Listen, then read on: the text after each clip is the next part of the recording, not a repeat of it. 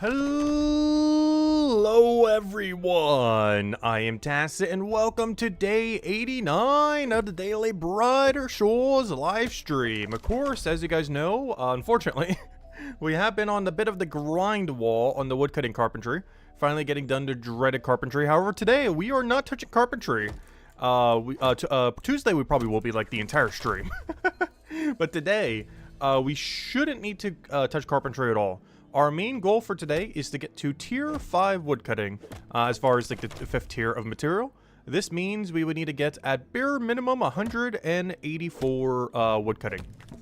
That is pretty much our entire game plan today. Pretty much not going to touch carpentry at all, if at all, and just focus entirely all in on woodcutting to get to bare minimum 184, with the 184 being the main goal, of course. But then after that, of course, tomorrow, Monday, since we don't normally go as long, we'll maybe finish 200 woodcutting. We might be able to. And then, of course, Tuesday would be the pretty much entire carpentry grind. It's the 12-hour carpentry stream that has been joked about for quite a while now, but is finally going to come to fruition because that's, yeah, it pretty much has to happen. We're going to have 200 woodcutting, but only at the time only have like, you know, like 170-ish carpentry. So we're going to need to go all out on it and just get it done. And that is the game plan. And after that, we can go move to Hopeport, and then after that, hopefully the combat rework is out. Otherwise, we're pretty much mining smithing until combat rework does end up coming to fruition. And that is pretty much the game plan. They'll be here a while. Because how long would that take? Let's see. If we dump knowledge into it, let's say we're getting about 3 an hour. What does that come out to? It would take us, math. It would take us, why is my math not mathing right now? It would take us about 6 hours. Oh, also, I tend to do this the more AFK method, even when we're doing it actively. Actually, have we even showed Juniper on stream? I just realized, given that we normally do this one AFK, even though this is like the 3rd time we've showed up to Juniper, or 2nd time, I don't think we've actually done it on stream. So, it's an interesting one. Ever since the new respawn method, you can actually not need to even move. You can just wait for this tree to come to you, because the amount of distance you have to move from there to there is so long that you might as well just drink a potion during that time and just stand still. Is actually better value than going all the way to your destination. One other thing that's pretty interesting is this storage rift right here. Of course, you might know this from the, not Lost and Found, from the Spider Nest quest. It is where you end up unlocking the storage rifts to begin with. However, it's rather interesting compared to most storage rifts in that it is a 0-tile storage rift. There's almost no method in the game where storage rift is 0-tile. This might actually be the only thing in the entire game, now that I think about it, that is quite literally 0-tile storage rift without going out of your way at all. And yeah, it's just right there. You're already gonna have to path past it every single time. Keep in mind, it still does technically take longer than dropping it, as dropping is quicker compared to the animation to go open this menu. However, obviously, it is so free, you should definitely be banking every single one of them, as it is as free as a storage rift is ever going to get. Even if you could storage rift from anywhere in the game down the line, it is like the same speed as that. As it's 0-tile already, as would that spell be if it was ever to be made like that. So hello, Isabel. Hello, everyone else. Welcome, welcome, welcome. Hope you guys have been having a wonderful, wonderful weekend. Yeah, we're just mentioning Carpentry Day is Tuesday. I know you've always been joking about the 12-hour carpentry stream. I'm not sure if we're going that long on Tuesday, but Tuesday's stream goal is likely stream does not end until we have 200, with most of that being spent on 200 carpentry, if not all of it being spent on 200 carpentry. The only exception is if I run out of logs, we might have to go and do some more wood cutting just to get some more carpentry XP. Because I'm not going to do the math to get the exact amount accounting for knowledge, so we might undershoot it, we might overshoot it. But we're more likely to undershoot it than over. So even after 200 wood cutting, I might have to actually go get some logs, just so we don't have to buy them with our non-existent money. As whatever money we do have is already going to be spent. We still have like 2 wood cutting upgrades we need to go buy along our way to 200. Not just that, but we still have to spend like 5 gold on Forger, if not 6. So yeah, it's our whole cash stack right there. So we will still be making a little bit more from the rest of our carpentry. As for example, a lot of these junipers I will just be selling. We don't really need junipers that much. I need their XP, but I don't really need their material. So we will be selling a good like 90% of all the junipers we get when we do the carpentry component. We won't be doing that today, but that'll be like off stream tonight, Monday kind of thing, and then Tuesday if we, you know, during the stream. But for today, mostly woodcutting. I almost want to go all the way to 200. I just don't feel like that's realistic to do today. So we're just going to go for a 184 on stream to get to tier 5. which is still pretty high. I'll still get pretty close to it off stream. And tomorrow's goal, probably on stream, will be to finish it to 200 since it's a shorter few hour long stream. Which should be really doable to finish 200 woodcutting then. As long as I don't get too busy tomorrow, but I shouldn't be too busy this Monday. The following Monday and the following Monday after that I will be. Next week's Monday, not tomorrow Monday, but next week's Monday will be a little bit busy. And the following Monday after that, I won't even be around. We're actually going to literally have no stream that day, as I'm going to be away for 2 days as some work is done on the house. So literally have to go rent out a hotel and stay away for a little bit. And of course I'm not going to bother streaming off of hotel Wi-Fi. I will still be grinding the game, I just won't be streaming it. So I'll be gone on the 17th and 18th, which is 2 Mondays from now. But I guess more notably that Tuesday, I guess. Because of course we already barely stream on Mondays when it comes to this game. However, that Tuesday we won't be. I'm just hoping he doesn't do the combat rework during that time. That'd be the biggest troll ever. Is if he finally releases the combat rework or even just a quest during that time. During the exact time that I'm away. Really hope that doesn't happen. I feel like that happens for almost every game I ever played. It actually pretty noteworthy happened for Age of Calamity. Somehow we randomly became like one of the biggest Age of Calamity channels when the game ended up first coming out. But the first major update that the game ever made, like months later, I was away seeing friends, and during that entire duration I wasn't able to cover anything at all, which was kind of not ideal. And I feel like Brighter Shores is going to end up doing the same, not deliberately obviously, but just out of pure coincidence. Like they're going to drop the combat rework exactly on the 17th, which is the exact day I'll be away for 2 days. I'll still be able to grind it, but I wouldn't be able to stream it or anything. Which is very, very unfortunate. I guess technically I could record a video and upload it though during that time, if nothing else.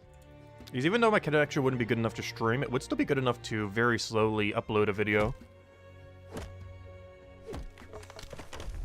So if that does happen, we'll probably just have a video instead of a stream. Only if something like that huge happens though.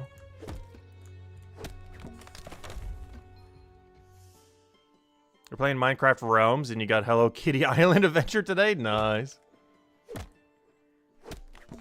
Oh, you know what cozy game ended up coming out the other month, from a couple months ago?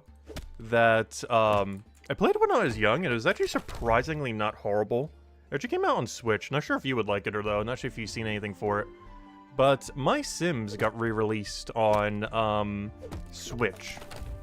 I wasn't going to play it because it came out, like, right around along the time of Brighter Shores. But that was a cozy game that I actually played when I was a kid. And I was considering actually streaming it, but then Brighter Shores came out, so I was like, nope, never mind. But not sure if that would be of your interest, but it was pretty fun. Not sure how much it retailed for. I think that was the other thing, too. I think they wanted way too much money for how much the remake should have been. Like, it should have been like 20 bucks, and I think they were asking almost like 50 or 60 for it or something. Like, way too much.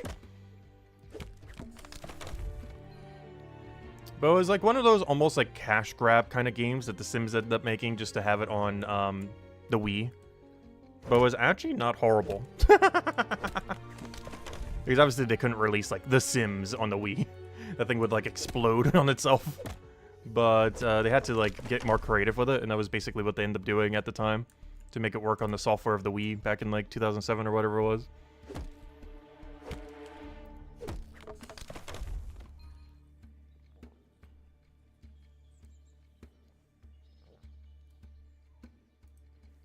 You keep saying it's all about in-game transactions. That one isn't.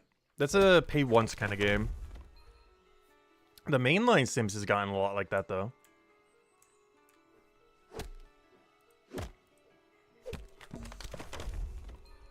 The game I was referring to is just a pay-once, full experience kind of game.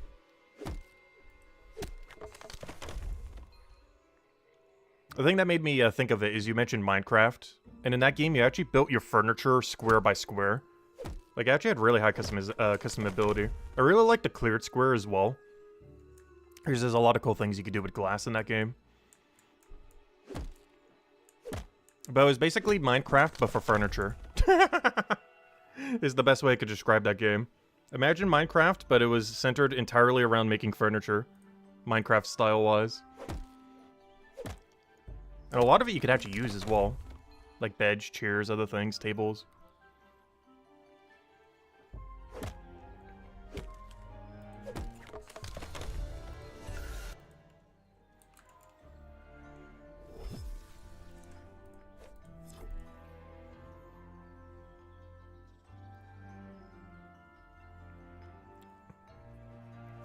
Yeah, I never really got into Minecraft. We streamed it once as a joke when we were doing a variety stream for one of the anniversaries of the channel. Which reminds me, I believe the 8-year anniversary of the channel is in a few months. Or technically 2 months. It's April 23rd.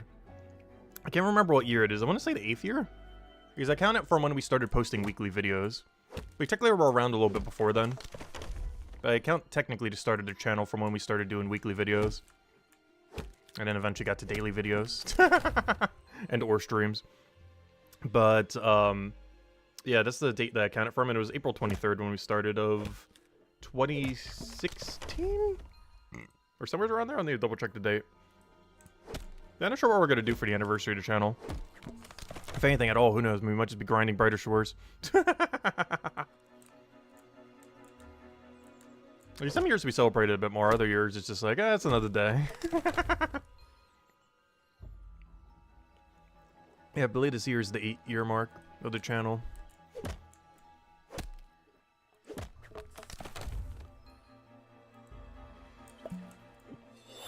But yeah, it might just be another Brighter Shore stream, given that, we're probably going to be deep in the 500-roll combat grind at that point. I don't know, we'll see what games come out around that time. Able to be something we'll put off playing and then play it on that day. I have such a long backlog of games I need to get around to, though. It's just a lot of them just don't work as well for streaming.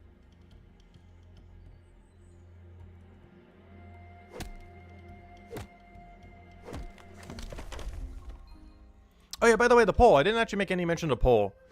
But the poll for today is Brighter Shores is nearly at 3 months, as today's day 89. I guess you could technically call tomorrow the 3 month, depending on what you consider a month as duration. Technically it came out on, what, the 5th? So technically 3 days from now is a month, but it's day 89. It's almost 3 months. But anyways, the poll says, Brighter Shores is nearly at 3 months.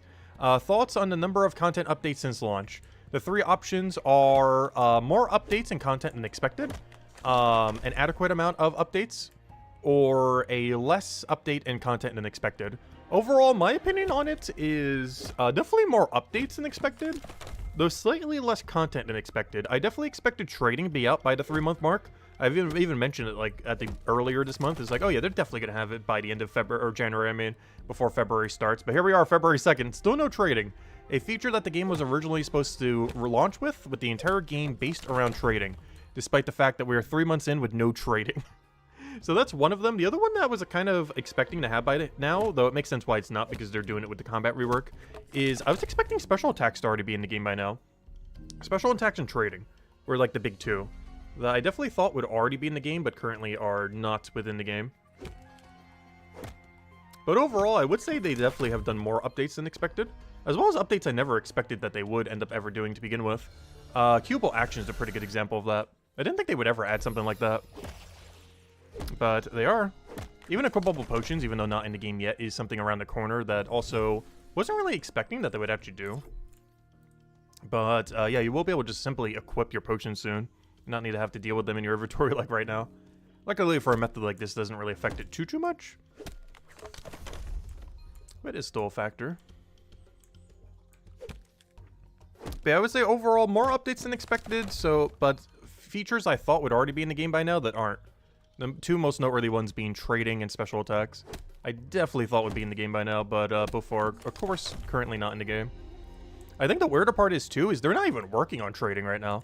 Half the team is supposedly working on combat rework, and the other half of the team is working on 2 new quests, which I love both of that. Like, both of that is amazing, and I can't wait till both of them come out. Well, technically all 3 if you count each quest individually.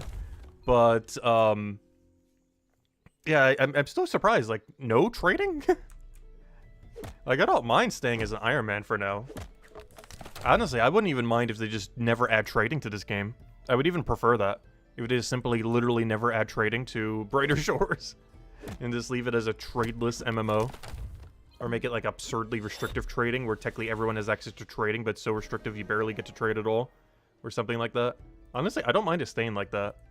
But if they are giving you the choice of enabling trading or disabling trading, I'm just going to enable it. I'll wait for a harder game mode before we do like true Iron Man. And technically we've been doing true Iron Man anyways. Like we have a 1,100 something hours, whatever we're at right now. We have 1,087 hours in true Iron Man mode right now. I think we've gotten enough of a taste of it where it's like, yeah, we can go back to normal now. We've gotten our fill of it. Over 1,000 hours of Iron Man mode. We can go to play normally. We got to experience Iron Man mode, now time to play main mode. Though trading won't be utilized much initially. Even when trading does come out, I don't think there's much of a player base to really trade with. Like, you definitely will be able to, and there's definitely a few things that would be worthwhile to trade for. But, yeah, you're probably going to do pretty minimal trading. And anyone who's still left is relatively efficient, and likely wouldn't be standing around for hours on end just trying to get a trade going. They'll likely be done through, like, third-party things like Discord or, you know, chats and stuff like that. Or even in-game chat if they have a chat system like that by then. Like, you're very unlikely to just stand around for, like, half an hour to an hour trying to sell a bunch of stuff. Like you would back in the day of, like, old school, or, you know, original RuneScape or something. Like, it's not really something that would happen these days. Maybe to some degree, but I highly doubt there's going to be that many people in Chronopolis Square. Maybe on, like, day one because everyone's trying out. But, you know, by, like, the second, third month after trading, there could be, like, 0 people in the trading square. Or if you see a few, it'll just be, like, literally a few. Not like a whole crowd, but just, like, the few people who are just gathering from other chats and then meeting up in Chronopolis to go trade. Like, there's likely not to be, like, an entire hub just standing there at all times. But you never know, there might be. That one person who wants to go make, like, 100 platinum. The first person who wants to get to, like, 1,000 platinum or something. Might try, just trading, like, non-stop 24/7. They'll own, like, 80% of the economy.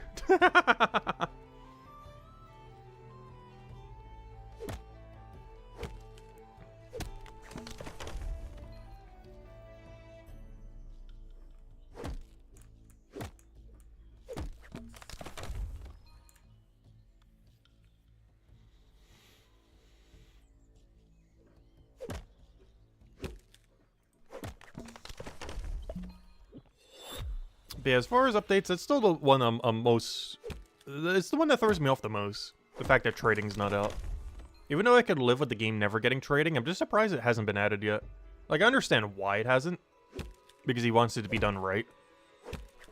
And especially nowadays, the fact that a duplication glitch or something could hit the economy is very absurdly bad. For all of the obvious reasons. So when he does it, he wants to make sure it's rolled out correctly.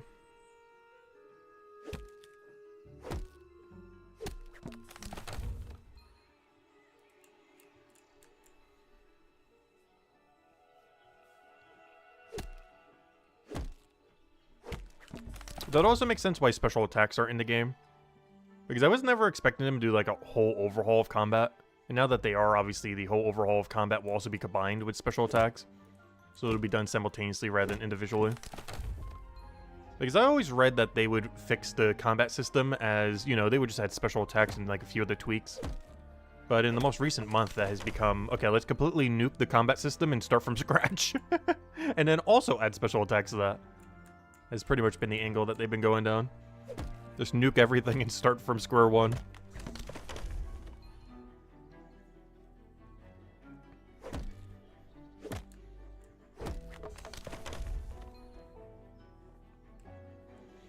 I said, hello, Pelican! Welcome, welcome.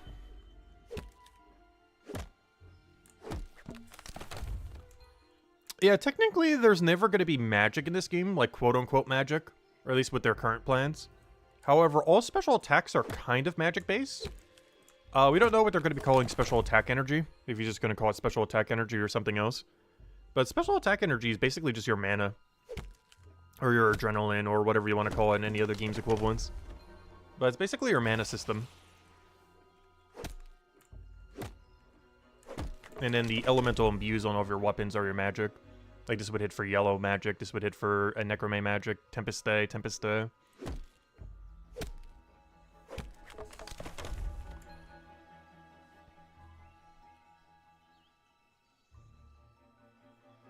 But we're not going to get magic in, like, the traditional sense. In that you're just casting over and over and over and over again. Because if you do count special attacks as casting, it is going to be very, very limited. Like, at most, you might be able to get off, like, one special attack every, like, 5 to 10 seconds. Maybe even slower than that. Likely slower than that, actually. But we don't really know what system they're going to do. He's likely not to do what he did for his old system, though. His old system was a 100% meter that slowly replenished over time.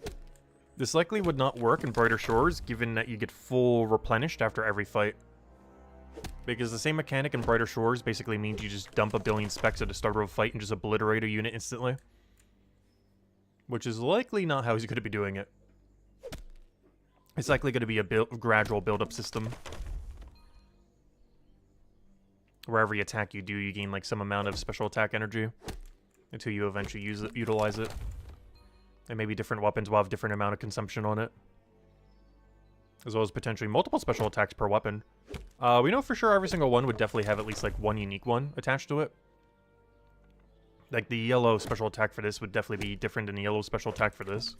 Even though they're both a yellow special attack. But a lot of the specifics about it we just don't know. Also, I'm really hoping Necromay gets some amount of life steal. Also, this battle axe right here is likely to be the best Necromay weapon in the game, by the way, for special attack. It's the slowest hitting weapon.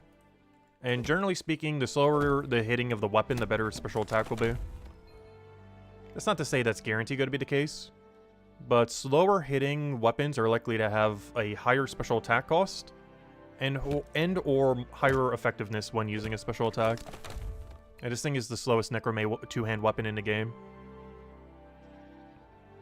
Which makes it poised to be a really good special attack weapon. It's probably going to be one of the bread and butter weapons for Crown Knight, even though it's nearly dead content right now. It's probably going to be among one of the better things it even has down the line.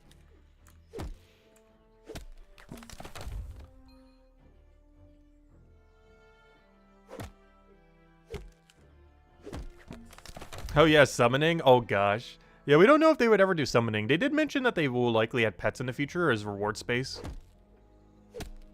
But they haven't made any mention on summoning yet. We do know that Andrew Gower loves dungeoneering. So when dungeons come out, like, you know, they're going to be really similar to that. Obviously not copy-paste of that, but, you know, in that same kind of aspect. Of, like, Corrupted Gauntlet, Chambers of Xeric, the entirety of dungeoneering in RuneScape 3. Like, that kind of angle is very, very likely for raids and similar content. Maybe not for bosses, specifically, of course. But more so for, like, more endgame content. Are likely to be structured pretty close to those kind of pieces of content.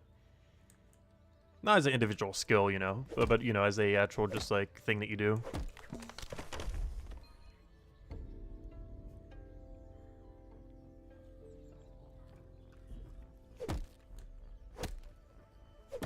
But it's one thing we did a poll for a while back, but they've never actually mentioned themselves on if they would or wouldn't.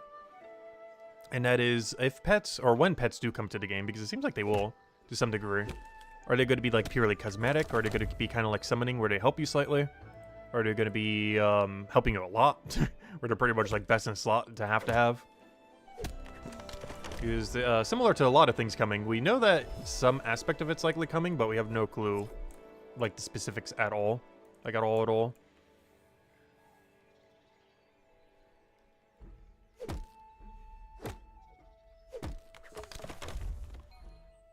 But I'm still really hyped to see whatever happens with combat. It's definitely the biggest thing that's, like, coming soon, where it's like, ooh, what's gonna happen? What's gonna happen? Because honestly, this could be our life for, like, 3 months straight, if not longer, the second combat comes out. We are just grinding that to the ends of the earth. As long as knowledge rate is at least 5 knowledge per hour, I will be camping every combat to 500, I think. And then invest all the knowledge into mining, smithing, or other useful skills that we need.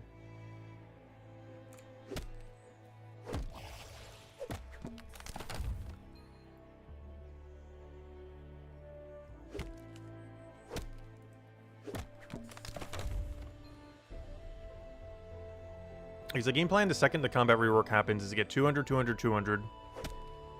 They kind of see where we are from there, and probably go 500, 500, 500, 500. And do a little bit of mining, smithing in between. Mine when we have access to ore, and knowledge it when we have not access to ore. We have some kind of random rock that we don't need.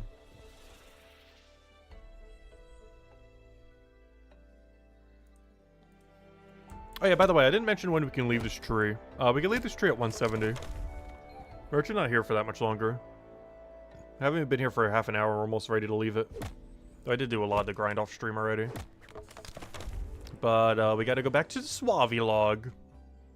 Unfortunately, I hate doing Suave. Like, Suave only. Suave has so many good synergies, but doing Suave only is not ideal. However, I believe the increase in XP is so high that we kind of have to do it.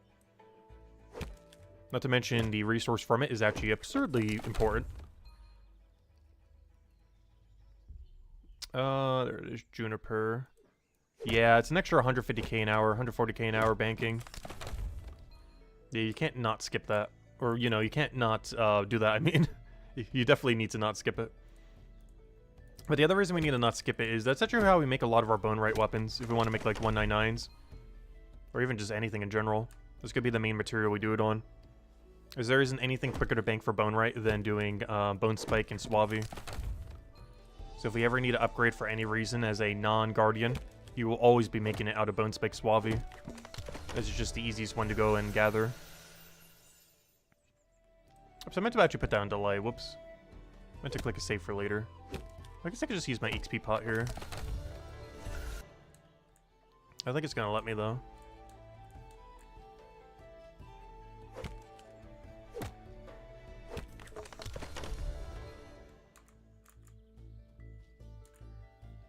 I will do it after storage rift, just so the storage rift doesn't get in the way of it. Now we need to go do this like near tier perfect tick perfectly. Alright, can I hit this before it happens? Did we get it? No! It got stalled because it was a queuable action rather than the other thing. That's one thing that's kind of annoying about having queuable action set. As the way that it interacts with that menu is quite a bit different. Compared to a manual action. Also, it is always worth manual clicking this tree, by the way. You may notice I almost never do it. And that's because out of habit of doing the AFK method, I will always just click on the tree. But it is better to manual walk to this side. You'll see me almost never do that, though. But when you're coming from the west side over here, you should actually manual click to this tile right here. Otherwise, you'll be forced to this tile. Which wastes 1 tile? 2 tiles? Can't tell if it wastes 1 or 2. But it wastes some amount of tiles. For sure it's a 2 tile waste. Which is not ideal. But I do it every single time because you're having to wait for the respawn anyways. So unless you're on tight time constraint because of the potion timer or something, it's perfectly fine just to click on it. And not bother about the 2 tile waste. It's one of the few times where wasting time doesn't actually waste any time a lot of times. Oh yeah, by the way, we also will be dumping all knowledge into woodcutting this stream. Just to reach our goal a little bit quicker.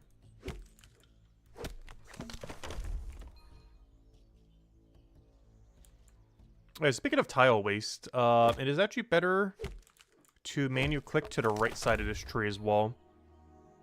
And then click on it. But once again, you'll be in cycle regardless, so wasting 3 tiles doesn't actually matter here. It normally would, but you actually lose no time wasting 3 tiles on this cycle. It's only relevant if you're on time pressure from a potion or something.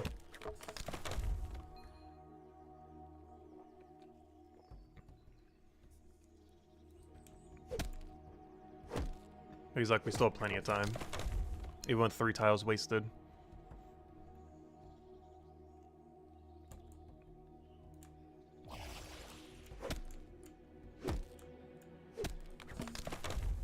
Yeah, this is one of the most chill trees there is. This room gets pretty crowded too. Like when we're starting the stream, I think we saw almost like 10 people in here. A little bit less crowded now, but we still got like, what, 7? Let's see, 1, 2, 3. There's 2 people there. 3, 4, 5, 6. That's just an easy way to check. There are 7 people in this room. Not sure where the 7th is, unless I forgot to count myself or something. I said, hello, Genki! Welcome, welcome. Hope all's been well. Oh yeah, Genki, did you hear? I know you haven't been playing recently, but Terran's World is shutting down for Gems of War. Yeah, what have you been up to recently? Because we've been way too overly addicted to Brighter Shores. That has been our last 3 months.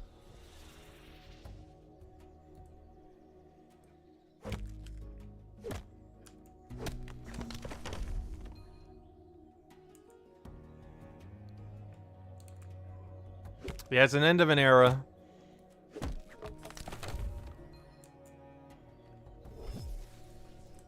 I did hear that someone's going to be replacing it soon in like the next few weeks or months though. So it's not for that long.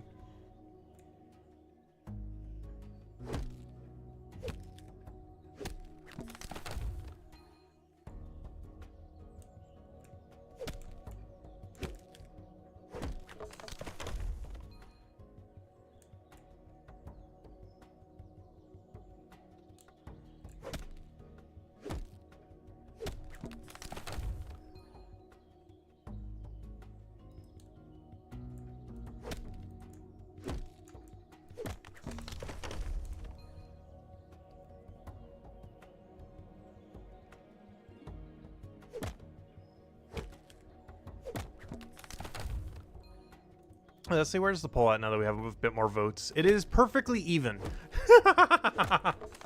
Also not that many more votes, but still, it's kind of funny. The poll is perfectly even on if they've done enough updates, not enough, or an average amount. It is perfectly split. That's funny. Yeah, I mentioned my whole thing on it earlier, but my overall verdict on it is I'm really surprised trading, a feature that the game was supposed to launch with, that's like a core feature of the entire game, is 3 months in without being launched. Everything else makes sense, though. I'm just really surprised trading hasn't been released yet. Honestly, I'm perfectly fine if trading never even comes to the game. I'm just surprised that a game that's core aspect kind of requires trading has gone 3 months without adding trading. Obviously, he wants to avoid duplication glitches and stuff like that, but still really surprises me given that it was supposed to be a core feature at launch.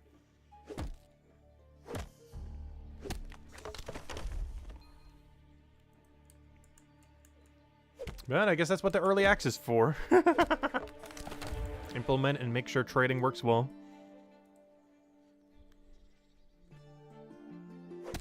Oh, hello, Owl! Welcome, welcome.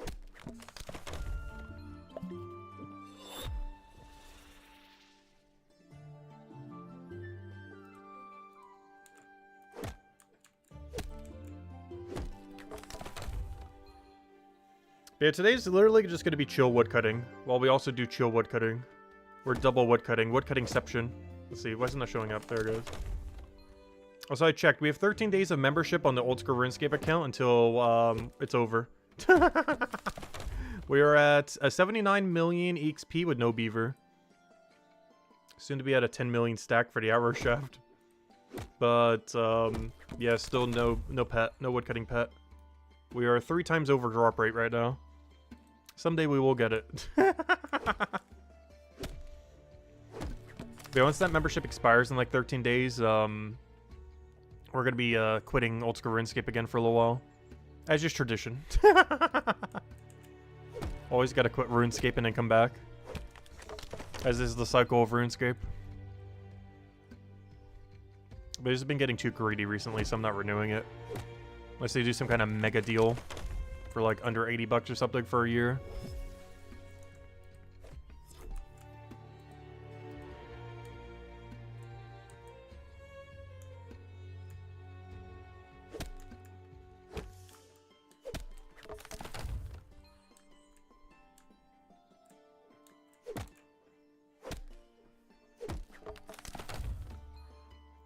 Which means we do need to go stream the game at some point. We'll probably do a half and half with Brighter Shores and Old School RuneScape when we do, though. Because I haven't streamed, like, the normal side of Old School RuneScape in 3 months. Our last stream of it was mid-March. Or, sorry, not mid-March. I mean mid-October. Which means by the time we do one, it'll almost be, like, mid-February, which would be 4 months later. It's a lot of things we gotta update on. Well, not much, to be honest, because most of that time has been literally just woodcutting a tree over and over again. In hopes for a pet that never drops. You're a couple kills away from 250 watch person? Nice. Yeah, our main focus right now is 200 all. Woodcutting, carpentry. Woodcutting I hope to have done by tomorrow. Carpentry I hope to have done by Tuesday. And then we are locked to Hopeport for like a week. And I go do everything in Hopeport for a little bit. Not sure how quick we'll be able to get Hopeport done, but we are going to power grind it. It's kind of funny because we've actually been going up in ranks. Not because I'm trying to go up in ranks, but just because getting a wide number of levels gets you a lot of EXP. So I've actually been climbing the leaderboard, oddly enough. Not because we're trying to, but because naturally increasing the level of everything pre-200 gets you there. Because even though our streams have only been, you know, like 4, 5, 6 hours lately, I've still been grinding for like 16 hours every day. Just the rest has been off stream. Today's going to be about half and half, though. Because we're not ending until we get 184 woodcutting. Which is a good 14.5 levels away. But even that's not like too long. Because realistically, what? We're gaining about 3-ish per hour. And if that's the case, then that comes out to what? Like 5 hours then to go finish our woodcutting grind.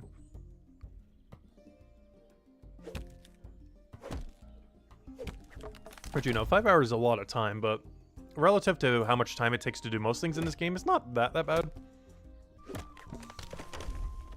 And then tomorrow on Monday, we go finish to 200.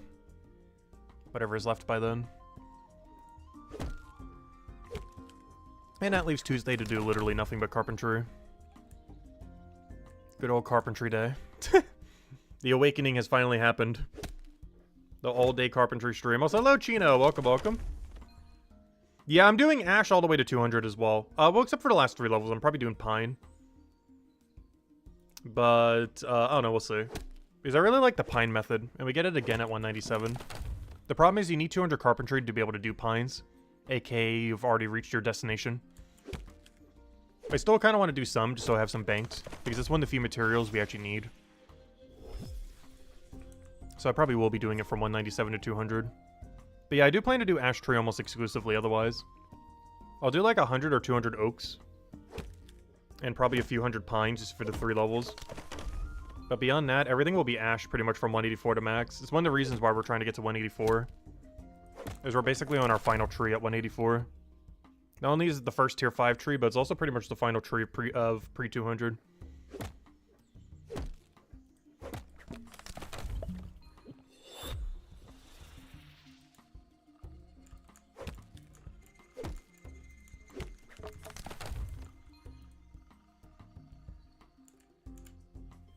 Yeah, I'm currently putting all of my knowledge into woodcutting, but then I'll be dumping into carpentry. The only reason I'm doing into woodcutting now is so we get better XP rate. Because worst comes to worst, even if we run out of carpentry supplies, all we have to do is simply, you know, knowledge it. I guess not too big a deal. We just knowledge it while doing whatever. Yeah, I have been selling a lot more than I've been banking. I haven't been banking nearly as much as I would hope I would be. Just because I want the quicker XP rate. Once we hit tier 5, we definitely have to be banking like 80-90% though. But I think lately I've only been banking like 10 to 30%. But for a lot of tier 5s, I really need to bank more. But for Ash Plank, as long as we get like 2,000 banked, I think we'll be fine for a while. I'm not sure what the full level range of that plank is. Let me double check actually. Because I know it goes pretty far. It is tier 5 material after all. This thing goes really deep. Yeah, it goes all the way to 456. Ah, that is so deep. You know how deep that is? You can make a 456 out of tier 5. Yeah, you have to do it out of tier 5 femur, but still. That is pretty deep. For material you get at level 184. It's like 50 less than max level. Like you're using that for a while. Like a long while.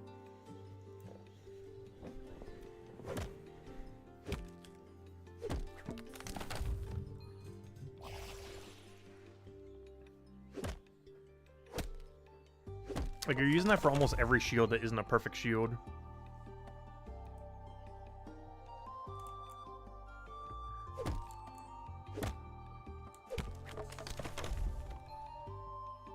And by perfect shield, I mean, you know, level 500 shield. There are stat rolls on the shields, but currently it's hard to tell if you got a good roll or not. It's something they definitely have to change by the time Armor Maker comes out. I'm not sure if they're also changing that around the time when the combat rework happens. I assume they won't, but they really, really hope they change it by the time Armor Maker comes out. It's just really annoying that there's 6 invisible rolls on every piece of armor you ever get. For 1, that's way too much RNG, but for 2, you don't even know what they are. There's not a good in-game way of checking what those stats are. Or external, because nothing's really keeping track of the base stats on given weaponry, or on given shields or armor. It's something I assume would be fixed by the time Armor Maker comes out in Chapter 5, though. Or sure hope so. Because it would definitely need some solution by then. Like, right now it doesn't matter that much. But by the time Armor Maker comes out, they definitely need some kind of solid solution. Like, I definitely don't mind RNG when it comes to armors and stuff like that. But it has to be a lot clearer, and it has to be realistic to actually get a perfect roll.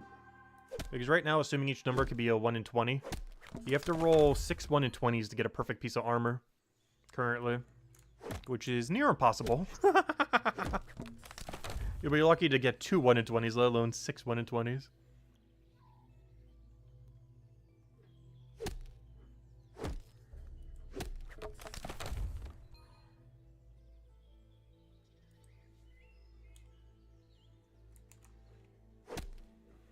There's one thing that's really funny about cheating in Pokemon as well, is sometimes people will bring in like a perfect IV wild Pokemon, which means you would have to roll 6 1 in 31s in order to get such a thing.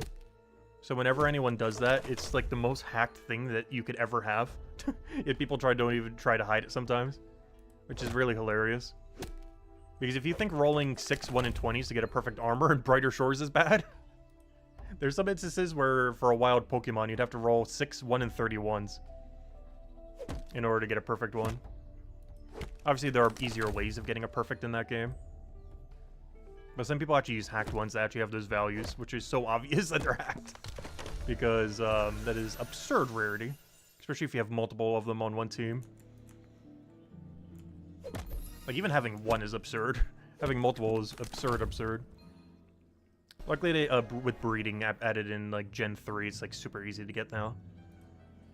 They can get, like, a perfect one from an egg in, like, under an hour. But doing one in the wild is still just as rare as it is in Brighter Shores right now. It's a really old RPG mechanic, and I'm surprised Brighter Shores actually has it. Though Brighter Shores does like to do a lot of old-fashioned things, that's for sure. That's one of its old-fashioned oddities that it definitely has right now. The 6 120 roll for a perfect piece of armor.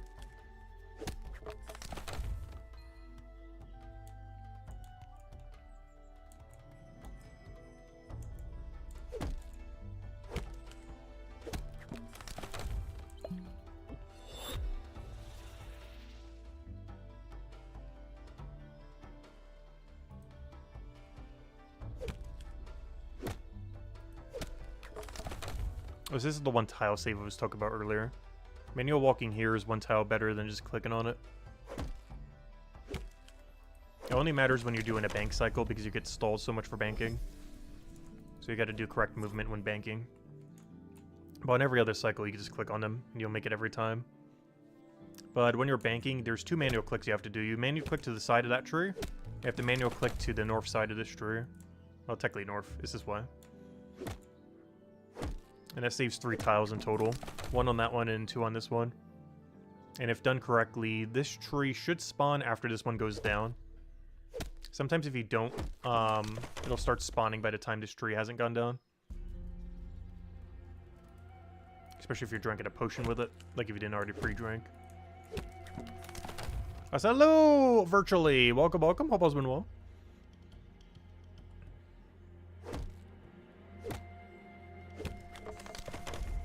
The poll is still at an even split. Even as more votes keep coming in, it keeps coming down to an exactly even split.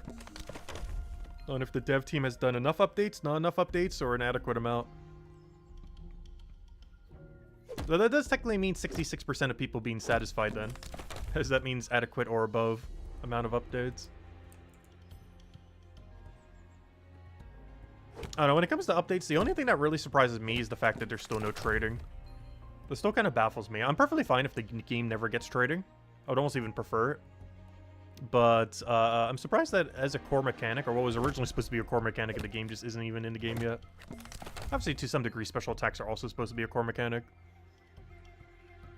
No, they're getting there. Special attacks and combat rework are next, at least. Which is going to be like the most fundamental change to combat ever. I still can't wait. We're going on such a killing spree. There won't be any creatures left in Brighter Shores once we're done. Like, after we get 500 all, we actually have to stop doing combat. Not because we're 500 all, but because the entire species of the Brighter Shores area would just be dead. I forget what the world is called. That's a name. Does anyone remember what the world of Brighter Shores is called? I know it's been mentioned in the lore, the Spaceport Pass. I completely forget what it's called. But we'll have to stop at 500 all because there's no creatures left. Yeah, so we're just going to cause mass extinction.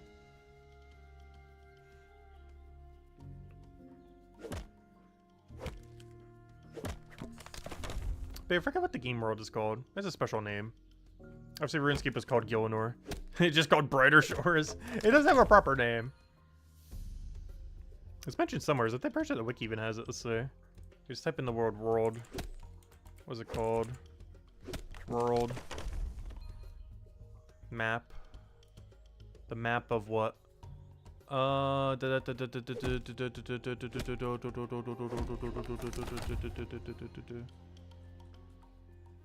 it doesn't say here.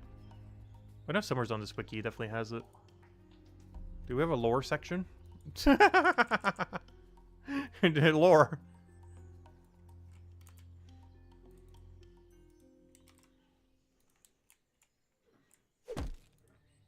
I always keep forgetting what its name is.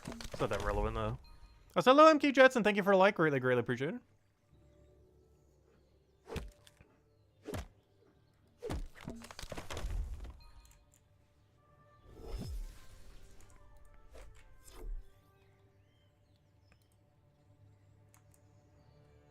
Oh, wait, we hit 170. Wait, we can move to a different tree. I didn't realize. When did that happen?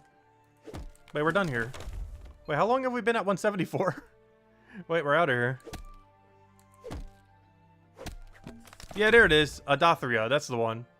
Thank you, everyone. Yeah, Adothria, that's the one. I knew it began with an A. I was almost gonna say, like, Aldrian or something. But, yeah, Adothria is the one. That's the name of Brighter Shores. We're in the world of Brighter Shores. Honestly, I didn't know old school RuneScape or RuneScape in general was called Gillinor until, like, gosh, I want to say like 2017 or 2018 or something. But yeah, I can never remember that Brighter Shores is called Adothria. I feel like he just puts a random word generator sometime, and it's like, okay, let's just figure out what this is gonna be. We'll just randomly generate one letter at a time. Until something sounds correct.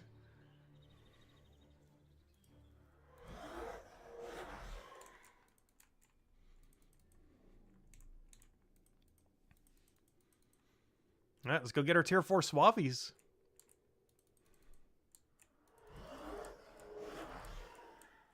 Let it begin.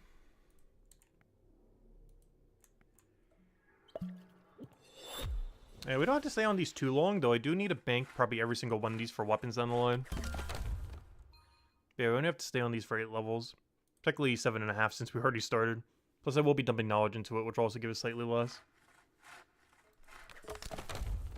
Yep, 14 levels to go. Also, I will be grabbing 3 bone spikes, so we'll finally be getting level 201 Gatherer. We are, what is it? We are 14k XP away. Ah, Kale's here as well. Also, I do know that we still have the 3 Junipers. I just know that the cycle has 3 inventory space remaining, so we should be good.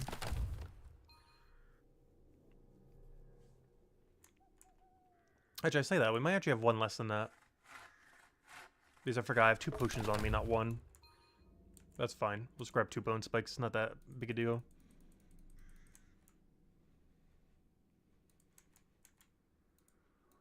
Which I'll grab some now since we'll be banking at a bit of a weirder time because of these things. I don't really need that many bone spikes, but they are 0 tile away, so a lot of them are kind of worth taking. Every bone spike on this path is pretty much one tile. Or that one's one tile, this one's 0 tile, that one's 0 tile, this one's 0 tile. I think like 5 of them are 0 tile. Like this one's 0 tile. This one's 0 tile. No, actually, yeah, that one's 0 tile. Yeah, honestly, almost every bone spike in this room is 0 tile. AK, you're already going past it. Making every single one of them viable to go for. However, I will be ignoring almost all of them.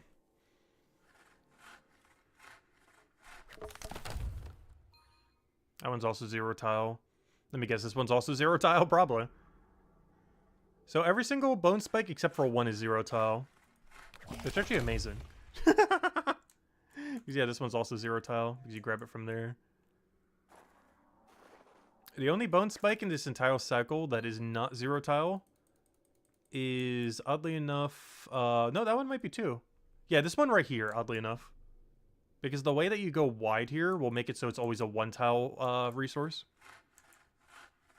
But every single other bone, other than this bone right there, is a 0 tile bone.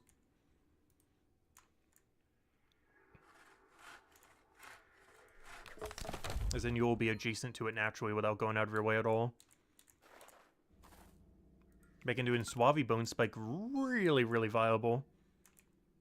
But I will be almost entirely ignoring it because we're here for the Woodcutting XP, not the Gather XP.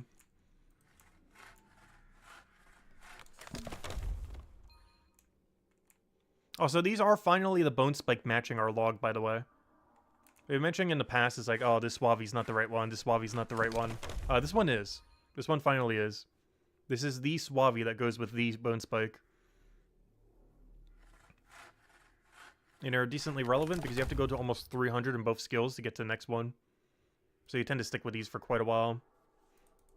Unless you're planning on doing a lot of post 200. This is the best you're going to get for making bone right weapons for a long, long while. Like, unless you're a Guardian, you're basically stuck with these for, like, the rest of the time, these two. As this is how you get every weapon upgrade ever. As this is by far the easiest to get bone and tree to make a weapon for bone right. It only requires one of these bones. Sorry, 3 of these bones and half of this log. Ends up creating one weapon.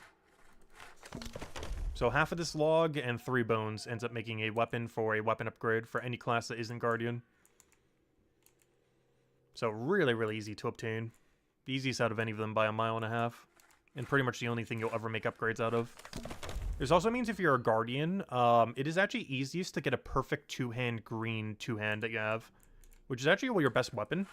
But it's also the easiest to get because there's going to be so many people making that in order to just get a trash item that they need for an upgrade.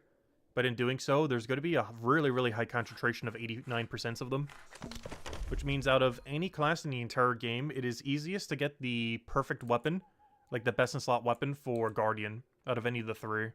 Same as how they have the cheapest potion, they also have the cheapest weapon. As their 89% 2-hand green weapon, aka the best green weapon in the game, is going to be the most mass-produced weapon pretty much in the entire game. Meaning that the concentration of 89% perfect ones is going to be really high. And the main reason for that is every class other than Guardian needs it as an upgrade. As this is the most accessible upgrade you could ever do for Bone Right. As all of it's like pretty much right on top of a bank.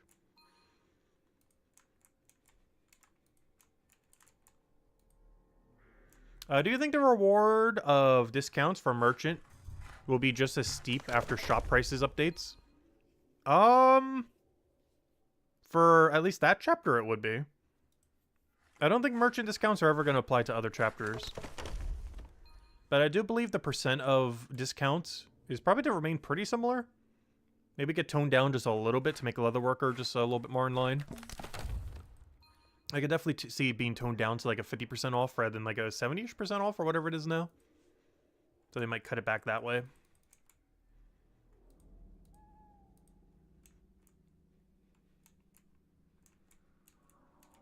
Yeah, come on, let's get this bone right level already. We're almost there. I mean, not bone right, I mean gatherer. We're just teasing the bar at this point. We're still 19,000 away, though. Though each bone is giving quite a bit of XP.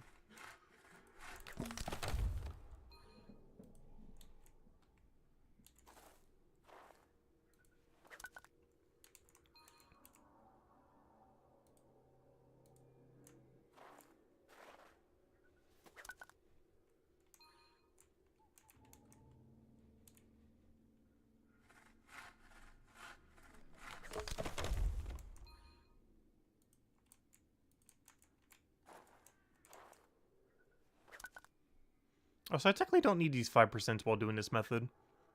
The 7% I'll still hold on to, though. But I really don't need the 5%. At that point, that could just be an extra bone or an extra log or something.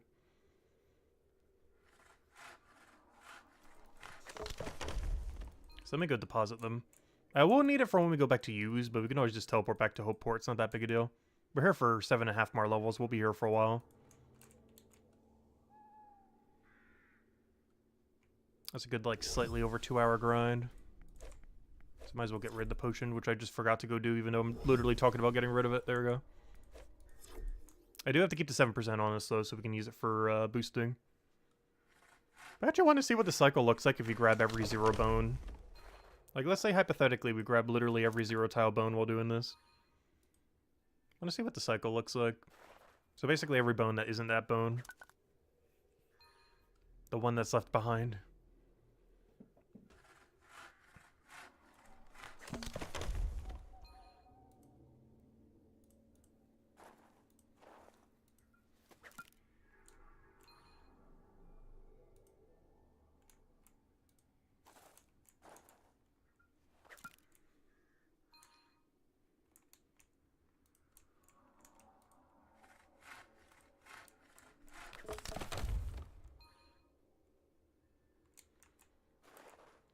Oh, so I do have to make sure not to click on this bone. You actually have to click on it midway through in order for it to be 0 tile.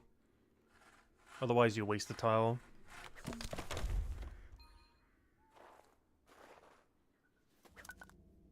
There we go, 201 Gatherer. We're finally doing post 200 Gatherer, I guess. Not literally. That is a byproduct of the entire woodcutting grind. We gained exactly 1 Gatherer level. No, I did it too early. I'm probably just going to skip that one as well. That one's too annoying to do. So let's pretend we had 1 less. Oh yeah, that would work out perfectly then. Oh, we could have technically have kept the 5% on us then. If that's the case.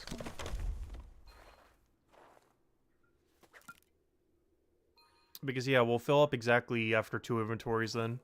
If we grab every bone. Should we be grabbing every bone? I have no clue. But we're going to be.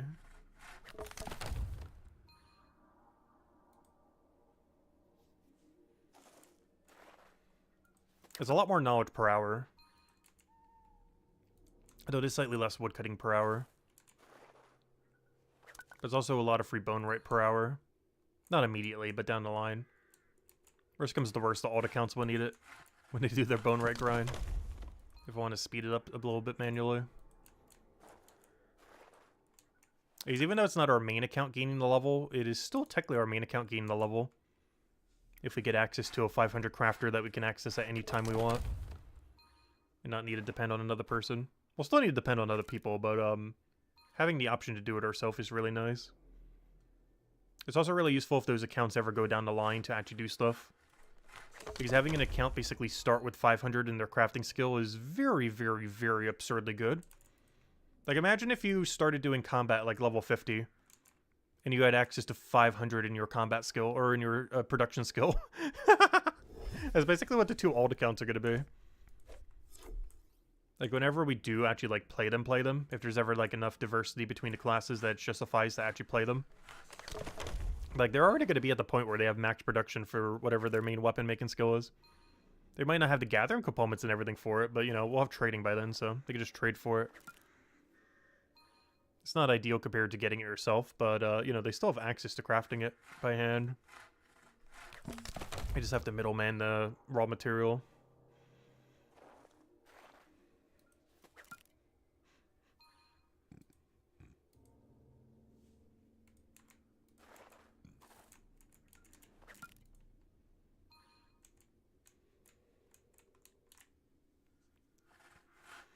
I never noticed that. If you skip both of the annoying tiles, and you do only the 0 tile options here, you can hold 2 potions in your inventory. If you do this one correctly, after we have wieldable potions, it's actually perfect set. If you ignore the only one that isn't a 0 tile. This one is technically 0 tile, but 0 tile in a really weird way. This one right here. Is you can't click on it, otherwise it's 1 tile. But if you click like midway through, it's a 0 tile. See if I could show it here. It's really weird. But if you do it from like over here afterwards, like do it like that, then it's a 0 tile. But if you do it early, it's like a 2 tile.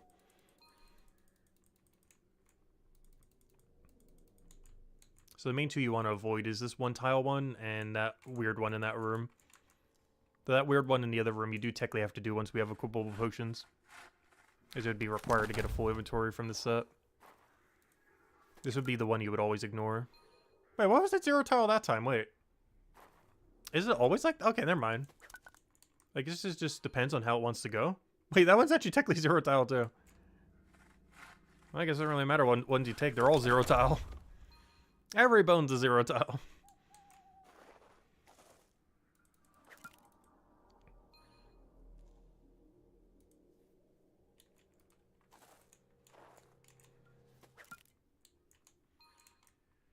That one's still the most annoying one, though.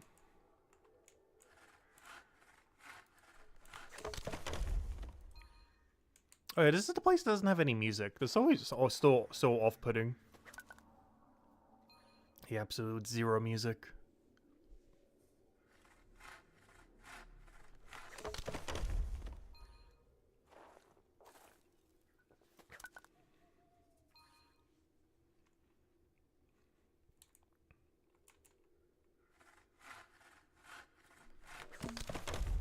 I am surprised though. During the entirety of the woodcutting grind, we only gained 1 gather level. I wasn't expecting to get a lot, but I was expecting to get slightly more than 1 level. I wasn't expecting to get to 208, but you know, I was expecting like a 202, 203. Kind of surprised we only ever got 1 level from it all. Of course, I still have like 2 hours of Suave to still go do right now. But even accounting for that, we're still short.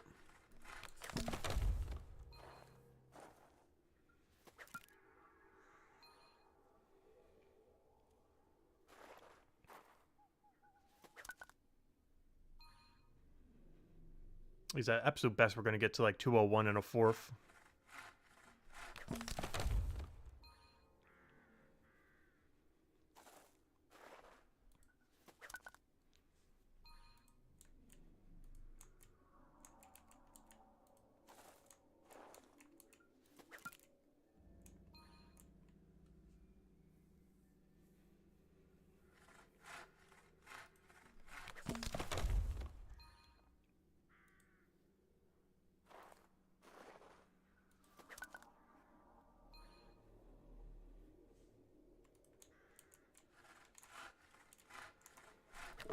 Alright, that reminds me, there's something I forgot to go do last night. I never checked the alt accounts. I think one of them actually needs to move to their next activity. Maybe I'll go check that on stream today.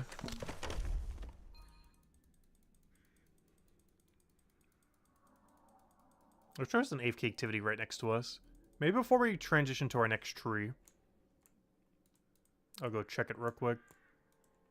Because I'm pretty sure one of them needs to go get a knowledge point real quick. Otherwise, they're just wasting XP. I think it's the stonemason one. I think they're done with their stonemason grind and need to move on to the bonerite grind. I believe it's the account that needs to get high stonemason anyway, so it's not too big a deal. Because they're already going to have to go get it, like, to 500. So overshooting it slightly isn't that big a deal.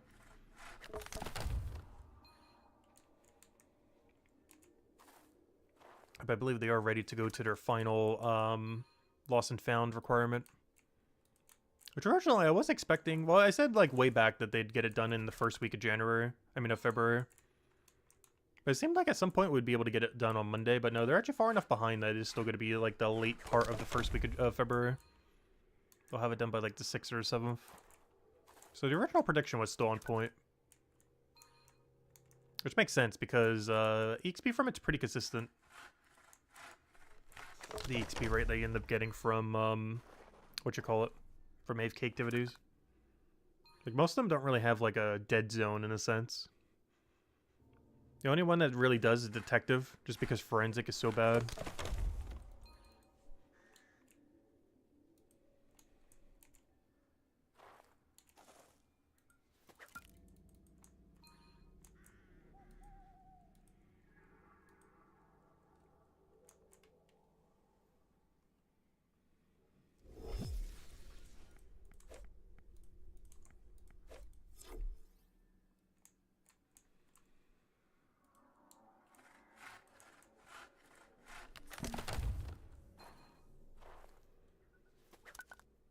I'm still not sure if it's worth grabbing all these bones, but I don't know, they're here anyways. They're touching our path, so we'll just grab them. If they were more than 0 tile, I wouldn't. But since every single one is, well, you know, we might as well. It's the same reason why we were grabbing those other plants when we were doing the other grind. These are 1,000 less XP each, but the 1,000 XP that they're not giving for gather, they are giving for bone rate.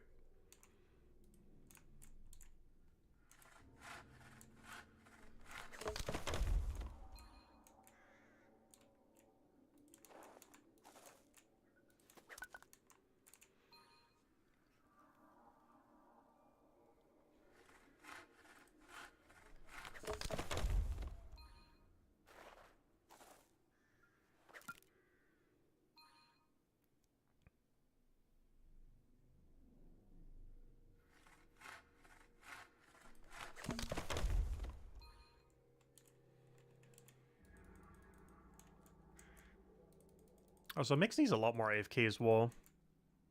Whenever you wide farm them like this. Because I'm just gonna click on everything.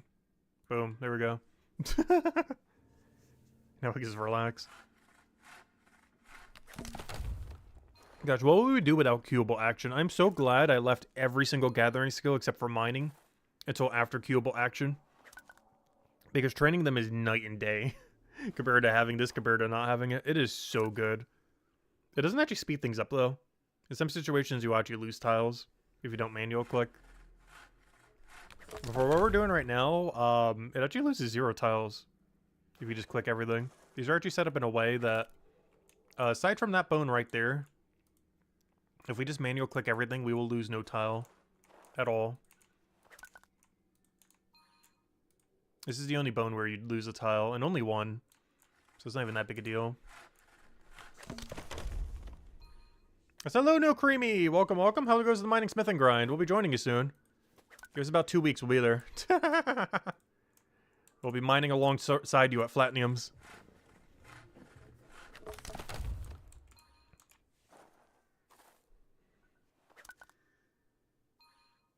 Oh, did Volk post episode 8? Nice. Where has he been at, by the way? Or, like, what point in the game is he in? Isn't he almost at Chronopolis? Because I don't think he's gotten there yet. Oh, yeah, I remember who the person was. Remember when I said earlier, I've watched the entire series of someone who has, like, 0 to 10 views on, like, every single one of his videos? It was called Arctic Gaming, I believe it was. But yeah, they've been covering, Brighter Shores. And it's actually somewhat edited, too. But for whatever reason, every video keeps getting, like, single digit or, like, absurdly low amount of views or something. Yeah, I've seen his entire series. I don't know, some videos I'm like 10% of the viewer base. His most recent one, I think, was doing some weapon upgrades or something. A lot of people doing that mining, smithing grind.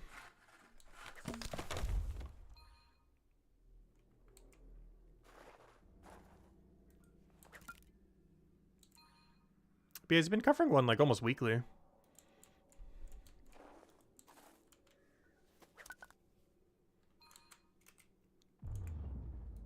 I originally was watching it just because he was reading some of the lore. Remember a while back when I said, oh, I'll just catch up on the lore by finding some other like random channel that happens to have all of it? I found it. It was him. Because I was making that joke when we were not reading the lore, that we would eventually just find some random channel that has like under 100 views or something and just watch that. And yeah, I found it. Arctic Gaming series. As he's been doing all the quest readings whenever he gets to them. He's also been doing everything pretty blind. It was fun watching him go through the entirety of Chronopolis for the first time.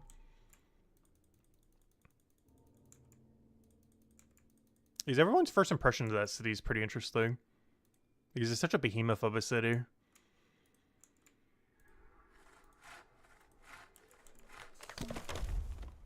You're going to be streaming yourself at some point? Nice. Yeah, we've been so far doing it every day since launch. We're 89 days in. I don't really plan on covering guides and stuff until we get a bit closer to stabilization, though. But the main exception being, I might cover some stuff on the combat rework. Just because there's going to be so much to go over. So a lot of fun things just to mess around with.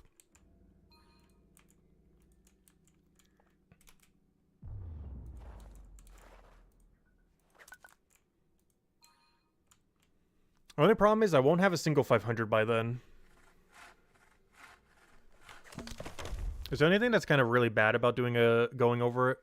One of the things that would make me not want to do it is we're actually really under-leveled compared to some people when it comes to that. Because we will have 0 500s at the time of the combat rework. Because we're not doing them until after, not before. The closest we'll have is like maybe 270 Chronopolis or something.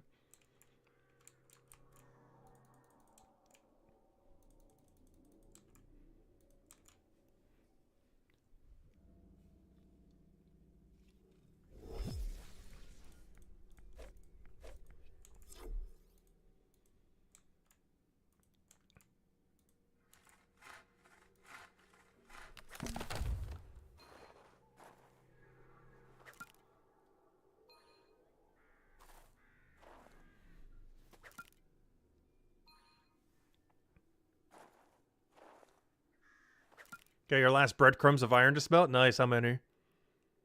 Because I'm also at the same point. I have 2,500 left and I'm finally done with iron forever.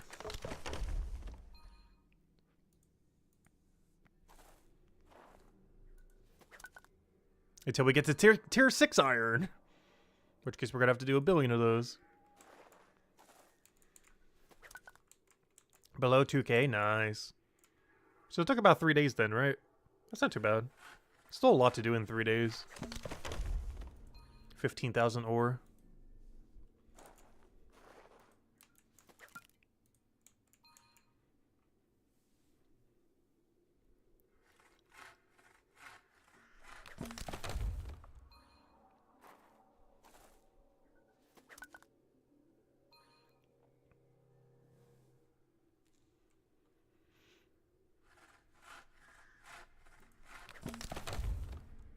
There we go, another level. 7 more to go. And now we never need to come to this place ever again. This is actually the last time we ever need to come here until we do post 200. I will literally never need to enter this corrupted area. Well, at least these. I will technically need to go to this corrupted area to kill the wraiths. So technically we do have to come back for 500 scout. However, not counting these 2 shades. Like these 3 rooms right over here. And technically those 2 as well. But we never need to come back here. Not until post 200. Today will be the last day we ever need to be here. In this like corrupted no sound area.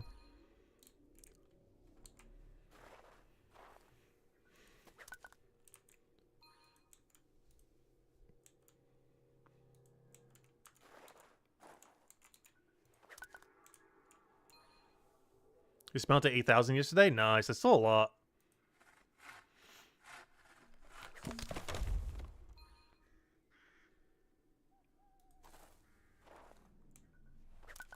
Also, I don't have so many skills that are like right on the precipice of gaining a level. The next venture we get will give us a bit level. The next merchant turn-in I do will give us a level. Which I really need to go do merchant a little bit soon. I really need to go get 239 so we can do like 1 set of leatherworker. That will give us basically infinite money until the combat rework. The problem is that means I have to do about 10 hours of merchant. Which I've been just delaying, but I really need to get to it at some point. We gotta do about 10 hours of merchant so we can do as many hours of leatherwork as we want. Well, maybe not as many, but you know, definitely a good portion of time.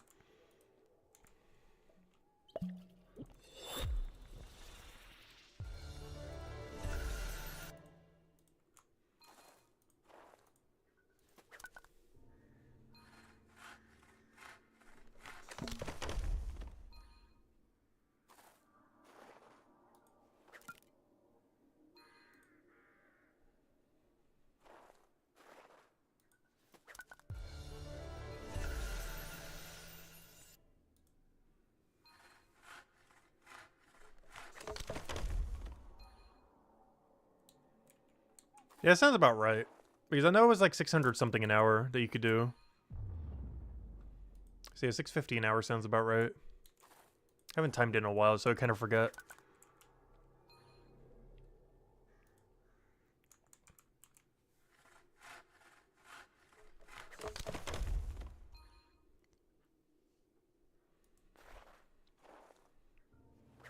Which means my current stack would take about 4 hours to go complete.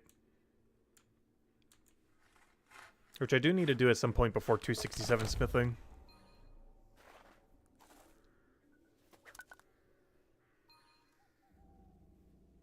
Also, we do technically need to do the mining smithing grind at some point really soon. Particularly the mining grind.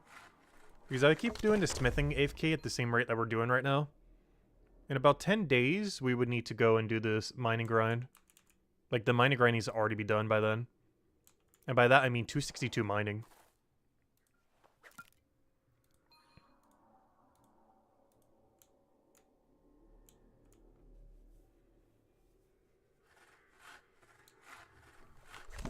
Which is not close. Every mining level takes like 2 hours. Oh, sorry, actually 262 mining, not 267. 267 is the smithing level we need. 262 is the mining level.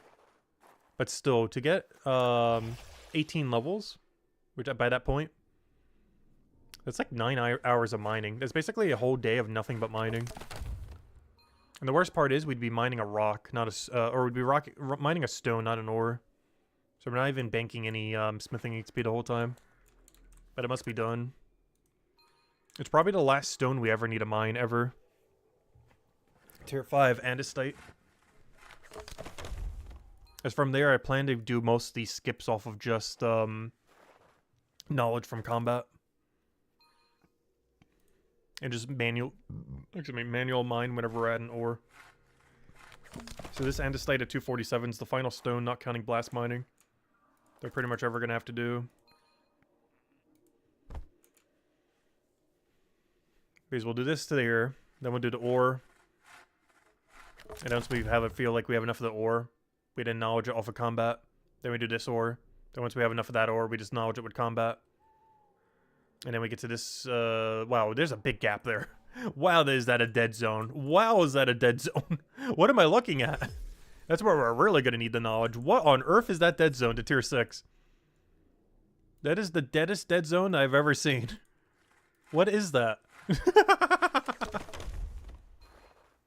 If we want to go from ore to ore, ignoring minecart and everything else, you'd have to go from like 300 after you gotten enough of the green for tier 5. You'd have to go from like 300-ish all the way till 372 with just knowledge. That is insane. Oh, I can use my tier 5 Death Stone there, though. The ones we've been hoarding like crazy, that we have like a 600 banked or something. I don't believe that's particularly good XP, though. But I might do it for the profit per hour.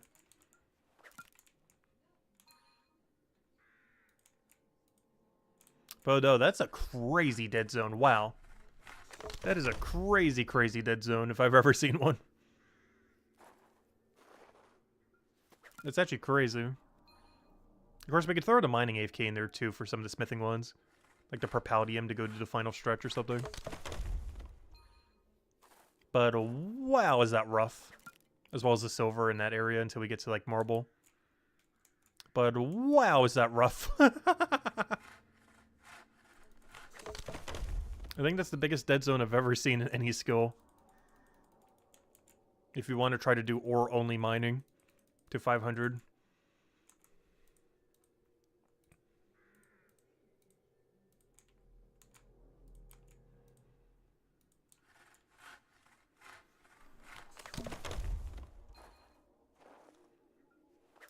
I said, hello, Impetus. Welcome, welcome.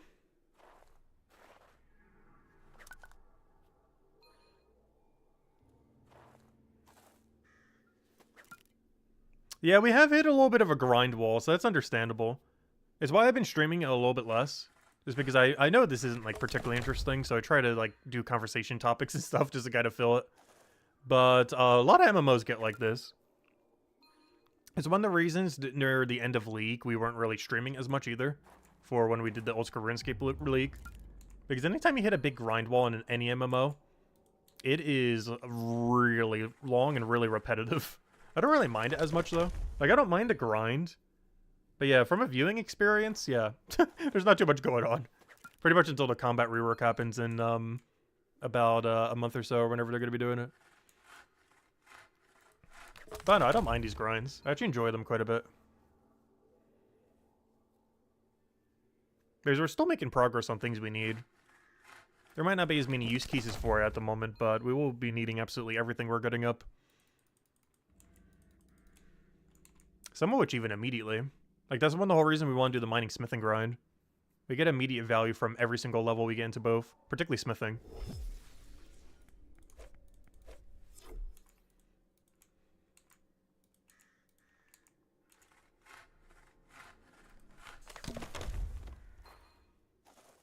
All good, no worries. But yeah, the game still has a long ways to go, but it's getting there. Slowly but surely. And of course, we went over it the other day, but the two biggest things they're working on right now are 2 new quests and the combat overhaul. Half the team's working on the combat overhaul, the other half's working on 2 new quests. While not confirmed what the rewards are for either of those 2 quests, one of them is almost guaranteed to be equipable potions. They were already talking about it some in the past. And while not confirmed, it is very likely one of the 2 rewards is equipable potions, finally. So you don't have to constantly keep them in your inventory. We don't know what any of the requirements are for either of the 2 quests, though. Or what chapter they're associated to. Or really anything about them at all. It's just something that's really likely to happen with them. If it's not in those 2, it's probably in a quest pretty soon after that. As they should be getting to the point where they're going to be adding 1 quest a month starting soon. He did it in the past, and based on the current rate, it does seem like he's going to be doing that going forward with Brighter Shores as well. He loves his quests. He loves his lore, he loves his random quests with his random quest rewards. Sometimes really good as well. I do hope any quests that he adds that are new are actually, like, really good for reward, though. Because we've had some pretty mediocre ones, in the game.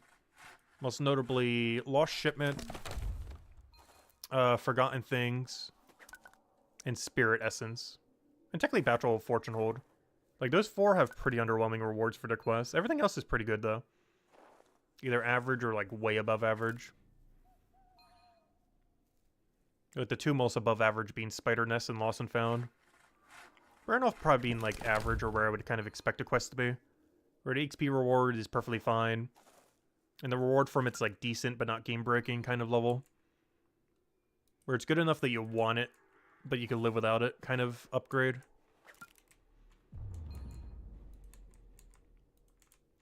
Or you definitely would want to get it, but if you didn't have it, it's like not that big a deal. Yeah, Matubin's Legacy for Venture is pretty nice. Yeah, I was mentioning this as one of the average ones. But honestly, Matubin's Legacy is like everything you could ever want from a quest. You get a new area, a new skilling method, multiple different skilling activities, as well as a decent puzzle, an overall decent quest, relatively low requirements but still obtainable. Like, everything about Matubin's Legacy, honestly, it's probably like the perfect quest in the game right now. From both a reward space and everything about it.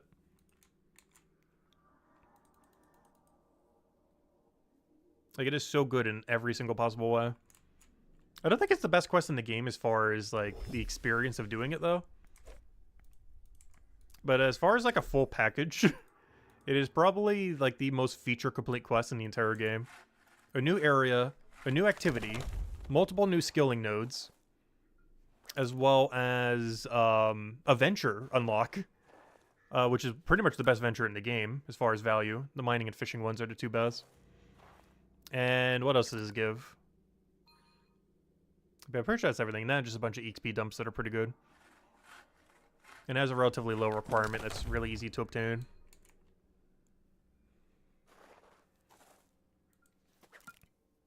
It's actually so good, I did it on both my 2 alt accounts.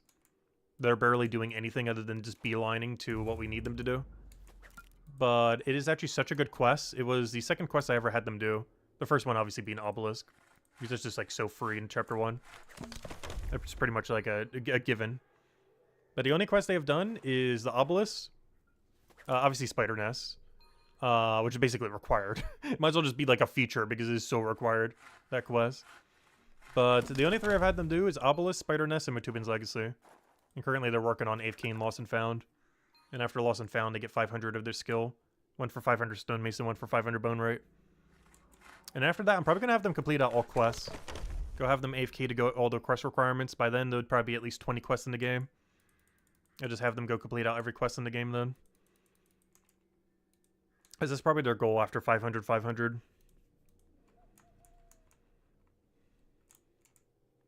You just have them go on a questing spree in case there's ever a quest requirement for something. Also gives them a pretty good baseline of stats around base 50 or whatever we'll get to.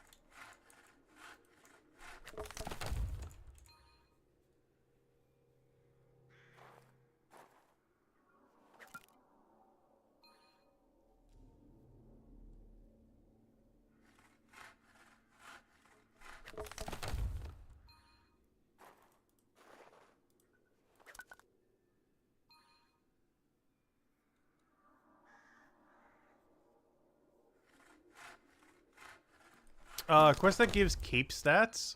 That could potentially happen. They did mention that they're eventually going to be adding capes with perks.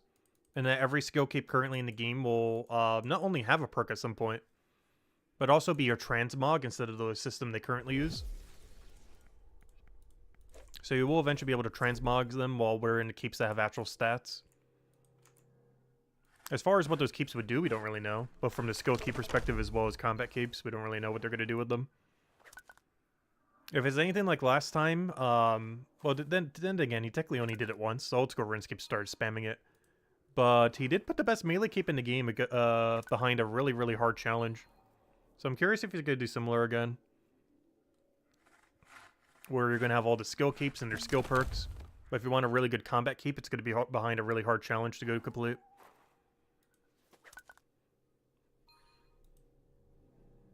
Because he did that back in, what, 2005, I think it was.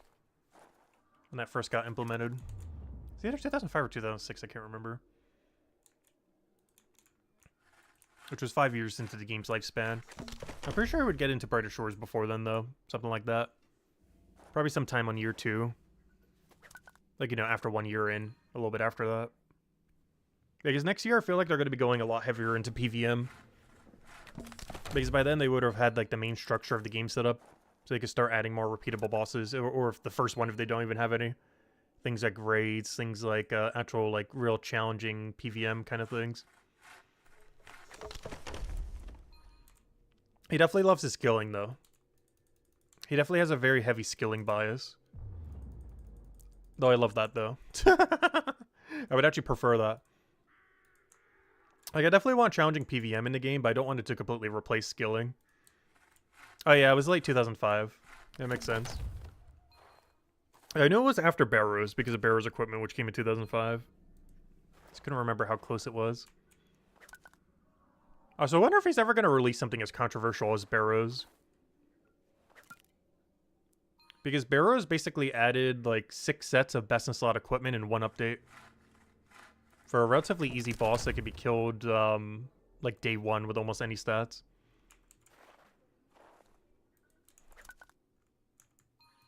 Like, it was absurdly easy to do, relative to how absurdly broken the gear was.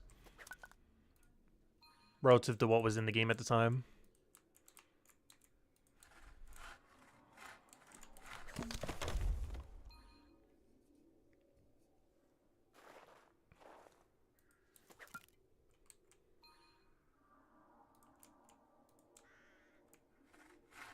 Yeah, Inferno was June 2017. I still have never done the Inferno in Old School RuneScape. I've done it every time in Leagues. First try every single time. But I've never actually done it in the main game. I really need to go learn it at some point. I've mostly just been waiting until we get a better range weapon, though.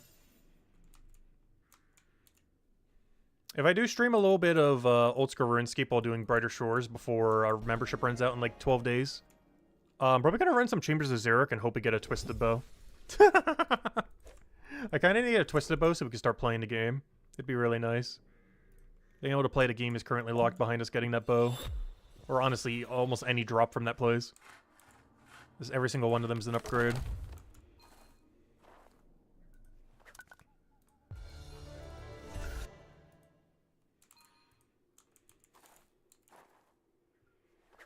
Yeah, Inferno takes quite a bit of time to learn.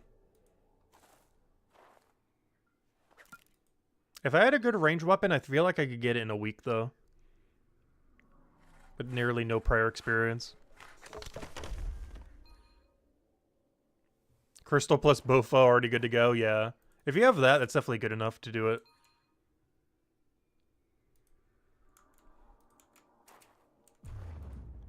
Like, if I was to try to do it right now, my account would look like it's in 2006 gear. It is that undergeared.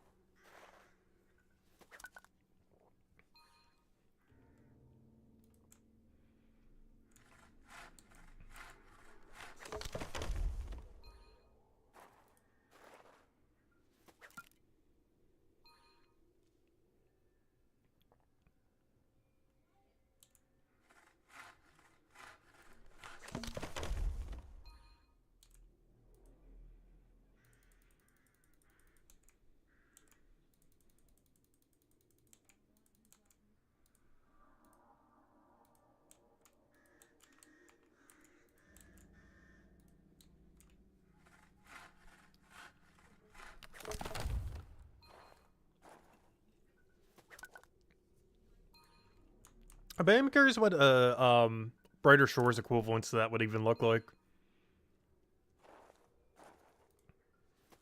Because we haven't really seen Andrew Gower and his team really make, like, over-the-top challenging content. Because what's the most challenging things ever made during the Andrew Gower years? It'd basically be the Fight Caves. Corporeal Beast. And I guess technically Dungeoneering. I think of anything else during that time. Because overall, a lot of the content that it did release wasn't particularly over-the-top challenging. Like, not all of it was easy. But almost none of it was particularly difficult.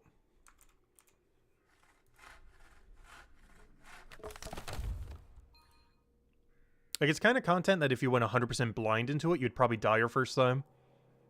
But if you had, like, any clue what you were doing, you would get it, like, 100% almost every time.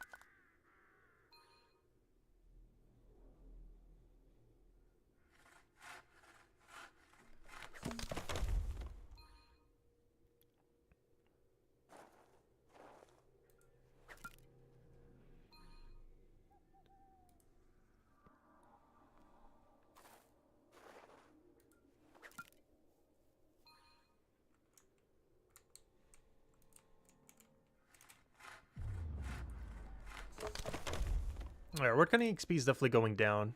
That's the only problem with grabbing these bones. Our Woodcutting XP rate is definitely suffering a bit.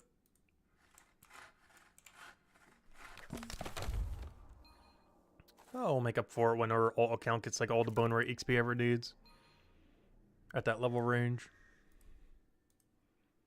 Because those accounts definitely can't gather them, so they're either buying it or getting it from this account.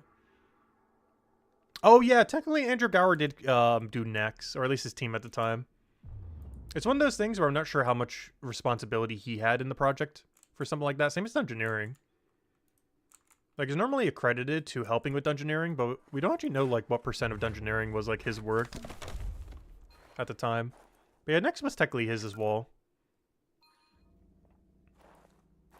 If that is the case, next was probably the hardest thing that was ever added during the Andrew Gower years, then.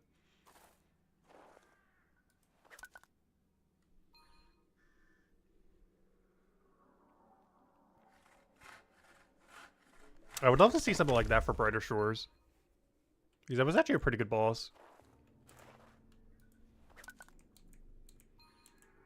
I also like the concept of bosses that are just, you show up and just kill it with other people. Almost like a world boss in a sense.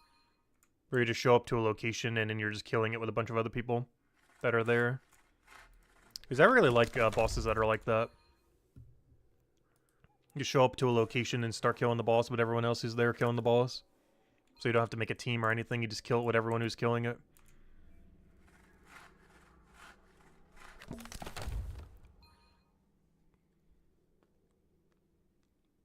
These bosses like that are some of my favorite. Because it gets rid of any need to go make a team. You show up and you're ready to go.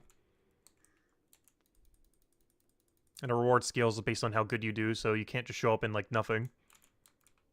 Like, if you show up way under geared, you're gonna get almost no loot. Still some loot, just a lot less.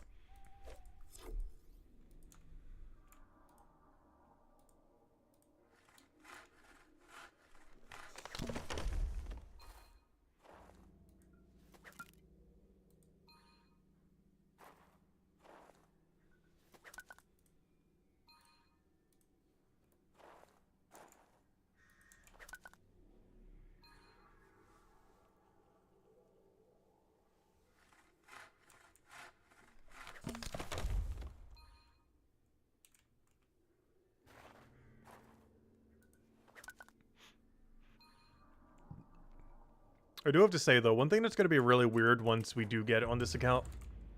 I'm not sure what it's going to feel like after we have 200 all. Because EXP rate for everything is going to be so slow.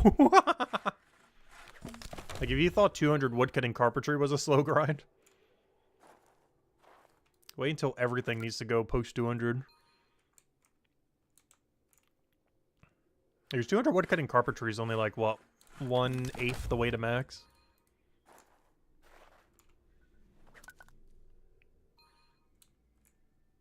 You know, getting a 200 in a skill, that is. Because let's see, each one is 4 levels, so 1,400. Say, you're 1/7 the way to max when you get a 200. You're only 1/7 of the way there.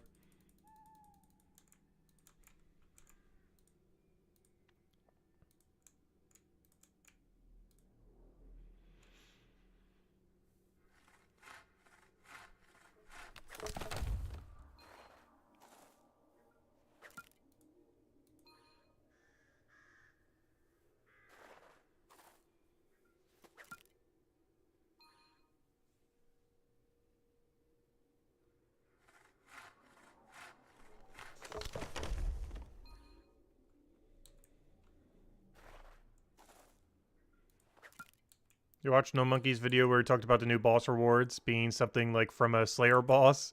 Oh yeah, I know what video you're talking about. I actually did see that one. I haven't been keeping up with too much news with the game, but I did end up seeing that, yeah. He always complains about everything high-level community related, though. It's kind of his whole thing.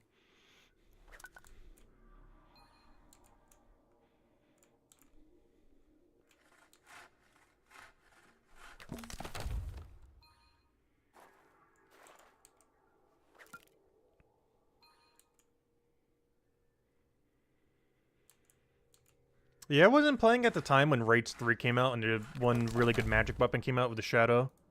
But, yeah, it's basically crippled all of magic. Because now instead of it being a magic skill, it's the use to making shadow skill.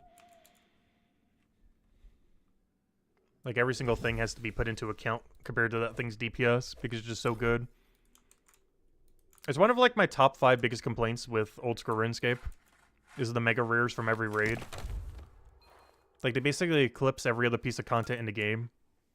Like, not literally every piece of content, but nearly every single other piece of content. Where pretty much everything else in the game is kind of balanced compared to each other. But then the Mega Rare in every raid is just, they don't even care about balance at all, pretty much. Like, I feel like every Mega Rare in the game should be about, like, 30% weaker than it is right now. Nerf Scythe to what it was, or even weaker than what it was. Bring down Twisted Bow by, like, 30%. We'll also probably bring it down Bofa a little bit in the process, so that Bofa isn't better than Twisted Bow. And bring down, what's the other one? There's all of them. And obviously bring down Tunic and Shadow.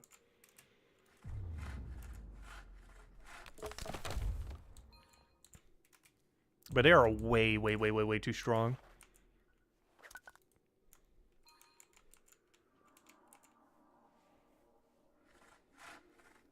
And the problem is their upkeep cost is nearly 0 as well. Particularly Twisted Bow's upkeep cost. As I think is also the other biggest issue with them. They're way too cheap to use. And they keep just making it cheaper. Because everyone in the high-level community keeps complaining that they cost too much. But that's kind of the whole point.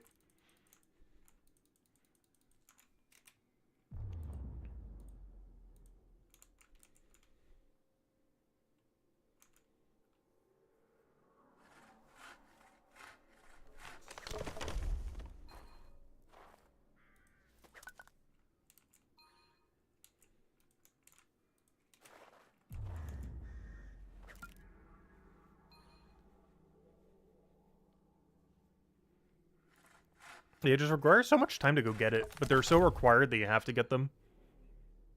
Like with my current gear, if I wanted to go farm Chambers of Xeric, which I actually was considering doing this year if Brighter Shores didn't come out. Because one of my goals for this year would have been to go grind Chambers of Xeric. But it is something like a, but in my gear right now, I think it would be like an 800-hour grind to get a Twisted Bow on rate.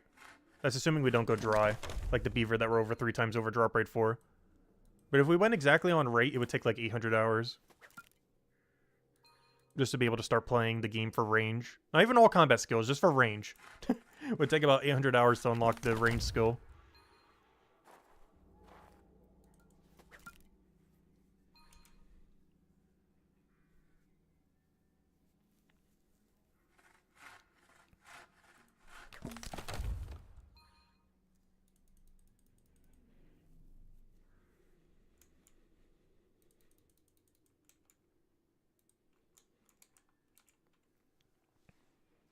It's something I still hope Brighter Shores does end up maintaining once it gets higher level content. I really hope crafting and stuff is still really viable. Because Old School RuneScape pretty much kind of forgets that it even exists. Every single best in slot is simply just given to you. Almost none of them have any level requirement or anything.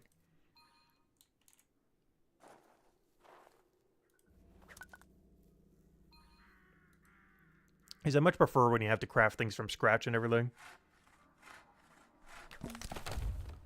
Especially if you are forced to have the level, instead of just having someone else craft it for you.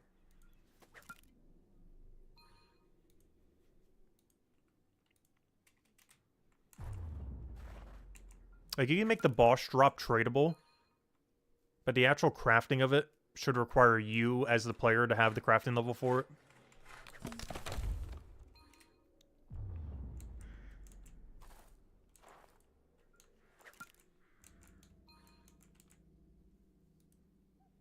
So there's actually a point in getting the skills up.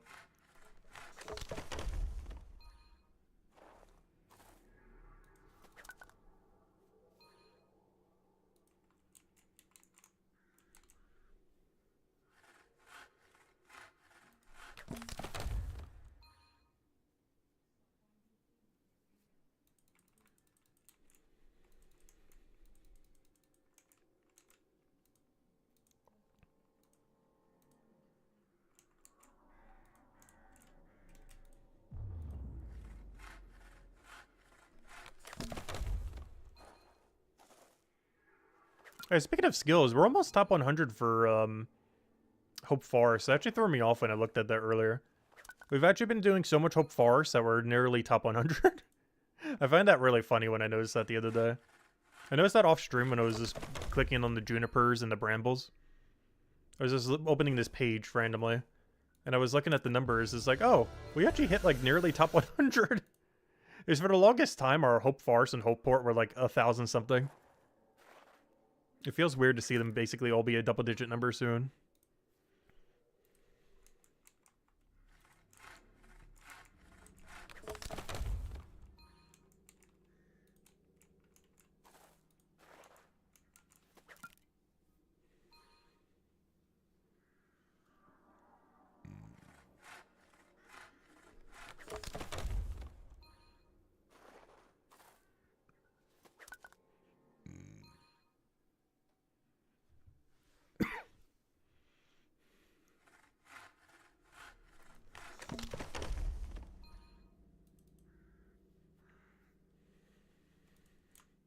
Is everyone left and went to ride in Falador?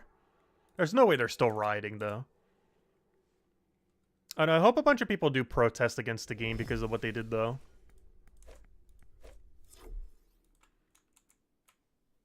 Dude, I still can't believe the whole shenanigans that happened a few weeks ago still. Not sure if the community still cares about that at all because I haven't been following it at all. I sure hope they do.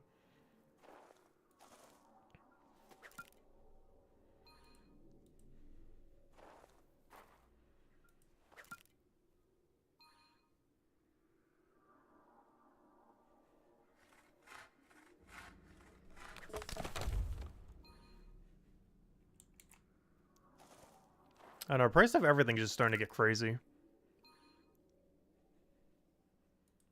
There's not a single day these days that the price of something just doesn't just like completely catch me off guard. Compared to like even just 5 years ago.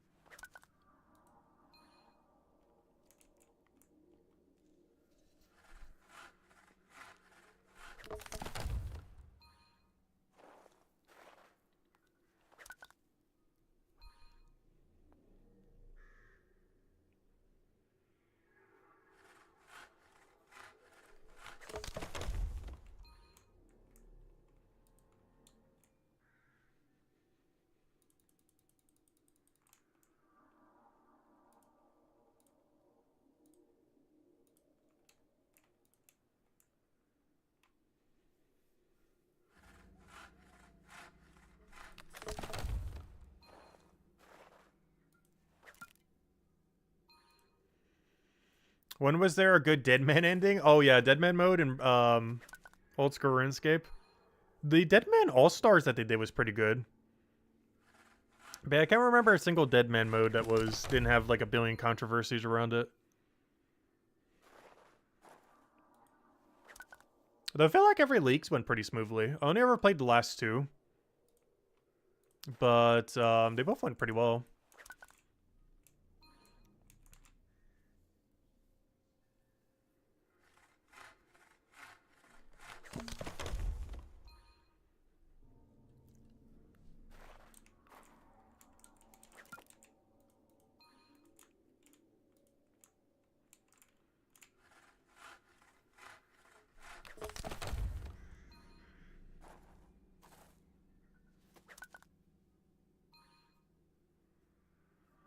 Oh yeah, I remember seeing that one. The Outgrid Fog one, yeah. And there was a controversy that one of the teams knew that would be the final location. I think that was still during the mod, what's his name, controversy. What was that one mod that got like absurdly corrupted? Can't remember his name. But they ended up helping Rot in a few of the things for a couple things. I believe that was one of the controversies. Yeah, Mod Jed, that was the one.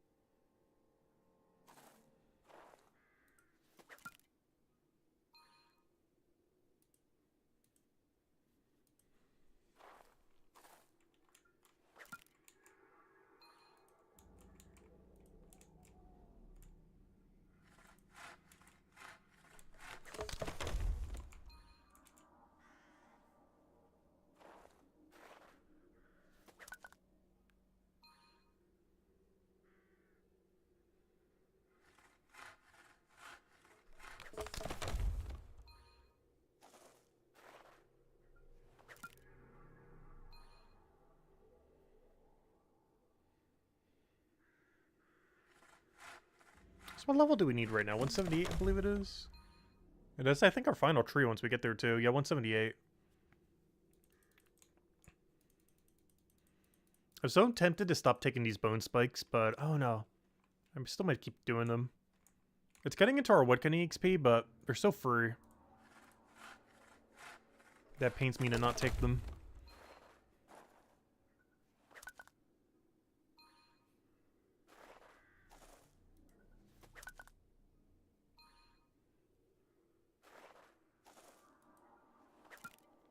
At some point we need post 200 gather anyways. Or first XP rate that's good doesn't come until 208.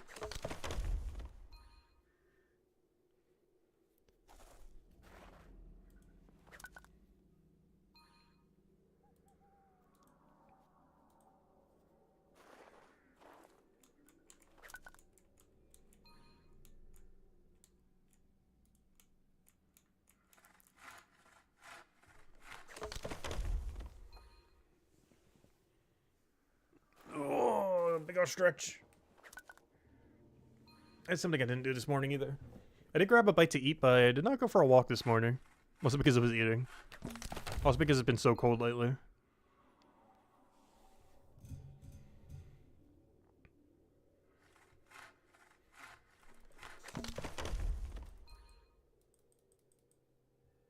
It's something I actually don't own anymore that I really should get with how cold it's been recently.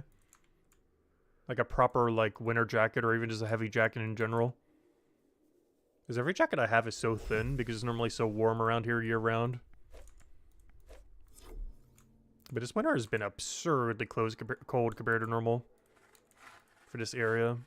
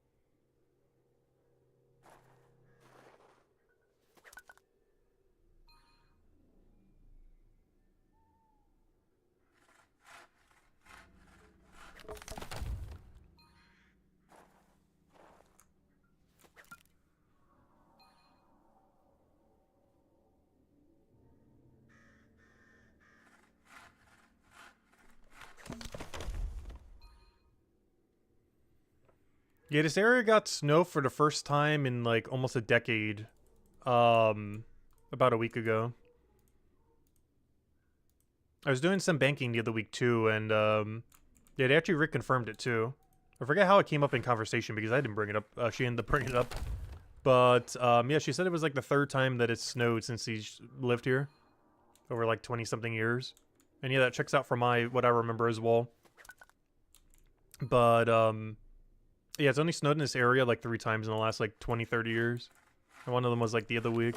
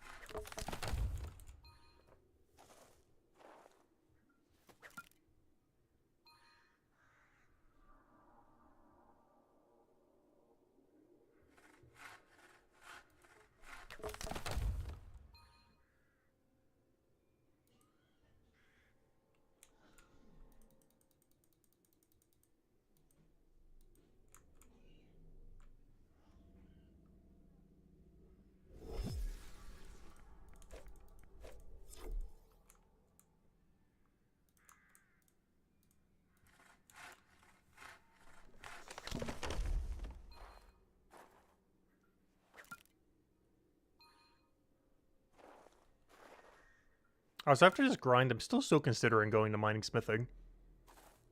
That's something we'll probably pull on Tuesday's stream. Because that should be the stream we already have 200 woodcutting. 200 woodcutting should be tomorrow, 200 carpentry should be Tuesday. But, on Tuesday's stream, we're gonna poll if we should finish 200 all, or, 200 non-combat, aka cooking, fishing, forager, or go into mining smithing. I've definitely been tempted. Because last time we polled it, it was before we got the announcement that half their team is working on the combat rework, aka SoonTM.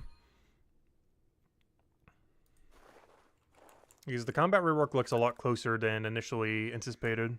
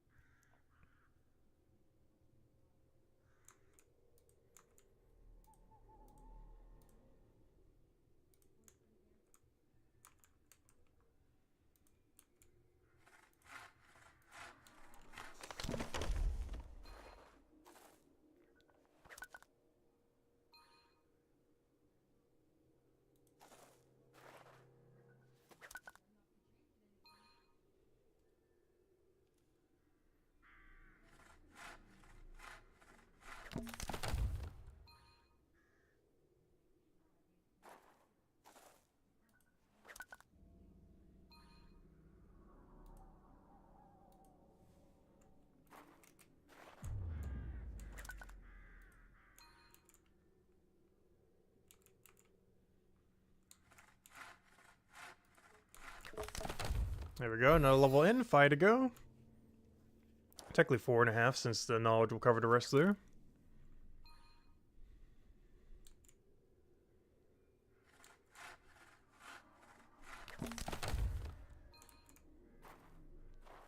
Which means we got 2 hours on this tree and like, what, then 2 or 3 hours on use then. And that should be our end goal then. So taking these bones is only going to make it take like an extra half an hour to an hour, it looks like. I think it's worth it for all the bones though.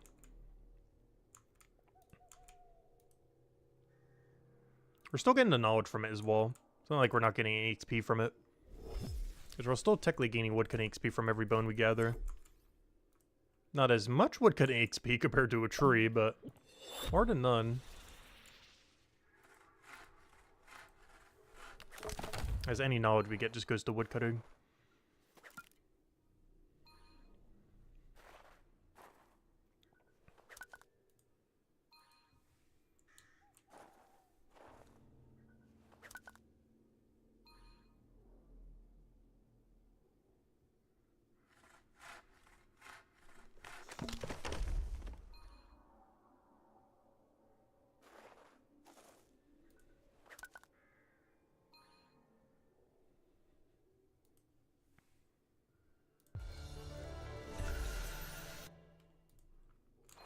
And luckily we just gained a level so we get even more value into it.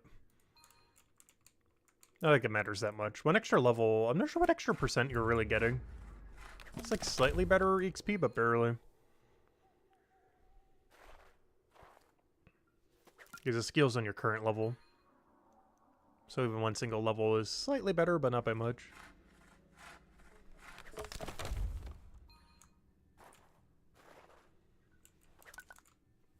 Yeah, it should be enough.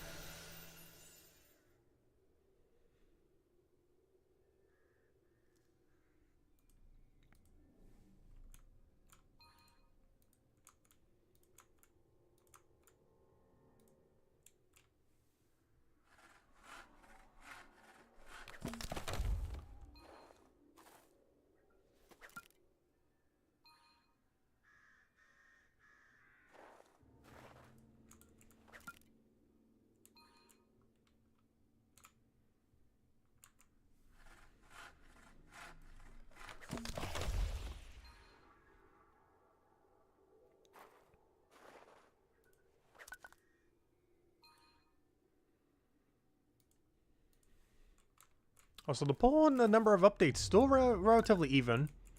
Though currently taking the lead is an adequate amount of updates.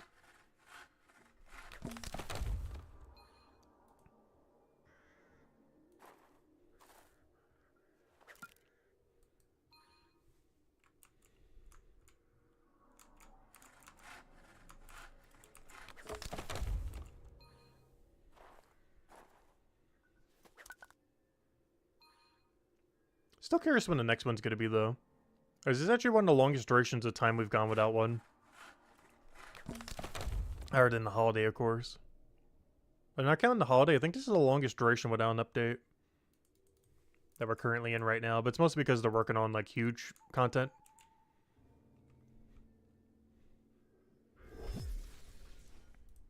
Because now when we do get an update, it's going to be something, like, actually substantial. Rather than, like, a small quality of life thing.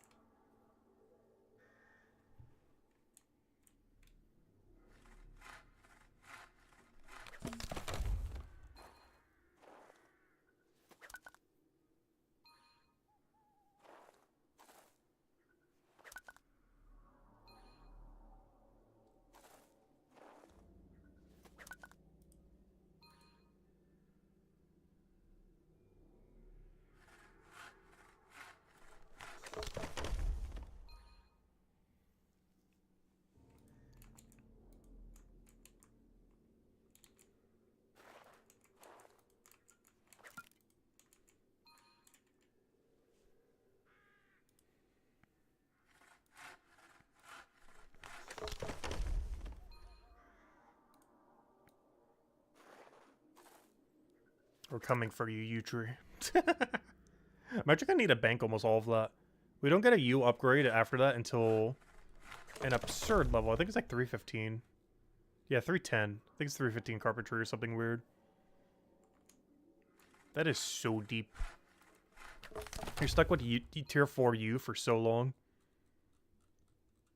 Like every other tier 5 comes in like a realistic time frame. And then U's all the way in the middle of nowhere at 310. Reminds me a lot of Deathstone in mining, where it feels it's way too deep than it should be. U's are basically the same wave, but for woodcutting.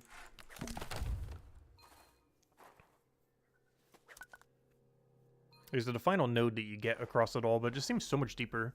Especially when you compare it to, like, the bones. Like, the bones are a lot more closer together in any given category.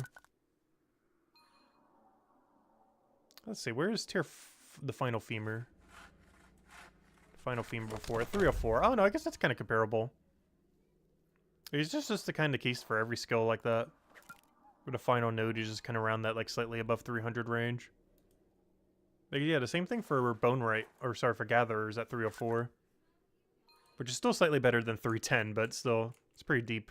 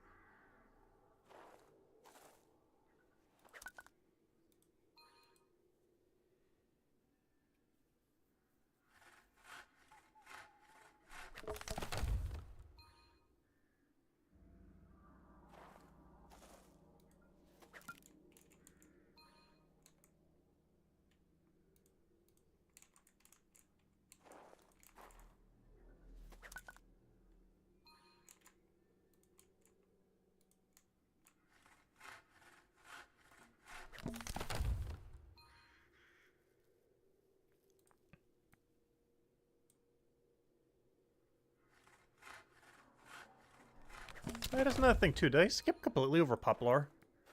I didn't even think about that. Whoops. I never grabbed any Poplar earlier. Or should I go back for them just for one set or something? I was like, wait, when do we do Poplar? And then I just realized I didn't. Whoops. I meant to grab like a few inventory just so we wouldn't have 0 banked. But I actually completely full skip Poplar because it was only for 5 levels. And it's like the deadest tree in woodcutting. Assuming you're banking. Even if you're not banking, it's actually worse. It's worse if you're banking, it's worse if you're not banking. Like, there's literally never a single instance you take it. Unless you are doing the gathering with it. And just dropping the logs to the ground. If you're doing it for, like, gatherer first and woodcutting secondary. You're just grabbing it for free woodcutting XP. That's, like, the only time it's worth it.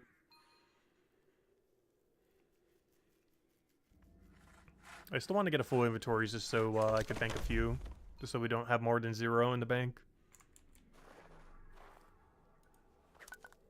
I was gonna say, I thought we already passed that. We did. I was like, what on earth did we do the Poplar? Nope, we didn't.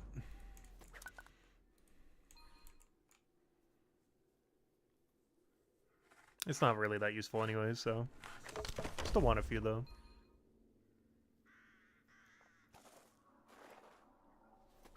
The last really, really useful thing we get is Ash Plank. At least pre-200. Technically, honestly, everything that we have going forward is kind of useful. Suavies are the main weapon upgrade we'll be doing for Bonerite for a while.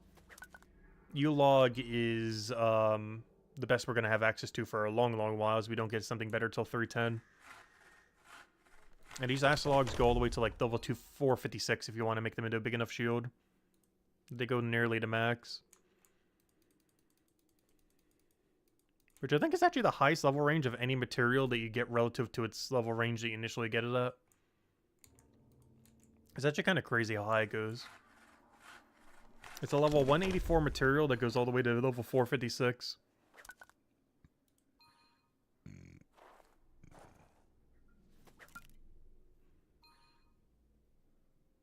Like, if you put that in perspective, let's do like mining, for example. We're at an even higher level than that, a 197. Like the 197 from iron. That 197 only goes up till the highest of highest things you can end up making out of it. Like the absolute pinnacle highest is a 381. Yeah, that 184 goes all the way to 456. Whereas the thing that's like 10, 20 levels higher goes like 70 levels lower is the highest possible option. Is at 381 only.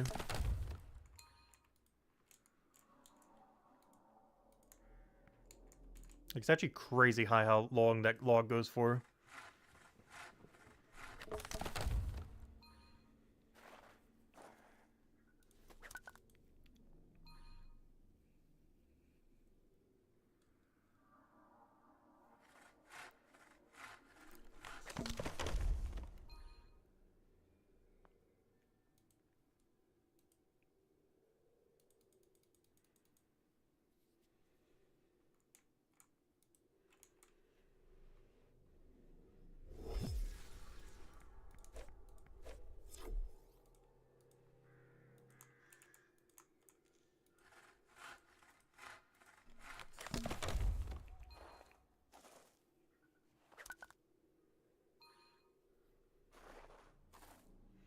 What level do you have to get to the final variant of armor?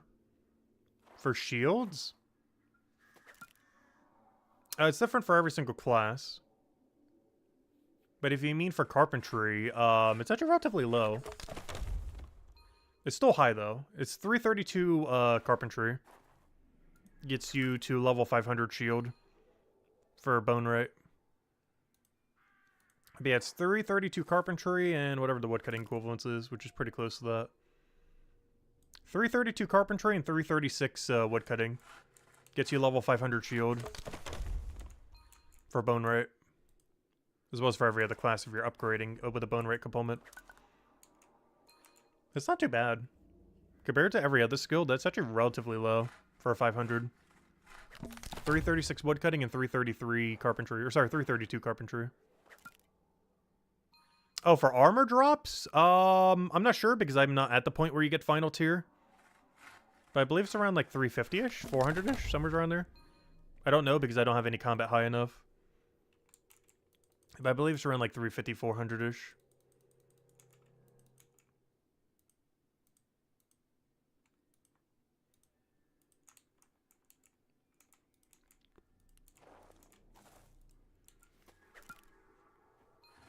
But I have no way of knowing for sure because I have no combat that high.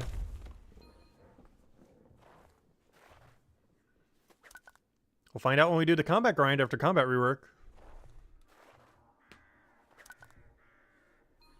Yeah, right now I'm only using tier 5 visual armor. We don't have tier 6 yet. We won't until a couple weeks to a month after the combat rework. Because after the combat rework, we're likely going for... Excuse me. We're going for 200, 200, 200, and then we decide what we do from there. Because I haven't fully decided what order I want to do everything and everything. Obviously, it would make most sense to go from top to bottom. But, I don't know, we'll have to see.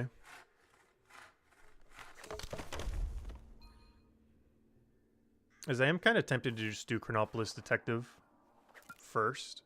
Even without the benefit from Mines Matubin. It really comes down to how big the benefit from having a high obelisk for the previous chapter is going to be. If we're talking almost no benefit at all, I'm probably going to do Chronopolis 500 first. If we're talking about something pretty substantial, though, we'll probably go in order.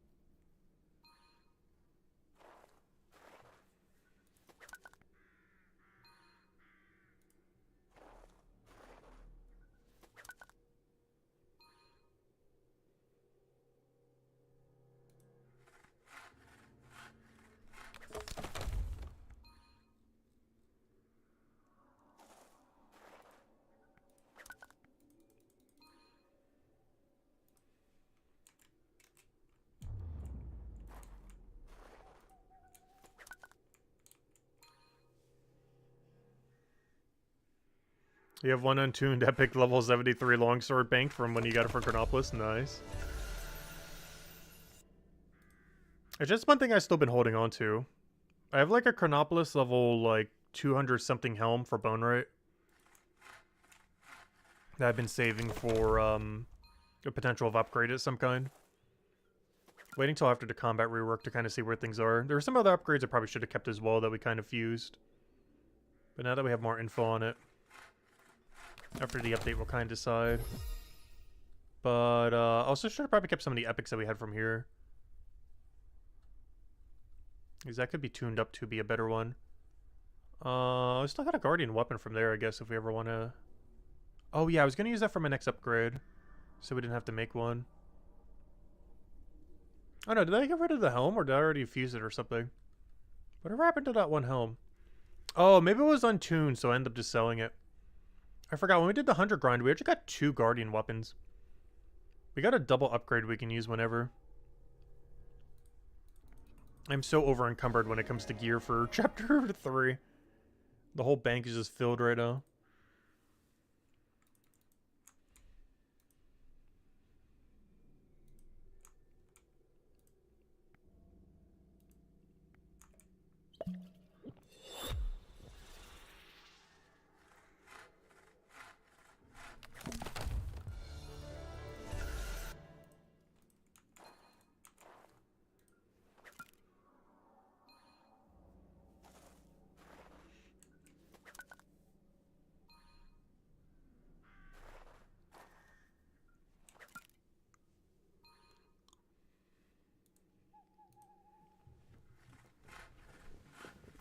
Yeah, that's something they still didn't mention yet. They mentioned it'll cost to tune items after next update. But they never mentioned if it'll cost anything to fuse untuned items. Because that might be a way past the attunement fee. They never really stated if that's going to be the case or not. Because we know untuned are going to start to have a gold sink attached to them. But we don't know if there's going to be a gold sink attached to upgrading a weapon with untuned items. Because there might be, there might not be. If there isn't, that's a way to skip the gold fee.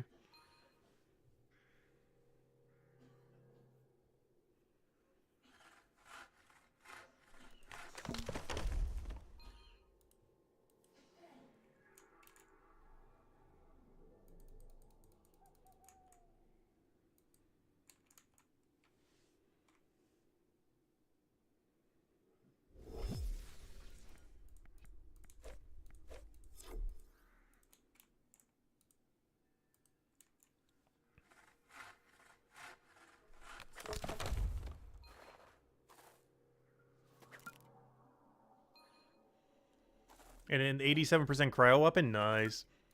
Yeah, I still have max level 1 from chapter 1 and 2 saved that I haven't upgraded yet. They're both very low level, but they are perfect, so they can be upgraded better.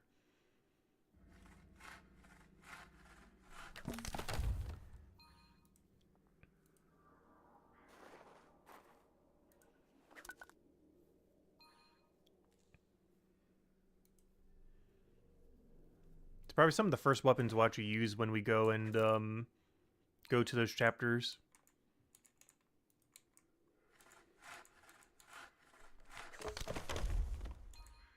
Because in chapter 1, we'll need it for the crow. Because our next enemy you have to fight is weak to blue. For scouts, we don't quite need it yet, though. Because our next blue weak enemy is the bear that we don't even know what level it is yet.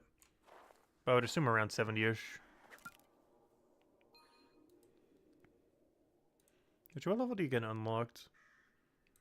Yeah, it's a level 71 bear you get at level 52. So one more combat level, I could technically try taking on the bear. Hello, B! Welcome, welcome.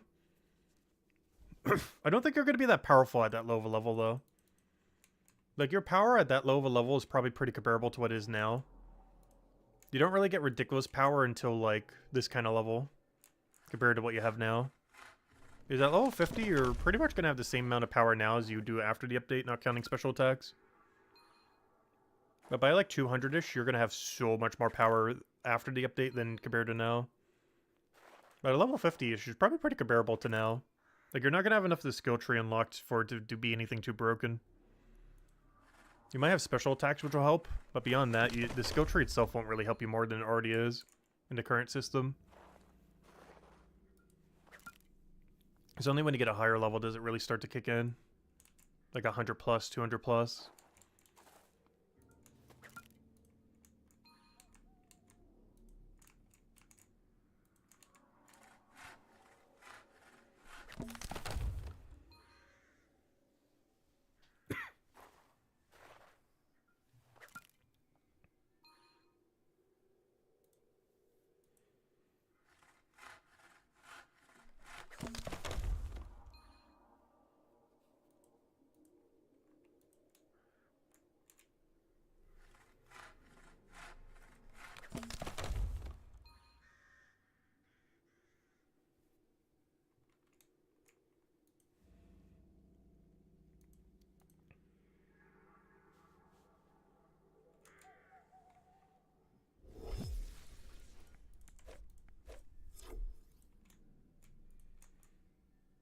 You gotta be so careful with these, because if you accidentally click in the middle, sometimes it eats your click and it does nothing.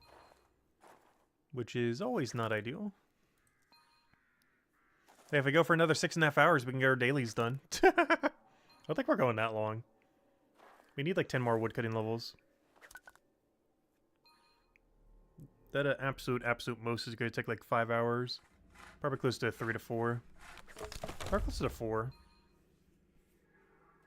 Like roughly 2 more on what we're on now and 2 more on you.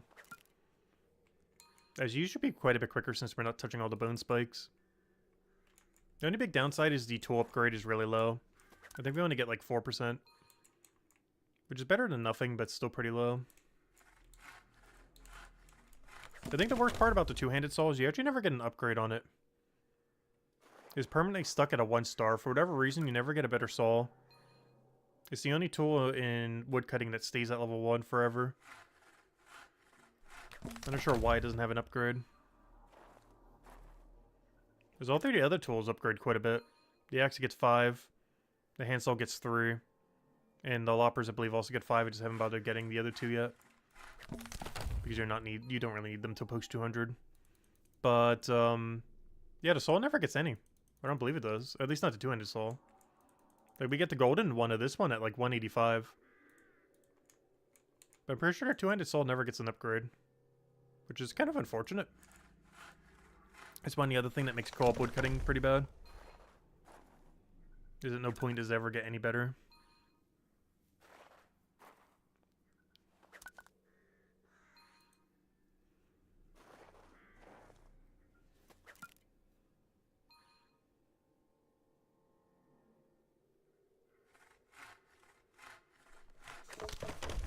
Or something like that hatchet. I think you can upgrade all the way up to like 300 or something. Yeah, 375 you get your final upgrade for it. Like, that goes very deep.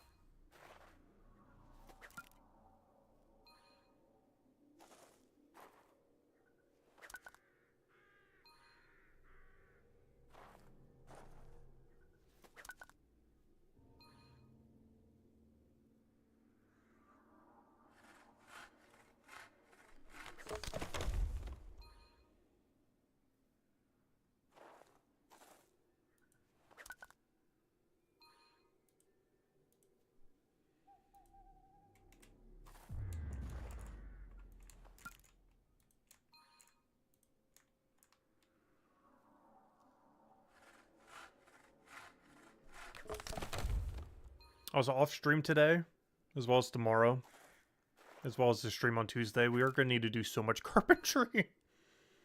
Oh gosh. Like, 44 levels don't sound like a lot. But it's like the slowest skill pretty much in the game. Aside from like bone wright, smithing, stonemason, armor maker.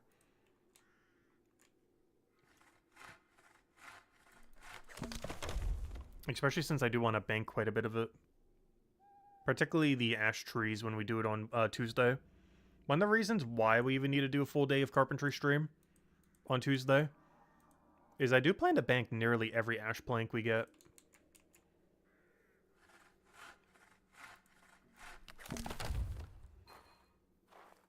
You finally hit 1K overall. Huge congrats, Amber. Very, very nice. Great milestone for sure. But yeah, we're still stuck in the forest for a few more days. We're trying to finish it by Tuesday. Tomorrow we're going to finish woodcutting, and Tuesday we should be finished carpentry, fingers crossed. Could take slightly longer than that, but that's the current game plan. Finish woodcutting tomorrow. Finish carpentry on Tuesday.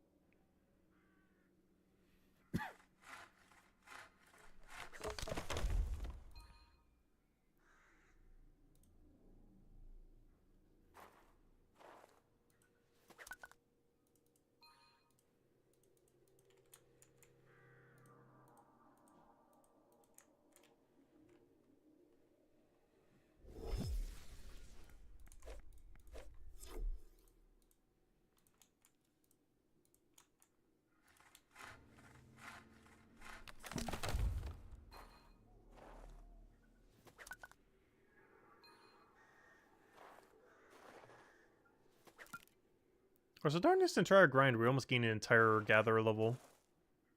Unless we need to do later for 208.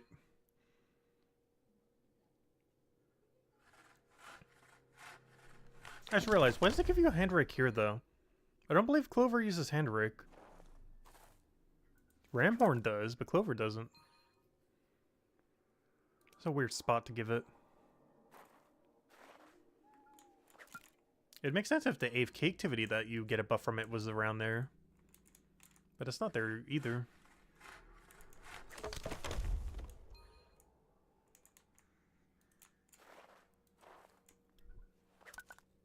Honestly, the only reason we really need post 200 Gatherer is for 248. 248 gives her plus 80 cryo pots. Which when Boston comes out is probably relevant, but until then is pretty irrelevant. It also fills a nice portion of alchemy. Most notably everything from 277 all the way till like it's 364 pretty much. Wow, that's so far. In all fairness, we'd probably throw some of the AFK potions in there. Most notably the 8% Stonewall Hill AFK potion is huge.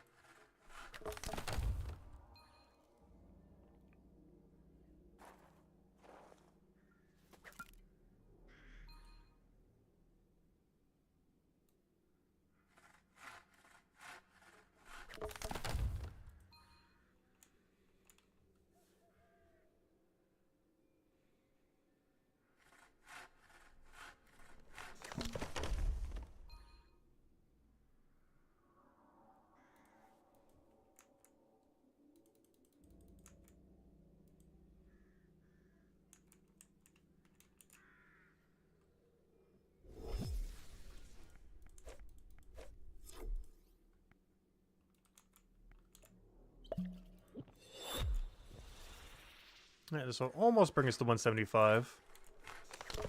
I am slightly tempted to do wood only soon again. And also go to the poplars. Because I forgot to do the poplar grind earlier. I gotta get at least like 2 inventories of them. Even though they're very slow. These I never bothered grabbing them earlier. I meant to do that at some point to stream, like before we came to Suave, and I never did. Because we just AFK'd junipers the whole time. I do have to say, I so miss junipers compared to these things, though. The only big upside of what we're doing now is it banks so many bone right upgrades. Like, this is like the method for gaining bone right upgrades. It's one really nice thing about not being a guardian. Like, one of the only few good things. That's a benefit compared to not being a guardian compared to a guardian. This is like one of the freest upgrades you can get. Doing bone spikes plus Suave. But I guess to some degree, all of them have a pretty easy one as well. Like for stone, all you'd gotta do is just mass mine flint. Or in the case of iron, use mass mine iron. So I guess they all have a pretty easy method. This just happens to be the easy method for bone right. Which does require 2 skills instead of 1, though. But compared to the alternatives, it's pretty easy. Like, compared to any other option within bone right, it looks easy. I guess when you compare it to the other 2's best method, it's not as easy. But when you compare it to, like, the easiest bone right option and the hardest bone right option, like, one kind of annoying thing about Guardians is, of course, what if you need a weapon that isn't this? Like, what if you don't want to use a green two-hand? What if you want a different weapon? Well, good luck. Because those are all way harder to get than the green two-hand weapon.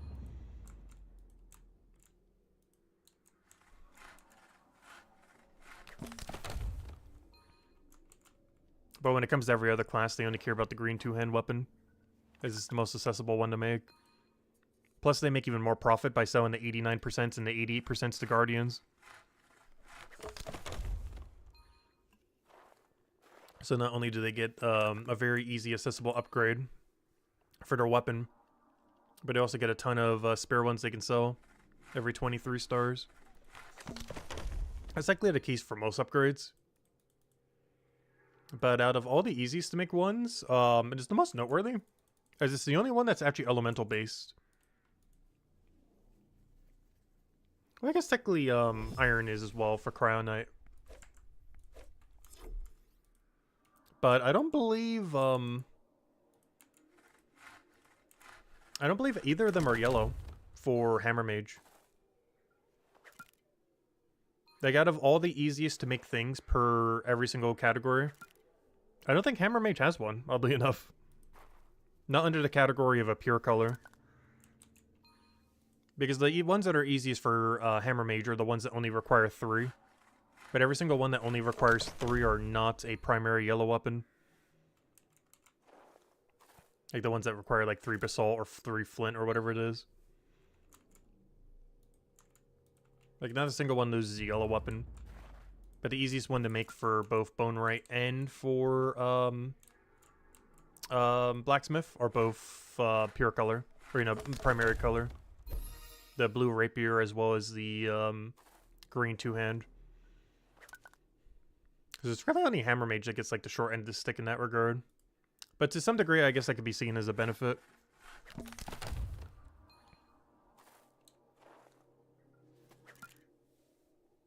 Because whenever they need to upgrade, they could just make a bunch of blue rapiers or a bunch of green two-hands for Bonerite.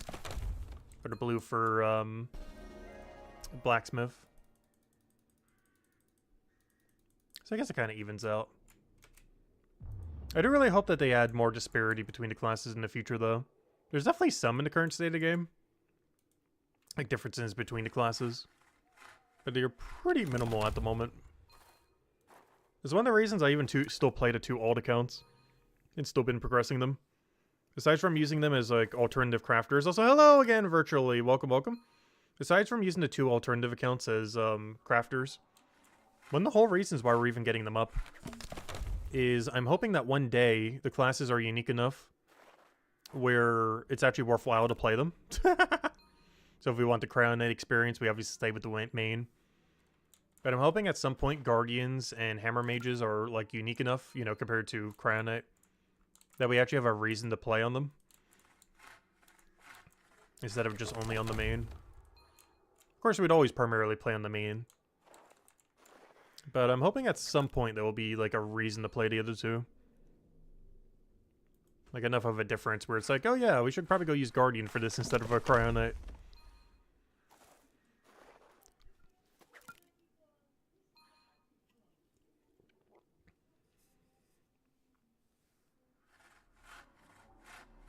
They killed your hardcore in Wilderness? Oh no, how did it die? That's the closest I've come to dying on it. The very first week, I was in multi-combat selling to the High Elk shop in Wilderness in free-to-play. And I didn't realize they had a teleport block to free-to-play.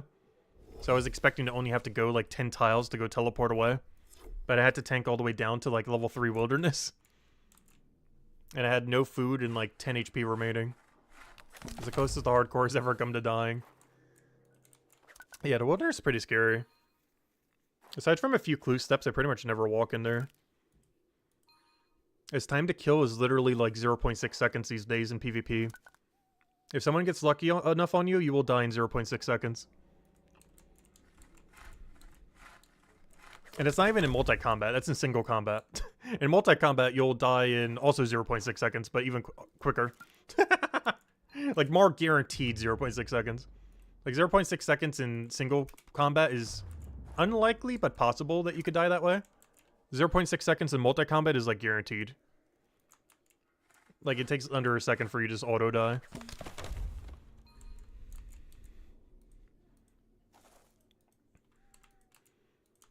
But yeah, time to kill is kind of crazy in Old School RuneScape these days. Like, if you get really unlucky. Like, it's less than 1 second. In all fairness, when you're doing a legit fight that isn't, like, completely RNG heavy, it'll probably last closer to a couple minutes. But if you get RNG'd quick enough, you will die in 0.6 seconds.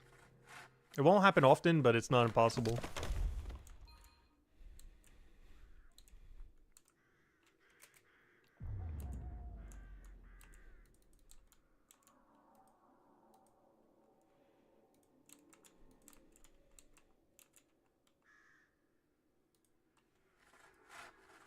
But if my hardcore ever does die, it'd be very disappointing, but I'd probably still keep playing it.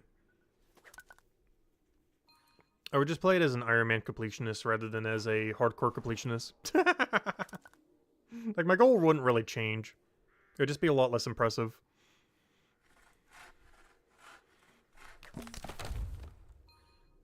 What are we at? I haven't actually checked the leaderboard in a while. Mostly because we've been stuck trying to get one beaver for like 4 months straight. But, because I haven't gotten a single collection log slot in like 4 months. But, out of curiosity, what are we at? I think we still have the webpage open for it. Let's see. Old School collection log. There it is. What rank are we? We are currently rank 19 in the game for live hardcores. Wonder if anyone on leaderboards died recently. They were still top 25. Technically even top 20 if you do it based on Brighter Shore standard. They were still top 25. Or, you know, we're still top page. But I haven't gotten a single collection log slot. We've been stuck at this number for like 4 months. Let's see, has anyone actually died since this leaderboard? Doesn't look like it. It's not near the top.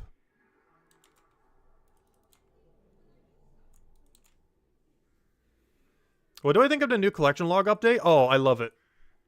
It makes me want to go grind Old School RuneScape so badly right now. But I'm not doing anything until that beaver. And after that, I'm probably just AFKing free to play for a while until they figure out what they're doing with membership. Because I'm not paying like 100 plus for a year membership for that game. Which I think is what they're currently offering with the current quote-unquote sale. Even though with the sale price, it's like $20 more than last year. Even with the quote-unquote on sale price. I think it's like 33% off right now, and it's still $28 more than last year.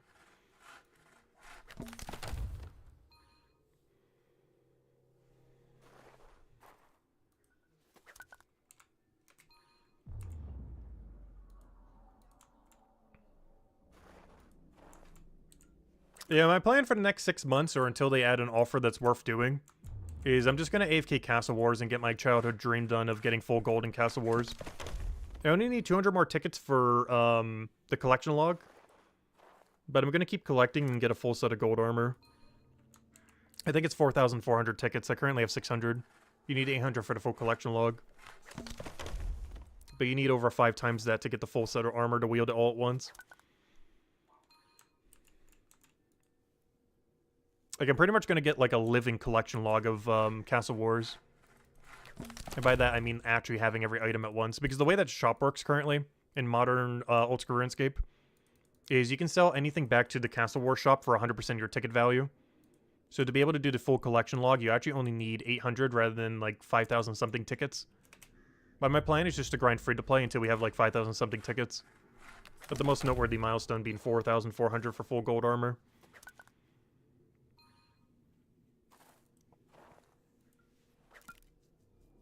But yeah, that's my goal. I think it takes like 6 months.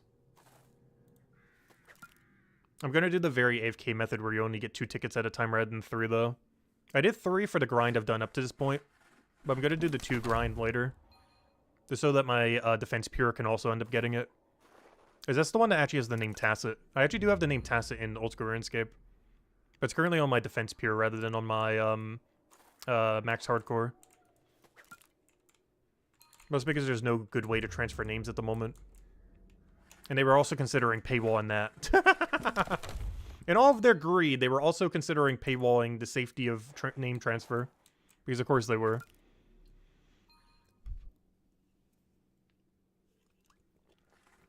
There are currently a lot of bots snipe better names. I'm not sure if there would be one trying to take Tacit, but you never know.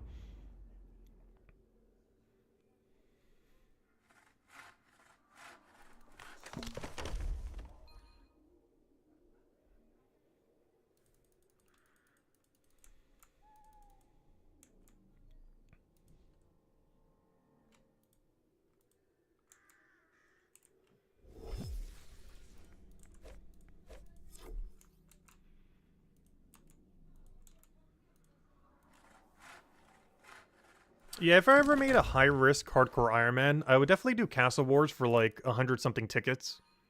There's actually 2 pieces of equipment that are best in slot in the wilderness for not dying on a 1 defense pier.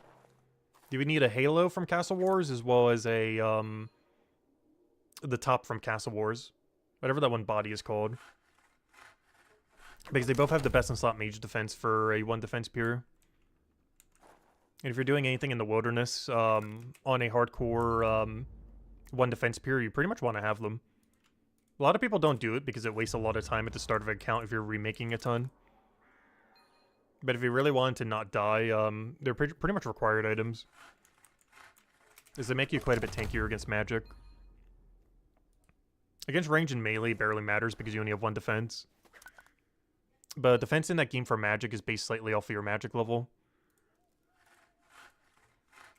So magic defense actually matters a bit on a 1 defense pier. Whereas range and melee defense basically doesn't matter at all.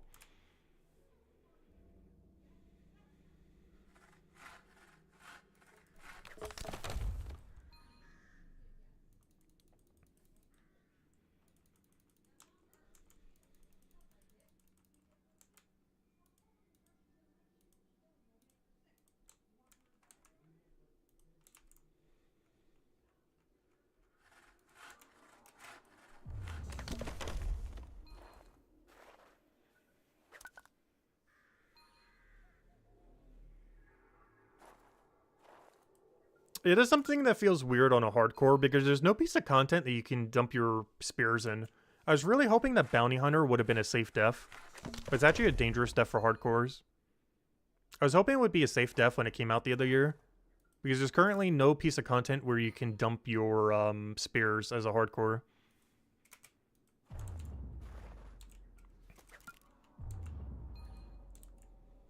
Because every place where you can lose your items are non-safe deaths. There's nothing that's both a safe death, but also a location where you lose your items.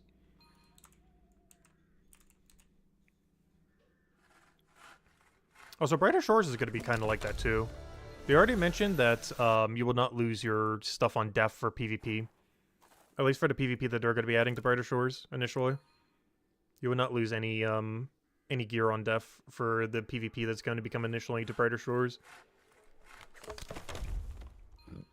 It's going to be a purely stake-based system.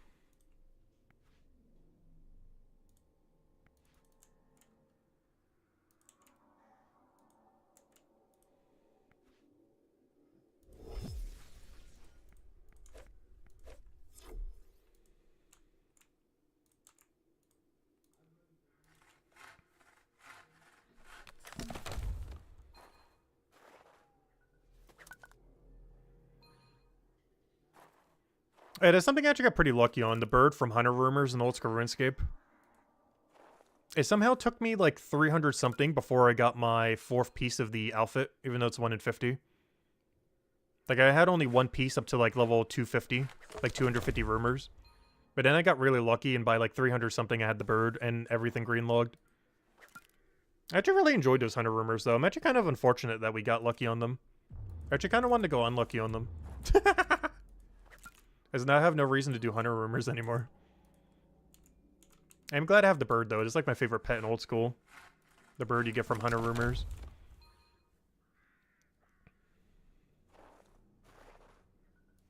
The one pet that I got really lucky on, that's kind of unfortunate that I got lucky on, is the Huey boss that came around the same time. That one, like, dragon bird boss. Because to be able to green log the helm that you get from the chest, you have to kill him like 60,000 times. And if you kill him 60,000 times, you're going to get the pet like 10 times over.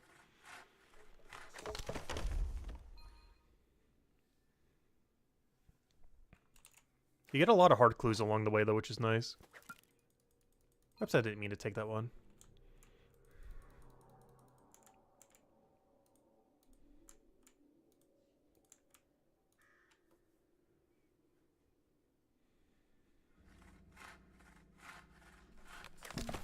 Yeah, I did a lot of black chins in the wilderness on the defense pier. If you go to a total level world, no one can even attack you there. Because it's only at like 70-something wilderness. Or sorry, it's at like level 30 wilderness. Which means only like up to level 70 can attack you. But because its total level is so high, most piers are like level 80-something. So they can't attack you since you can only be attacked by up to about 70 there. So you can basically attack, or you can basically catch the best chin in the game without ever being attacked. It's pretty nice. There's a lot of weird money makers you could do on a defense pier. There's the whole reason why I even made them back in the day. They're basically level 3 skillers that can get away with a lot more than what level 3 skillers can. It's like an in-between of like a really hard challenge mode combat account and like an unkillable skilling machine. I always played old school RuneScape and RuneScape just for the skilling aspects. It's one of the reasons I don't mind the current state of Brighter Shores. As much as I would love to see PVM and other stuff in the game down the line, I don't really need it to keep playing the game. Like, if this game never got bossing, it wouldn't even matter to me.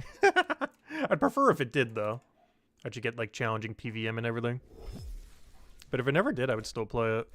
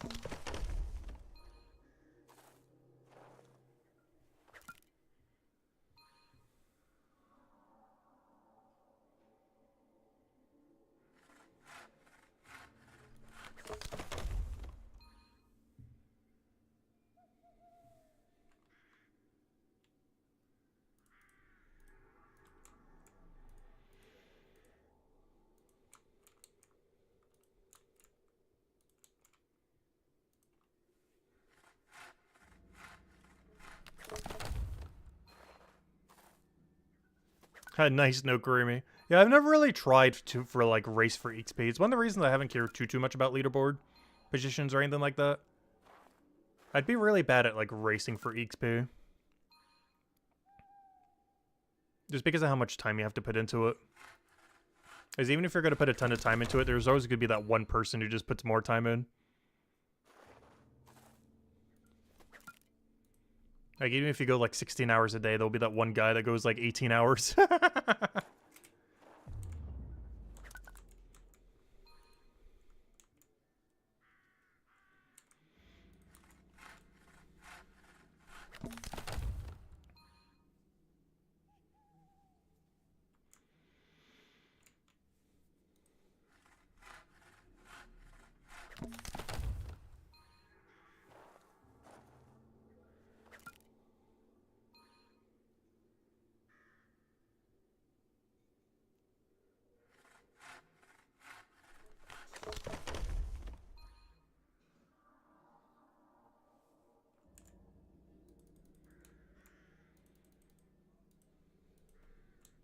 Because right now we have some pretty clear goals that aren't really time constrained at all.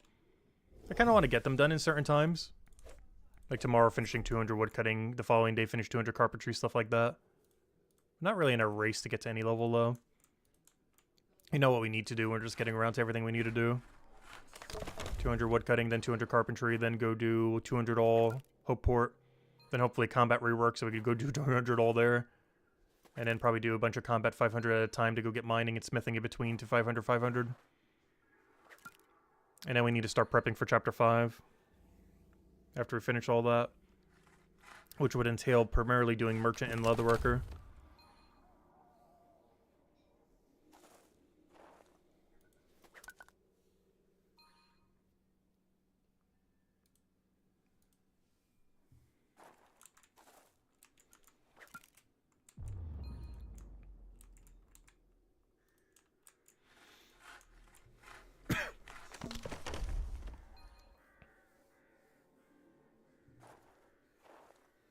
Because there's a chance I do 500 all Chronopolis before we go do 500 all Chapter 5.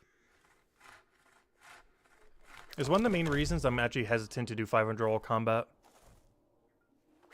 Is depending on when Chapter 5 is coming, there's not enough time to do it. If we had a definitive date, like by next month when it is, we could kind of plan around it. But if Chapter 5's in 3 months, there's not enough time to 500 all combat while also doing 500 merchant and leatherworker. There is if there's like 5 or 6 months from now, though.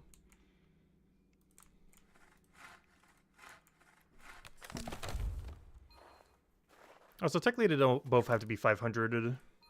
Just having them really high is enough. Like 400-ish leatherworker and 400-ish merchant is already kind of good. Technically my bare minimum is 322 merchant, so we can get perfect tiles and bricks. And then 310-ish leatherworker, because I believe that's around what you need for the hide around that range. Because I believe you get the Hail Beast leather around that time. Yeah, this is my bare minimum walking into Chapter 5. Ideally higher than that. But we are not walking into Chapter 5 with lower than 322 merchant and 310 leatherworker.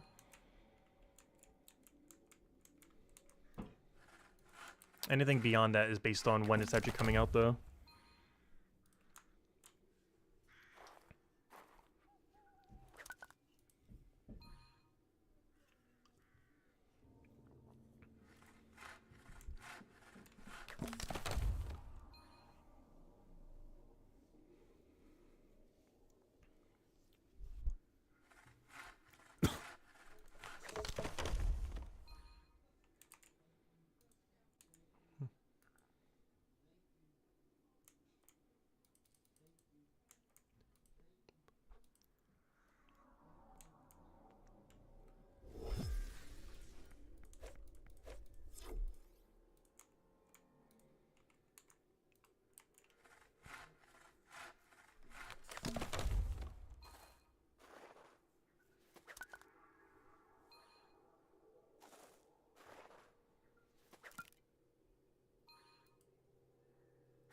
I just realized 2 levels to go. Because the knowledge will cover the rest then. We're nearly there. We're almost at the final tree already. It didn't take that long at all.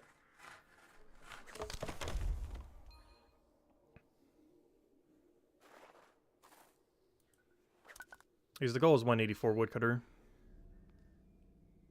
I thought it would take a lot longer, but I did do quite a bit off stream.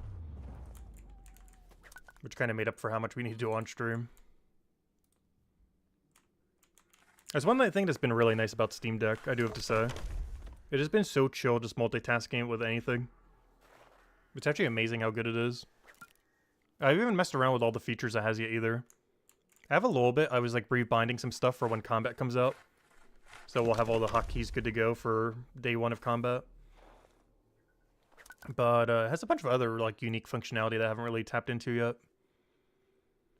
That'd probably be useful for some things in Brighter Shores.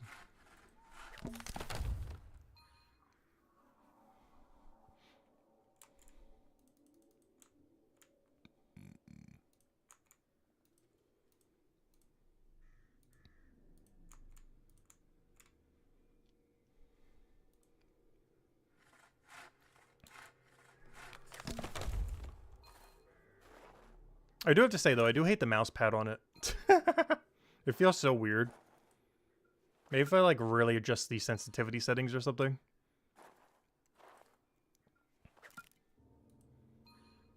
But I just can't get used to the mouse pad on it. I use it like entirely touchscreen.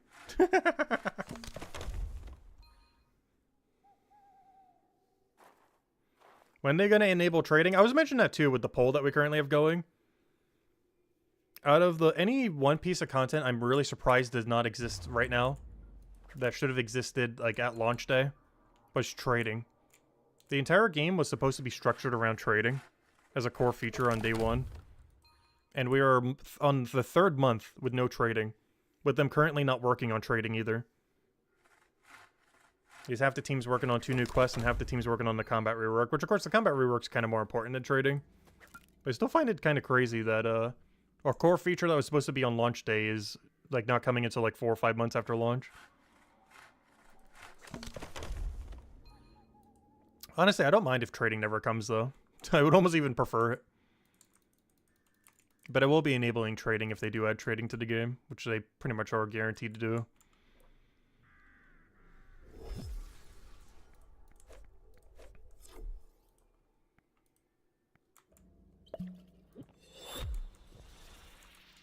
But I have no clue when they're going to add trading. If I had to guess at this point, probably by March.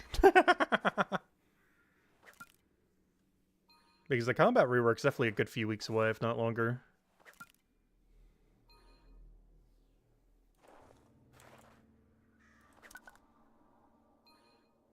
I don't know, I like the concept of an MMO having no trading. Like, not just as a side mode, but as a permanent feature. Of the feature of not trading. A feature of lacking a feature.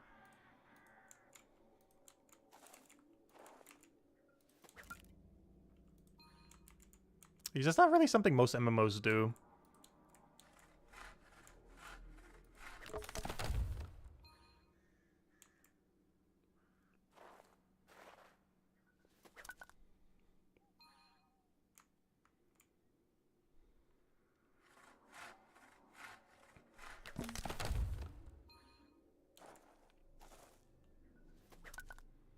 I might have used this potion too early. But in the next 40 seconds, we gotta scrap together 5 knowledge. Which is probably not happening.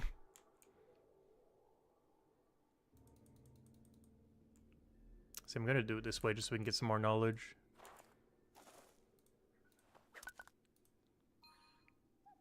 If we do end up getting it, it's gonna be really tight.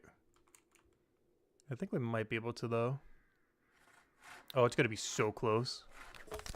And I'm sure we get the second knowledge point in time. Alright, this has to be it. We're gonna click on it. Go, go, go. No, it's not enough! No! Oh, that's unfortunate. Let's wait till we get a level then.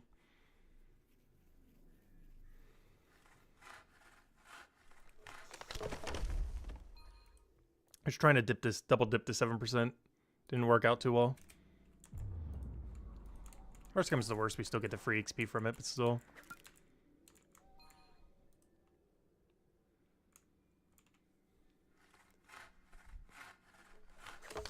And now we only have a level and a half to go.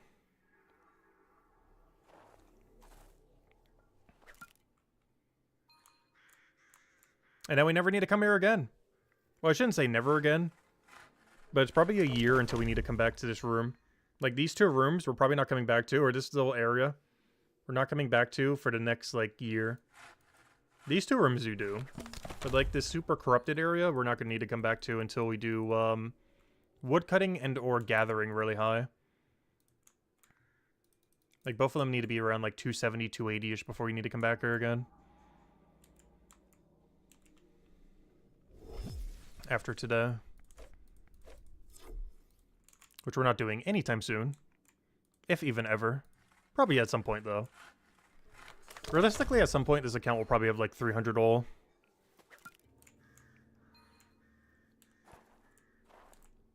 I highly doubt it will ever reach 500 all, though. But I can see us making, like, a 250 all push or something. Technically as the halfway point towards 500. Obviously, 250 is nowhere near halfway to 500. But numerically, it's halfway. So it feels like a good number to go for at some point. Get around like 250 in every skill. If there's like a dead zone where there's like nothing to grind for and we don't know what we want to go for. It's like, let's get 250 everything. Quite a lot of those we need anyways. Like Gatherer we already need to be getting to 246 for the potion.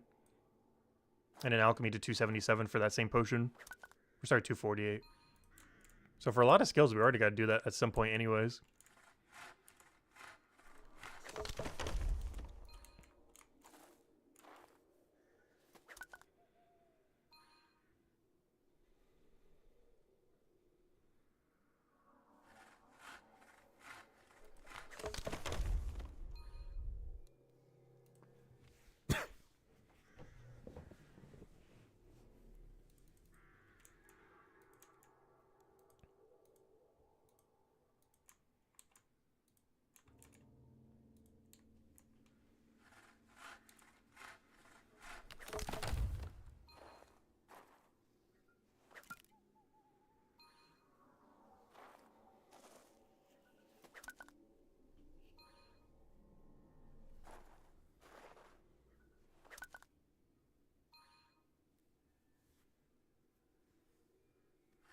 I do have to say, the worst two for 250 all is going to be Bone Right and Stonemason. So much so, I'd probably do them purely off of AFK activity. Particularly Bone Right.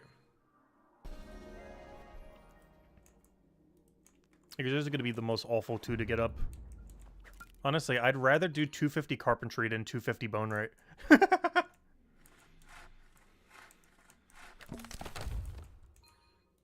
Even though 250 Bone Right is more useful.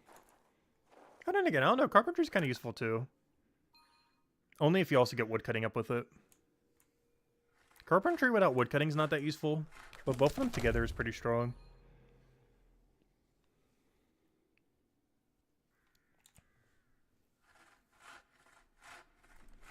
Here, 246 Smithing, one more for the passive? Nice. Yeah, I keep burning so much money on the passive. So much so that I've actually haven't been able to run it some nights because I literally ran out of money. That's the biggest issue with doing smithing. Is every passive loses you money. Bone Right and Stonemason don't have that issue. Particularly Bone Right. Almost all of them profit for Bone Right. But 100% of them lose you money for smithing.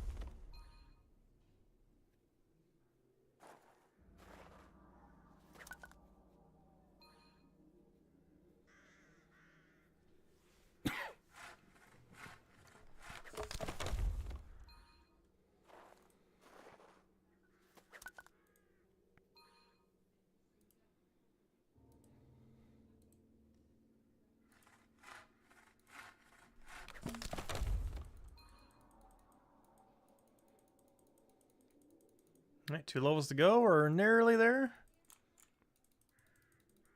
Next, like, 10-20 minutes, we get the double for half a level. And then we get to our final tree we need to do today. It's not the final tree of 200 grind, but it's the second to last tree. As we're doing ash tree almost entirely till max. I'll be doing oak for about 100. And I'll be doing pine for about 100.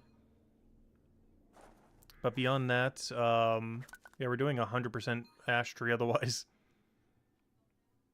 Like, anywhere from like 90 to 95% of all wood cutting from 184 to max is ash. Every other tree will be poked slightly, just so we have more than 0 banked. But it's almost entirely ash tree. That was also the material we were talking about earlier that goes all the way to 256 shield.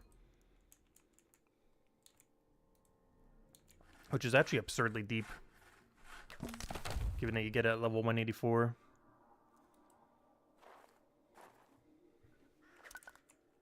Aside from best in slot shields, it pretty much covers us forever. Between the tier 4 that we got and the tier 5. Like, we're basically covered for shields for the rest of the time. From getting just 200 carpentry and 200 woodcutting. Not even doing any post 200, just getting to 200. Gives you, like, infinite shield upgrades for the rest of the time. For everything other than best in slot shield. But I highly doubt we're going to be needing a 500 shield anytime soon. Especially for how many armor proficiencies you're probably going to have to waste on the skill tree. It's not going to be worth it until bossing or PvP comes out. And even then, if you're barely touching PvP, you're not really going to need it for anything for a while. Yep, welcome back, Hill. Welcome, welcome.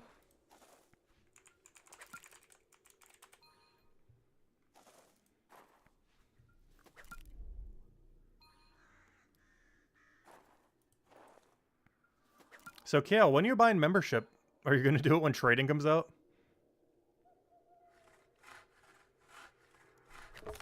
Because I keep forgetting you're still like 100% free to play right now.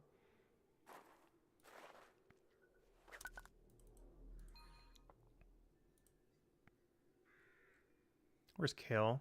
Where's your gather level low? I did click on the friends list, right? I thought we were a really high gatherer. Yeah, this is a kid of Greybeard, who's literally 500. But, where's the Kale? I go check alchemy. I know you're, like, maxed. Oh, you never did get gather up. Okay. I thought you were a way higher gatherer than that. I guess you just went all in on woodcutting carpenter. And obviously alchemy. I didn't realize you were only at 81 gatherer.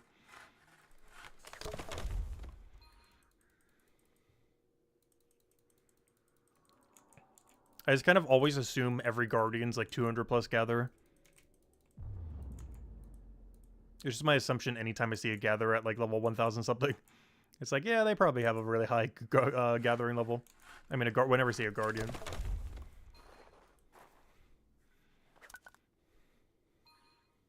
Because anytime I ever see a gatherer, or whenever I ever see a Guardian in this area, I feel like they're like rank 1 every time in something. Like, anytime you just look at a random gatherer in the zone, they just have, like, some kind of absurd level and something. Like, they're always a Guardian. Like, Guardian, pretty sure Guardian, probably Guardian, definitely Guardian. Bugged is definitely Guardian. Like, it's basically the Guardian high scores. Even though you don't have high scores based on class, this is basically the Guardian high scores right now.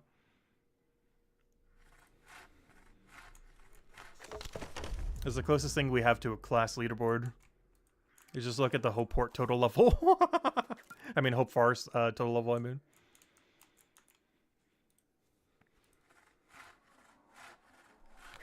You need the trading skill first.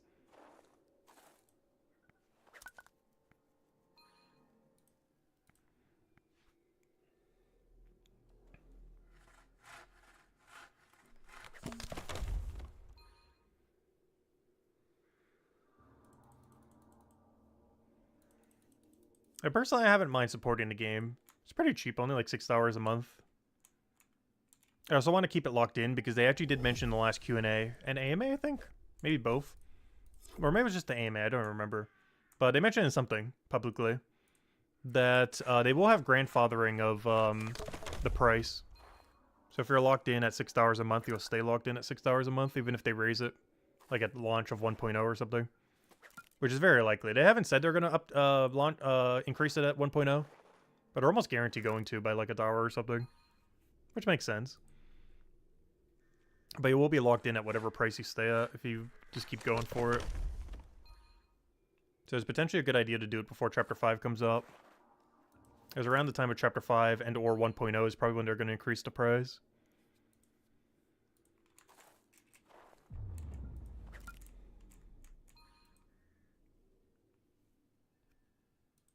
If they're going to, of course. They might just leave it as is. But if they're going to increase the price, it's going to be around that time. Almost guaranteed.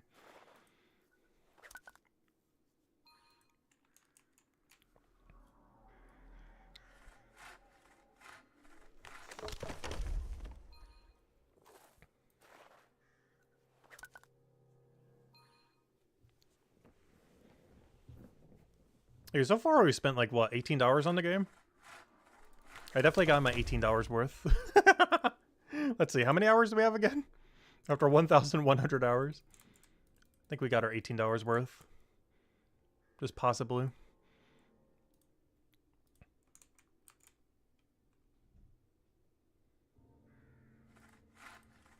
Actually, what does that come out to, out of curiosity? If we take 1,000 divided by 1,800... Wait, the other way around, right? It'd have to be the other way around. What am I doing? If we took 1,800 divided by 1,000... We spent about 1 point... Oh, I could have done that in my head. Why did I even do the math for that? We spent about 1.8 cents per hour. That's how much it has cost us to play this game so far. 1.8 cents an hour. It's pretty reasonable.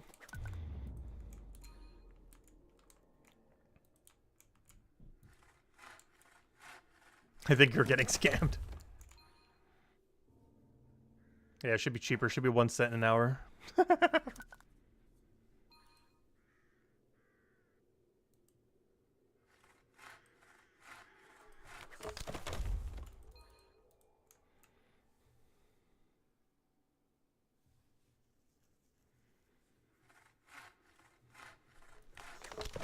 18 saved? True, true. Oh no, I don't mind supporting the devs though. Like when you give money to something like Jagex, you know, modern day Jagex, you're just giving it to like a big mega corporation. But any money that you're putting into Brighter Shores, it's just going straight back into the game pretty much. Or to help pay the salaries of everyone and everything else.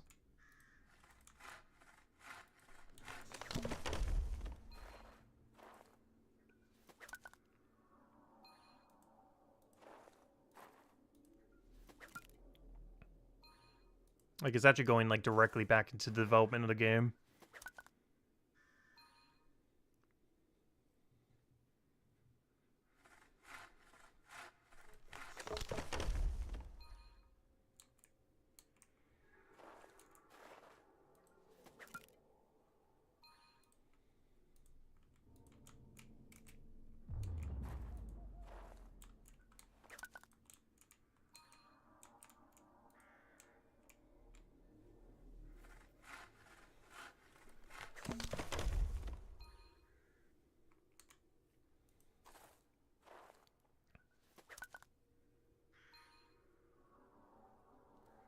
I think this will be our last double knowledge until our next tree.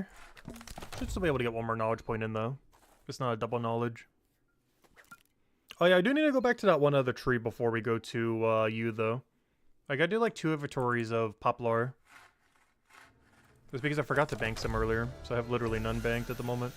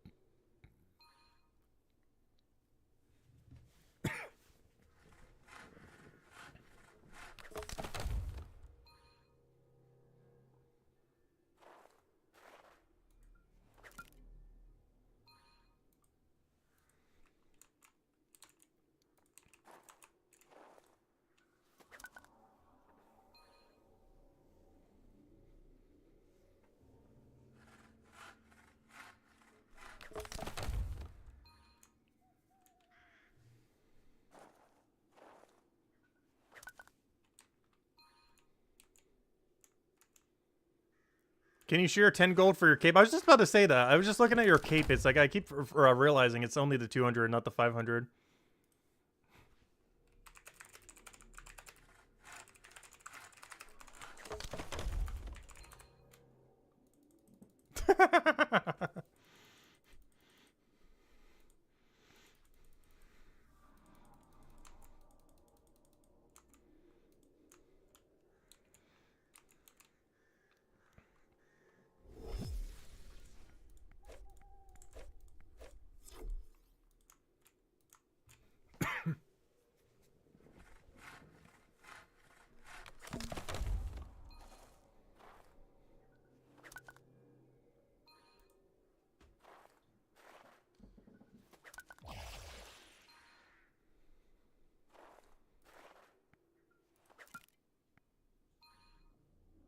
But how did my hope port rank just go up?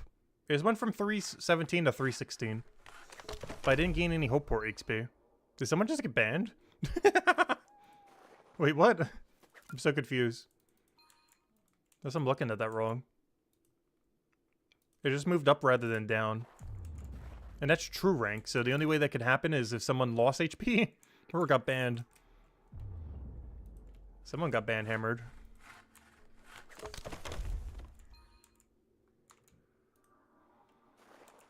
There's probably a bot. There's likely a lot of bots in Chapter 1 and 2.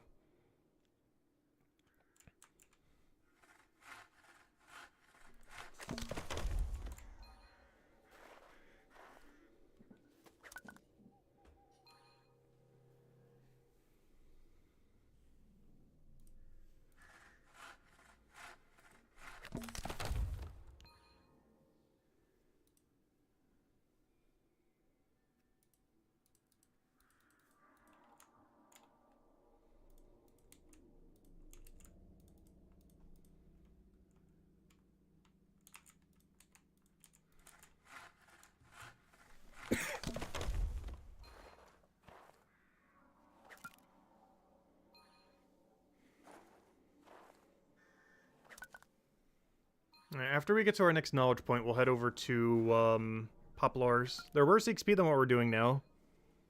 But I need to bank a couple. As I kind of completely skipped them earlier.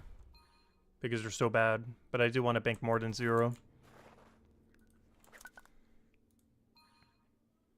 Well, they're still not horrifically bad XP rate.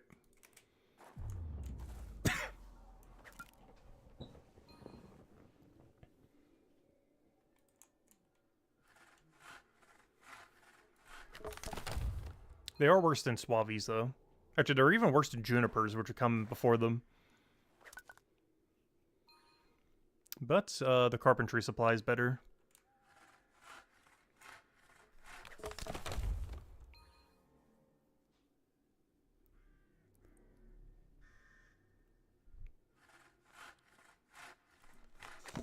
And of course, this could be our main focus after tomorrow. Finish carpentry. But yeah, Tuesday's gonna finally be that joke stream we've been talking about since like week 1 of the game. Ever since like the lost and found quest for these portals. We always joke that we would do a whole day long stream of just of nothing but carpentry. Tuesday is finally that day. It's probably not gonna be 12 hours long though. But it'll be however long it takes to get to 200. From whatever we're at.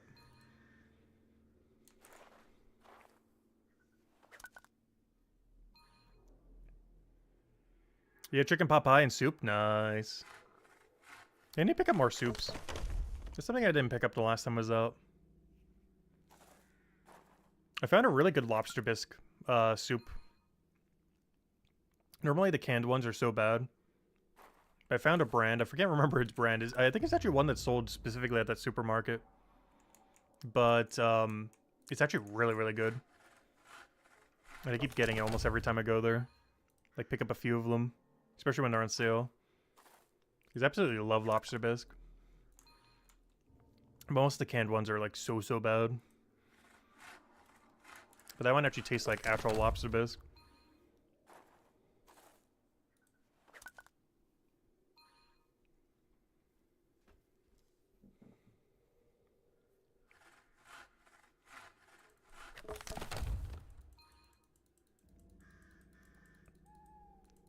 Yeah, honestly, I'm probably going to be picking out over the next week. Because we're probably going to do something for Valentine's Day. We're definitely doing something for Super Bowl. So I'm going to gain like 10 pounds that week. Actually, I weighed myself the other day. I'm actually up to 210 now. Because I've been going for a lot less walks because it's been so cold lately.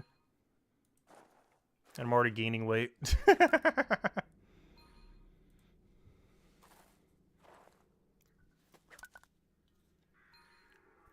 210 American pounds, not the other pound. I'm not sure what it is in the other pound, or the other measurement. Got one level to go, we're almost there. And that is the final tree we gotta do this stream. And then the tree after you trees is the final tree we ever have to really touch.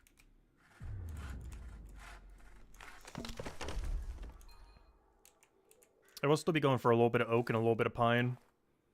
Similar to how we're about to go get a little bit of poplar soon, even though it's worse than what we're doing now.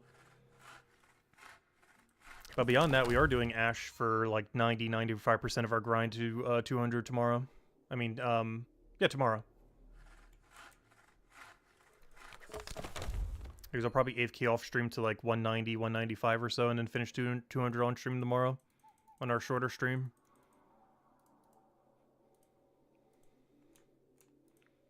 And then that leaves Tuesday for carpentry. I'm not sure I'll actually be able to finish on Tuesday, but that is the goal. I'm not sure if there's enough time to even finish it. The other big concern is running out of logs. Like if we're on pace for it, but then run out of logs at the end, and then we're not on pace anymore. Because I'm not going to do the math to figure out if we have enough or not. I'm just going to hope we do. There's a chance we don't.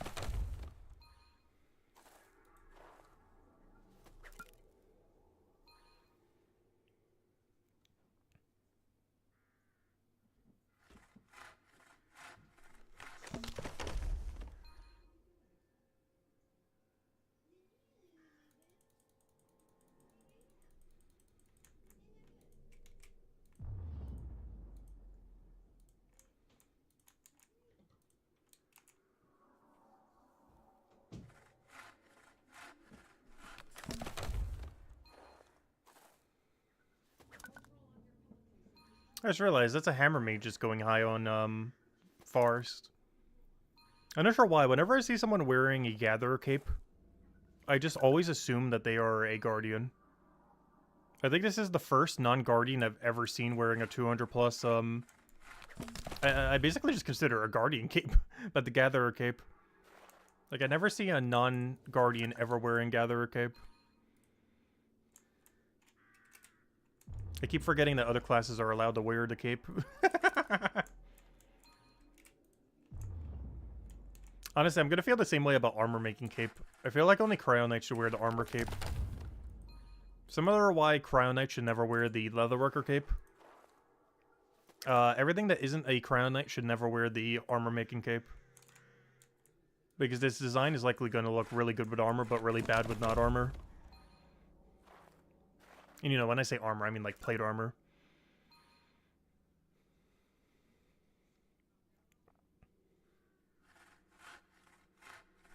But it's the same reason we can never get away with wearing the leather cape.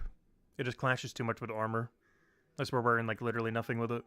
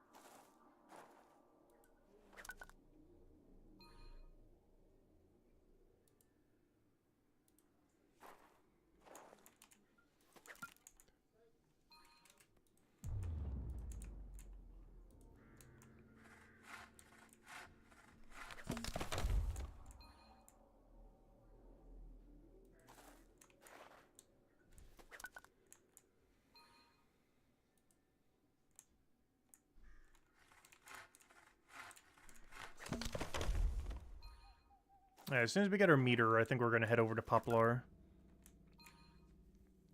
Like, I kind of want to wait till we get to like halfway there. Because at most I want to do like 2-3 inventories, I think, of Poplar. It is so slow. But I just need to bank more than 0.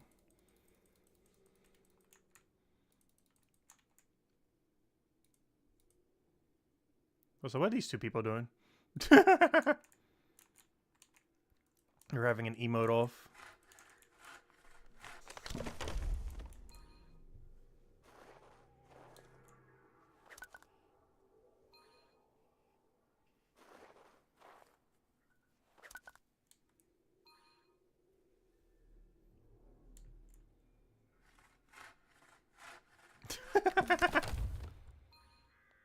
So much XP waste. I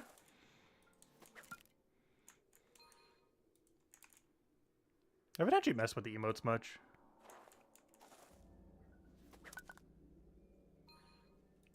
Obi eventually gets skill keep emotes.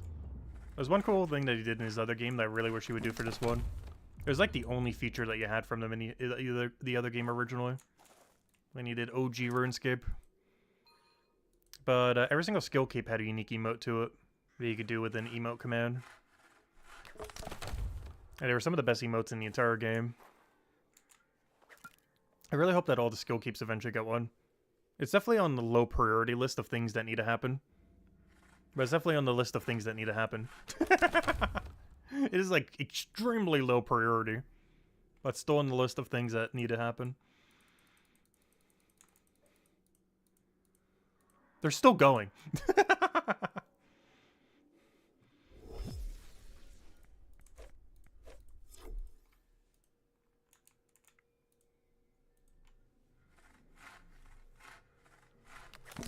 Especially if the emote gets upgraded with every tier. So you get an even more elaborate emote at 200 and 500. The only problem with that is they would have to do 4 different emotes. Unless they do some kind of like color effect or something over top of it.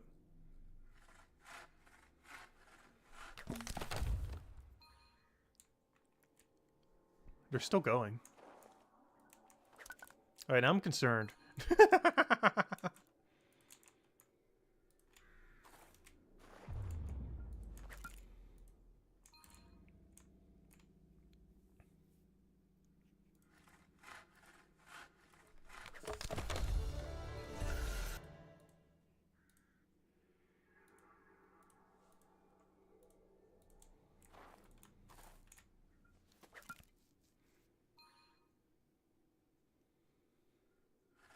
Yeah, once we reach a half of a woodcutting level here, we'll head to Poplar then. And then do Poplar for half a level. Technically less because we use 1 knowledge as well. And then hopefully we get like 66 bank from that. And that should be enough.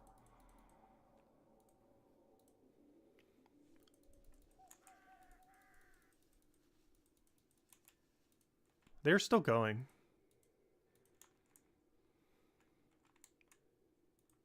Now I'm curious how long they're going to go for. This is the longest emote streak I've ever seen.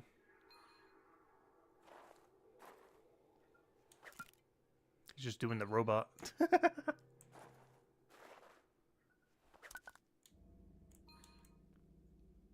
Are you like trying to set the record of how many emotes have been done side by side?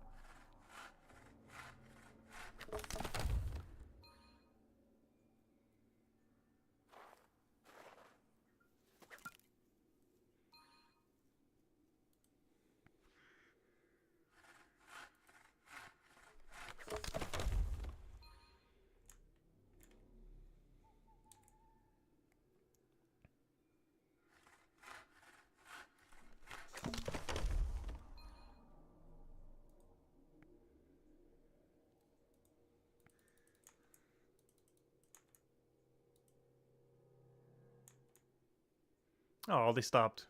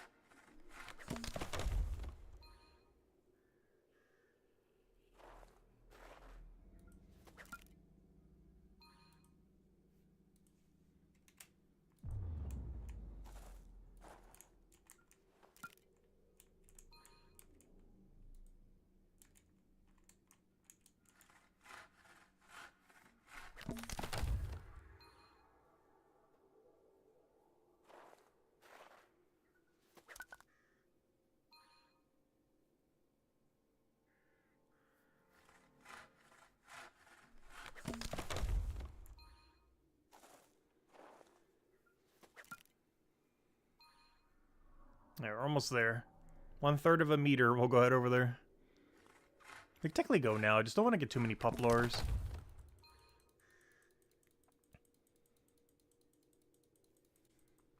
Because whatever I get, I'm banking. And banking there is so slow. It's the worst tree to bank in the game.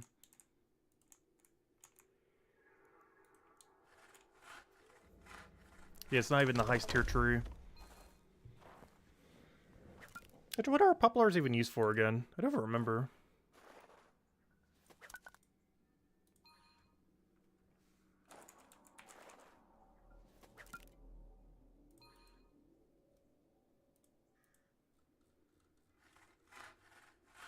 I don't wonder why I don't remember. It's for bone right only.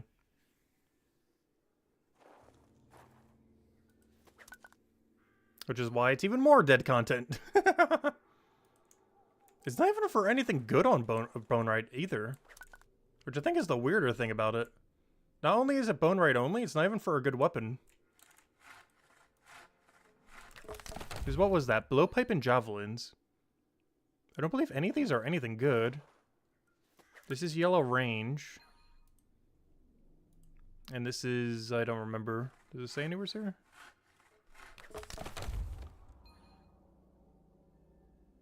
This is what element it is.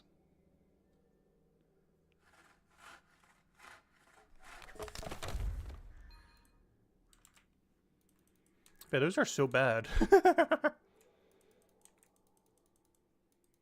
I guess if their special attacks are good bone rates, we'll care about it slightly. I still want to have more than 0 bank, though. Who knows, maybe their special attack is not horrific.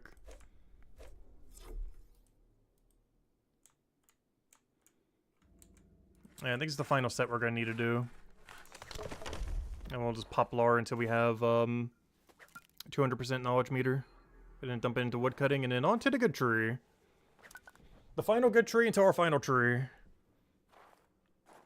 178 U's all the way to 184 ash, and then 184 ash basically to max. Only stopping to grab about 100 of the other two.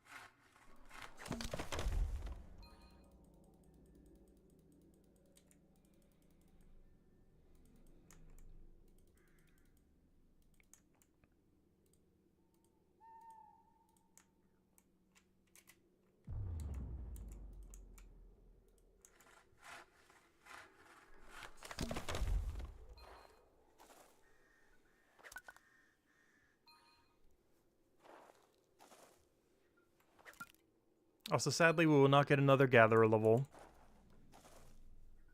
But we'll only have to do 6.5 later whenever we actually do post 200 Gatherer. Instead of having to do 8. Still a lot, but slightly less. Got like a 4 for the grind done. For whenever we do eventually do that. The only reason we really have to do that, 2 reasons. Post 200 Chef would be helpful to have it for. At least 208 anyways. The other reason you would kind of need it is the best in slot combat potion for Crown Knight is around that level range. There's just nothing worth using it on at the moment though, so it's not really high priority. Like, it's a good potion. It's the best potion for Crown Knight. But there's 0 use cases where it's worth using currently. Even when Boston comes out, it'd be questionable if it's worth it, unless you're just trying to make like leaderboard for the boss or something.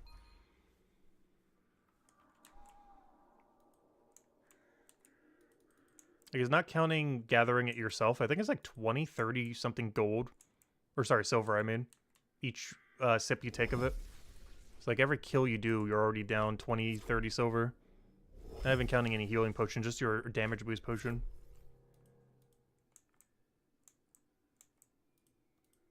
Alright, this will be the last set we do, and then we go to Poplars until we have 200% meter then. Poplar! Which should be 2 sets of Poplars. Which honestly, with how bad that log is probably more than enough.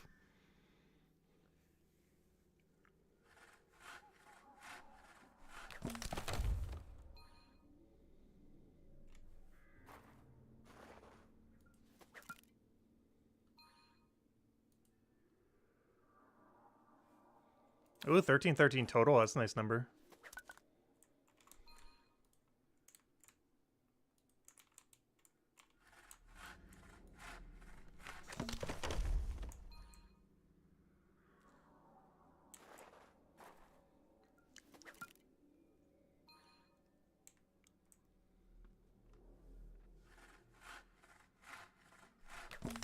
Wait, that's something we're actually coming up to. Hey, 13 faces. That's funny.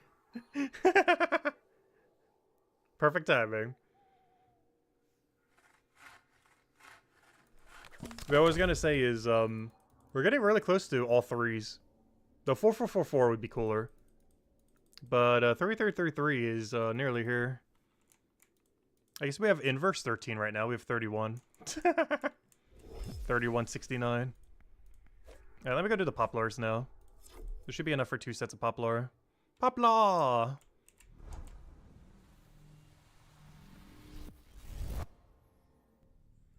Let's go get our first time bonus.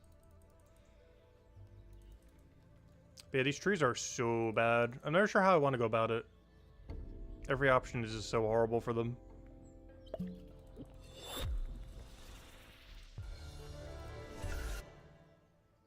Get that first time bonus. Is that worth it for the 7% pop? Probably not, but there we go.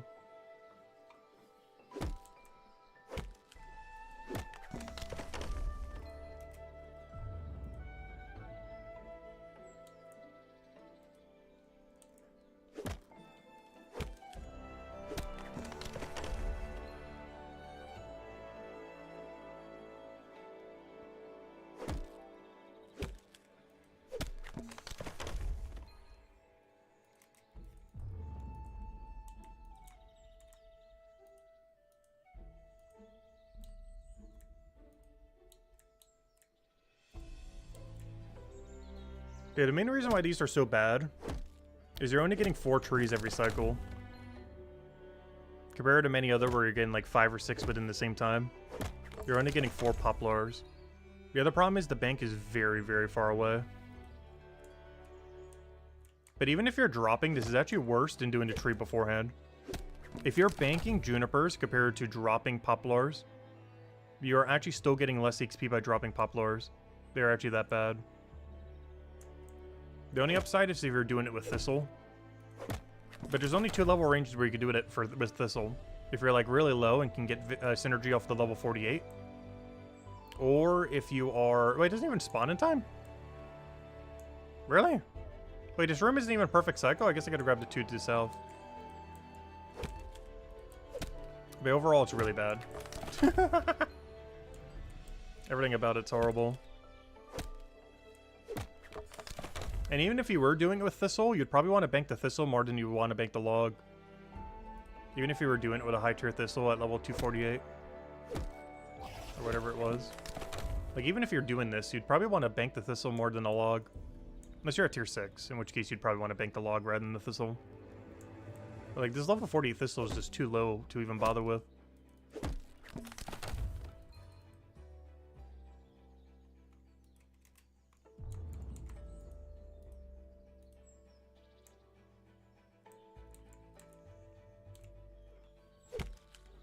But after this inventory, we'll go do one more. And then we're off to use, which is the final tree we gotta do today. Gotta do use from 178 to 184. And then we're at our final tree. And off stream, I'll do a little bit of AFK in that tree, but also power grind carpentry. As I do want to do every last juniper in the bank before tomorrow. Probably not every last Suave, but I'll definitely do every last juniper. I might save the Suaves for the Tuesday stream. Or definitely saving all the ash for Tuesday stream. Just not sure about the Suaves. The problem is I kind of want to bank all of both of them. Same as the U's. Which is kind of a problem. Now I'll figure something out.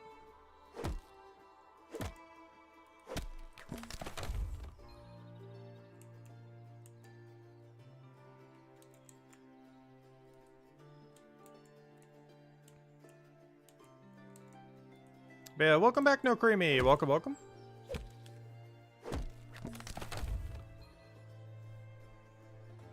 Oh yeah, No Creamy. Is your group Iron Man prestiged in Old School RuneScape?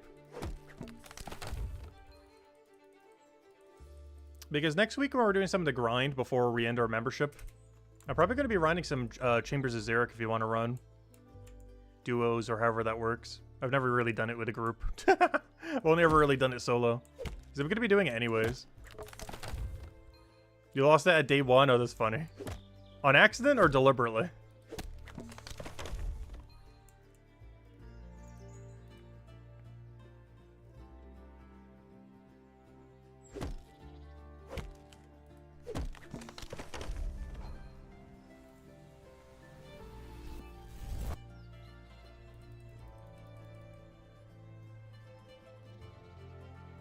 One of your members killed an imp before joining? Oh, that's funny.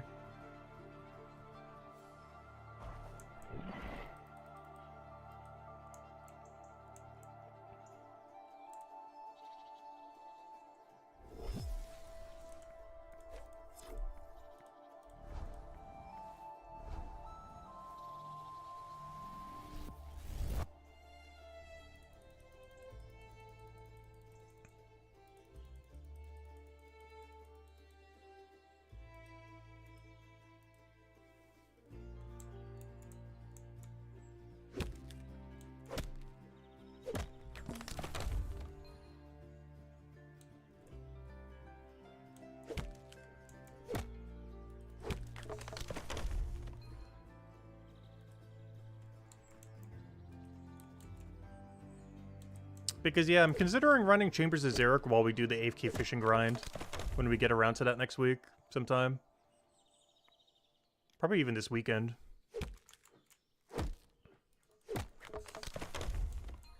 Because I feel like that'd be the best grind to do it for. Because doing it actively is barely any more XP, if even any more XP if you keep up with it. They're basically the same rate due to how the new respawns work.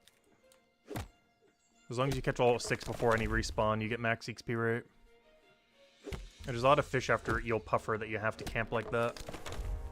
Like the Gennards at 112, then the Flounders at 118, and the Rays at 123. Only gets good again at 131. And then at 150. But then back at 159 you get an AFK again, and at 164 you get an AFK again. Then at 172 you get an AFK again. And then you get to do it actively for the rest of the time.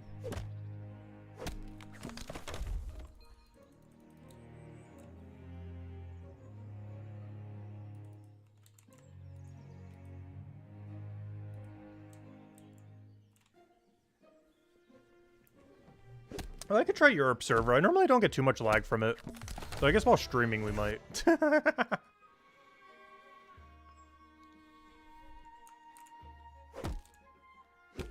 Because it's a safe death for hardcore, so I don't need to worry about dying. Well, other than for score. Like, we still need to try not to die. But dying doesn't lose status in Chambers' era, because the only reason we'd be doing it.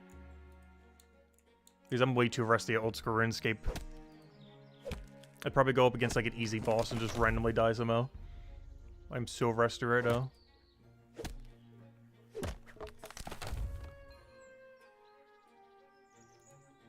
Yeah, I've never done anything but a solo, so I'm not sure how to do duos or trios. My gear is also pretty underwhelming. That's good enough. Like, for someone who has a max keep, it is very underwhelming gear. Like, it's pretty much like a full mid-game setup, despite having max everything.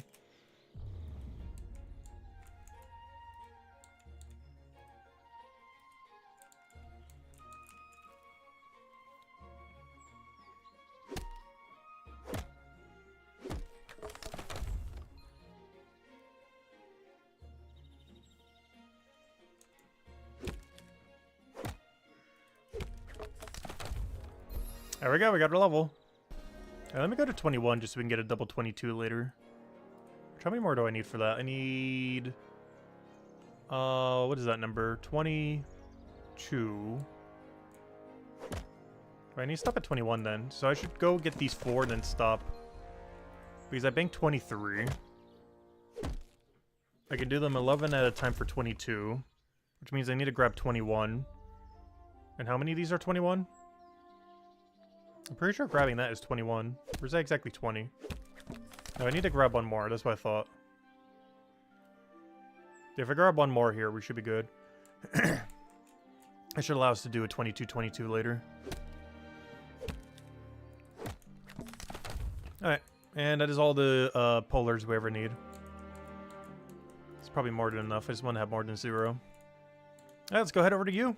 But I probably just walk there from here.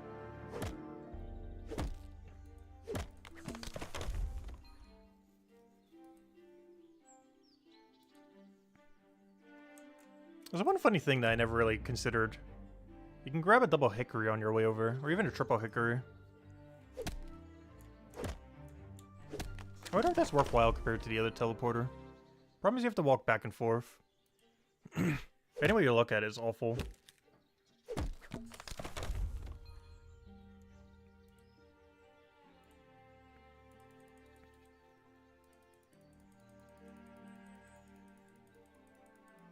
I just realized I already did my hickory, so I don't really need these. I was like, oh, I'll just add this to my hickory stack, but I just realized I already finished the hickory stack, but it's fine. Alright, let's go do some use. This is the final tree to stream. Let's get on it.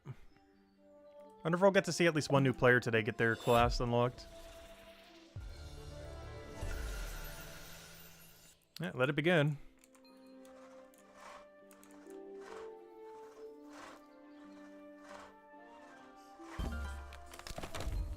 And I believe this is better XP. Let me just double check just in case. This should be better than what we were doing.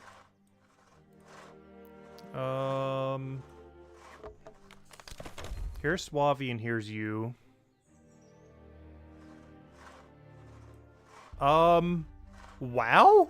No, this has to be the co-op.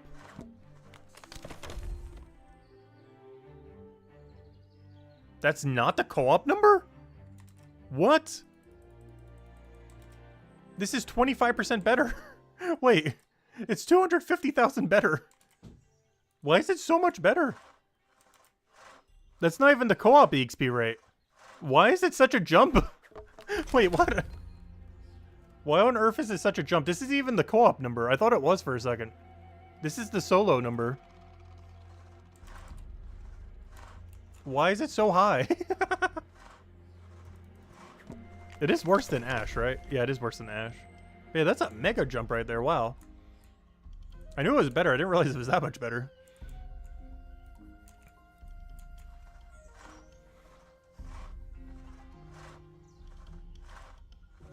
Gosh, at this point, I should just be putting XP into carpentry. No, I'm still going to put it into woodcutting, though. Because our next XP rate's even better than that. After we get to ash tree, we start putting it onto carpentry, though. There's one of the reasons why off-stream today I'm going to be doing a lot of carpentry, not a lot of woodcutting. As all XP going forward all the way to 200 woodcutter after 184 is going into carpentry. So I need to go do everything I have in my bank, ideally by tomorrow. Like between tonight and tomorrow morning. Before we start tomorrow's stream, whenever we can. I need to pretty much finish out the entire bank. Whatever we have in there. Because after 184 woodcutting, everything we get from woodcutting and carpentry just goes into carpentry. Because 184 woodcutting is basically our final XP rate.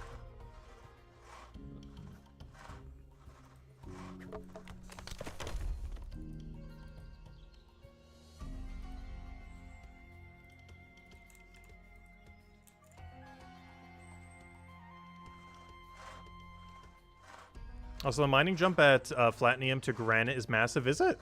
Let me double check. I never actually checked the mining XP rates for anything that deep yet. Are you talking about the per hour rate? Because I know the per stone rate is higher. Let me see. Flatnium, Granite. Wait.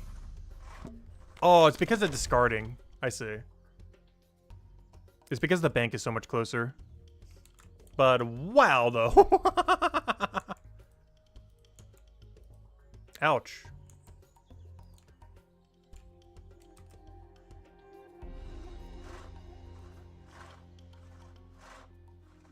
You have to keep in mind, this one's a bit biased, though.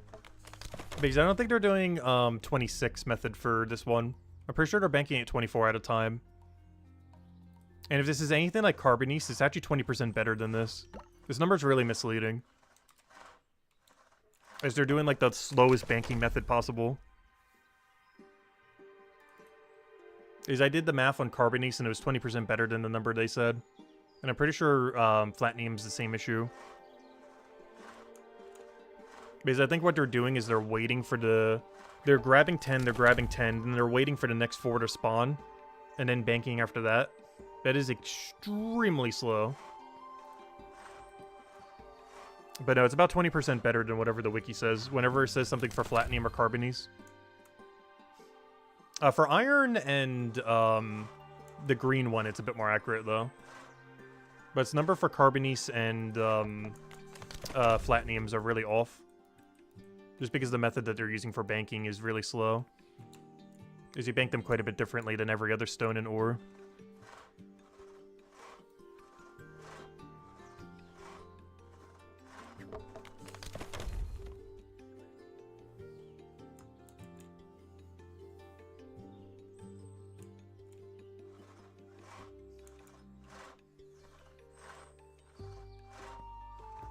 It's still a really big level disparity, though. Even accounting for that, it is still like 25% better to do Granite. As far as how big the jump is.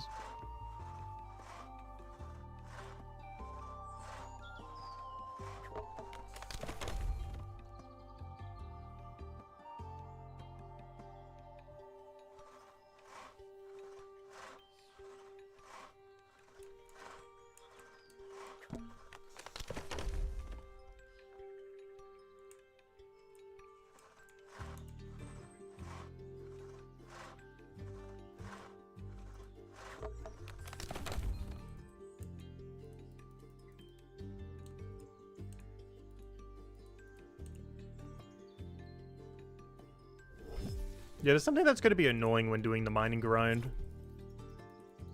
Every ore is way worse to bank than every stone. With the exception of iron. Aside from iron, every single ore is more annoying to bank. Which leads to worse XP per hour. Like, look, even the green ore is worse than granite. Obviously, if you drop it, it's better. But you're generally not dropping that stuff.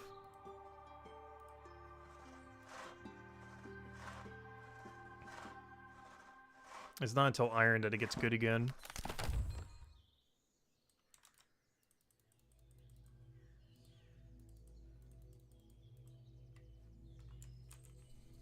Like, iron's pretty much the only good ore in the game. I actually wouldn't be surprised if you actually camped tier 5 iron, or tier 6 iron all the way to max. If you really wanted to. Let me double check. What's the XP rate? Because it's about 10% better than whatever it says here. So it's roughly like 3.5k an hour. Or 3.5 mil. Which means the next best banked ore isn't until the final ore in the game. This Platinum number is slightly off too, so I guess Platinums would technically be better. Carbonies would still be worse though. But we already knew that. Yeah, Platinums would be better though. Even though the wiki says it's worse, they're banking it a bit weird though. But no, we'd have to see when we go there. But you can technically do iron ore all the way till, you shouldn't, but you could. You could do iron ore from all the way from 372 to 474. For effectively 102 levels. You shouldn't do that. But you could. If all you cared about was smithing XP and nothing else, that is not horrifically bad to do. If your only goal is to get smithing XP.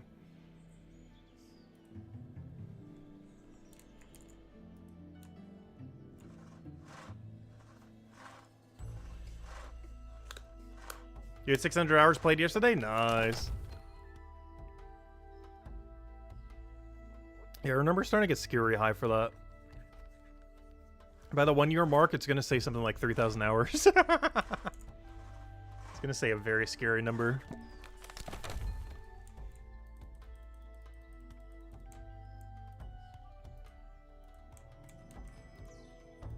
Though, how high did we get for Old School RuneScape? Because that account reaches 2 years in like a month from now. Or within the next few weeks or so. But about a month from now. And what's it currently at? It's currently at 7,300 hours in 2 years. But you have to keep in mind that a lot of that's AFK. And when I say AFK, I mean like mega AFK. Like 1 click every 5 minutes, 1 click every 10 minutes kind of activities. Some even 1 click every 20 minutes.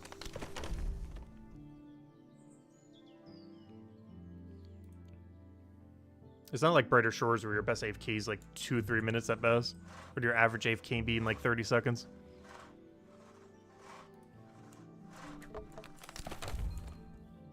Because my active playtime for Old School RuneScape would probably be lower than my active playtime by Brighter Shores by the 2 year mark. But the actual number of hours played would be higher for Old School RuneScape than Brighter Shores by that time. But it mostly has to do with how AFK activities work. Because I don't keep the game on, obviously, while my account is running a passive, for example, in Brighter Shores. Whereas you would if you're running something like a 20-minute AFK in Old School RuneScape.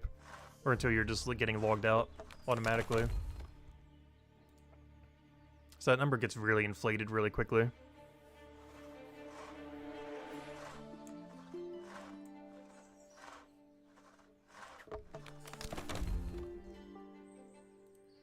Yeah, I have a couple games where I have over 10,000 hours in. The main few are the entirety of RuneScape, which is probably upwards of 40-50,000 hours. But you have to keep in mind it's over multiple versions, as well as very exceedingly AFK a lot of that time. Other games include Warcraft 3, which I probably have like 30,000 hours in. Which was probably Blizzard's best game, I would say. It was like the main thing that they made before World of Warcraft, but I still preferred it over World of Warcraft.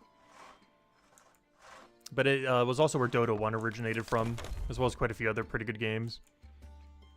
Beyond that, Gems of War, which is the most recent game we've done for the last decade. We have about 16,000 hours in.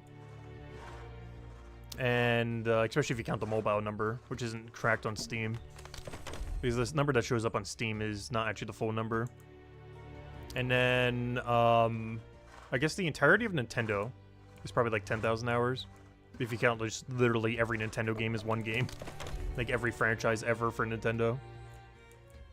So those would be my 4 highest, which would include like the entirety of the Pokemon series, the entirety of the Mario series, the entirety of the Mario Party series. I say Pokemon makes up most of that time though at like 80%.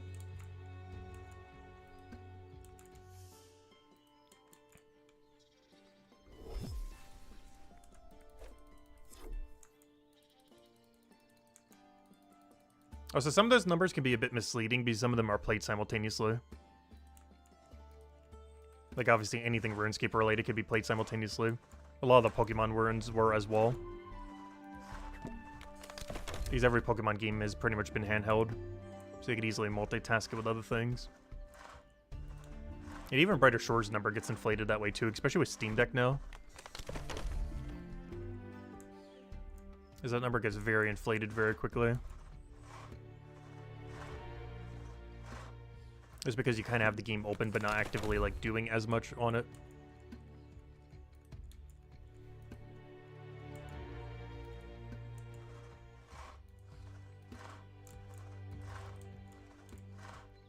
But yeah, way too much time overall is the final verdict.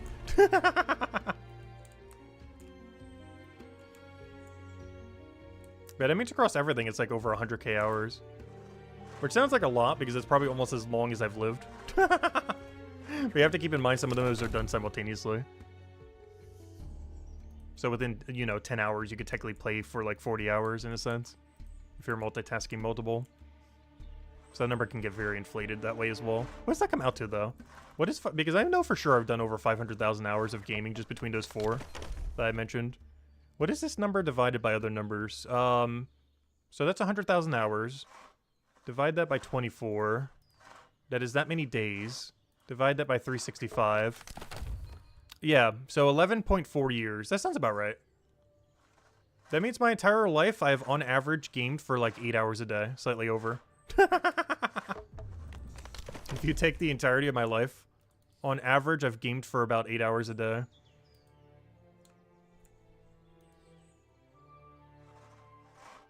Like every day of my entire life. Counting from age 0 to now.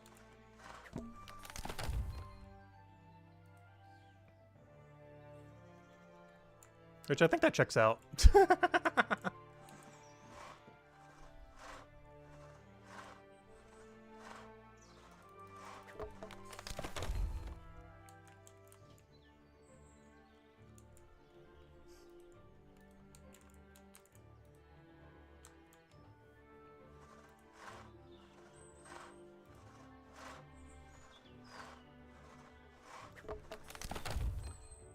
Because our average just on Brighter Shores right now, like even just right now, and we're playing less right now. Like 171 divided by 14. That's already, what, 12 hours a day right now, just on Brighter Shores right now? 171 divided by 14. Yeah, 12.2 hours a day. So even just Brighter Shores right now, we're doing 12 hours a day. And that's when we're playing less. This is a slowing down. This is currently at 12 hours a day. Obviously not all of that's been streamed lately. I've been streaming a lot less of it, just because we're getting to like the really repetitive grinds. Pretty much everything until Combat Rework's honestly going to be in that category. Not much we can do about it though, until more content comes into the game.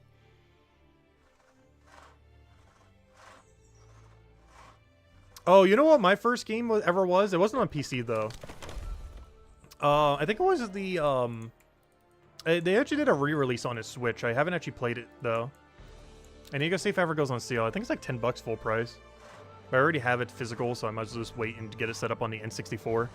But there was a Star Wars racing game on N64. I think that was my first game I ever played. It was like a remake of it on Switch for like 10 bucks. I forget exactly what it was called. It was like a Star Wars racing game. It was pretty cool because it actually has like durability on the parts of your ship. If anything ever gets too damaged, it just explodes and you get respawned.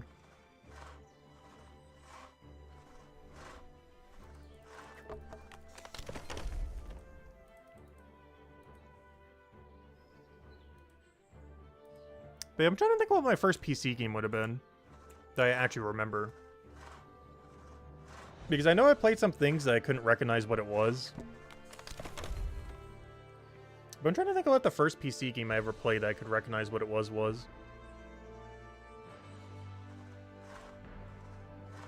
It was definitely a real-time strategy game. It was either Warcraft 2 or a game that looked like Warcraft 2. So it could have been StarCraft 1, or did that come out then? That might have been later down the line. So I don't think it was that tech-heavy, so it probably wasn't. But it was some kind of real-time strategy game. It could have been either Warcraft 2 or something very similar to it in that time frame of like late 1990s. I do have to say though, the one game I remember the most from that time period though is Worms Armageddon, which came out in 1999. Would have been like 5 years old when I first played that. But that was actually pretty good. It's also generally considered the best Worms game. Not just because of nostalgia, but because it actually is. It was like before they added too many like gimmicks and everything. It was like Worms in its like purest state. Before they got like really gimmicky with it.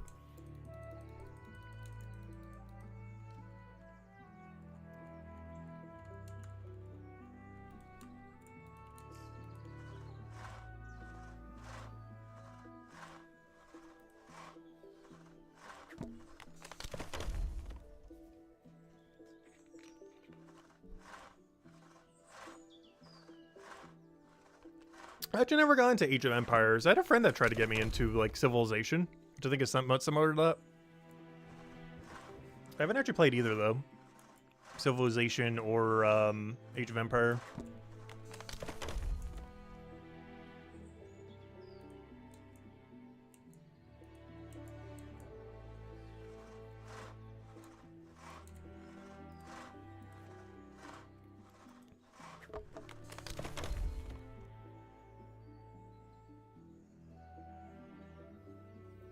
Yeah, I haven't played too many racing games. I did a little bit on PlayStation 2. I got it near like the end of its life cycle. But the closest I've ever gotten to racing games is mostly just Mario Kart series. So I'm actually really looking forward to Mario Kart 9 when it comes out, I think later this year? Or whenever the Switch 2 is releasing. Because that's definitely something we'll stream a little bit. Probably for a couple streams just to mess around with it. Because it's been over a decade since they made a Mario Kart game, not counting mobile game. But not counting the mobile game, I think it's been like 12 to 15 years or something. Something absurd.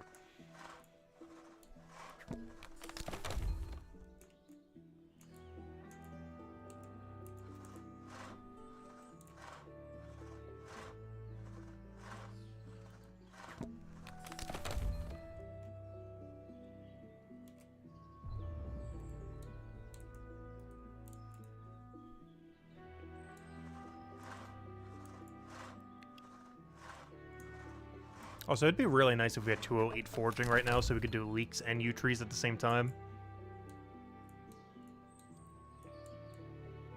That's fine doing leak only later. When doing leak only, you do get one for U-tree each time. So we get like a 4K woodcutting drop each time. Better than nothing, I guess. Better than the weaker tree we had before.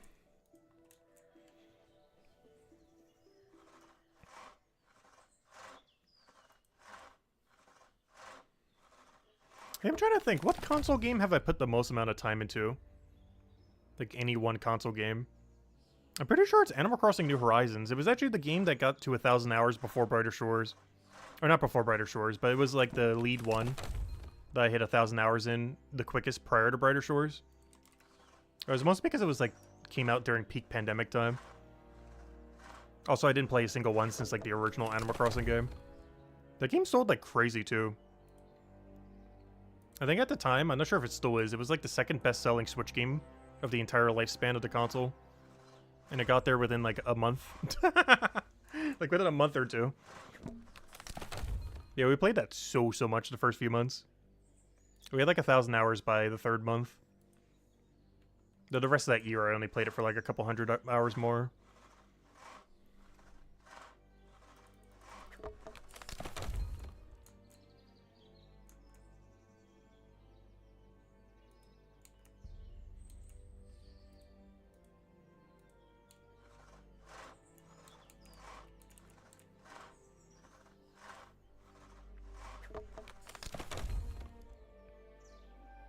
The problem with a lot of games like that is I feel like progression doesn't matter as much. But how many people like hack the game and cheat in other various ways? There's one thing that's really nice about MMOs is they're generally a lot more stable in that regard. As cheating is generally a lot more looked down upon compared to console gaming.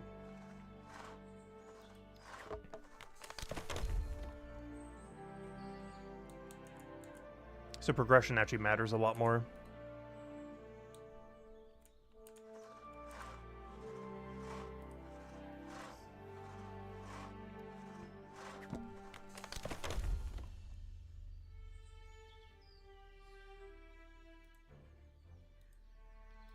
Is this one of the biggest downside with like endless grind games on console? Especially if it's like something on Steam that has a bunch of mods. Or, you know, like mods that you can add to the game. Is at that point there's like no stable version of the game.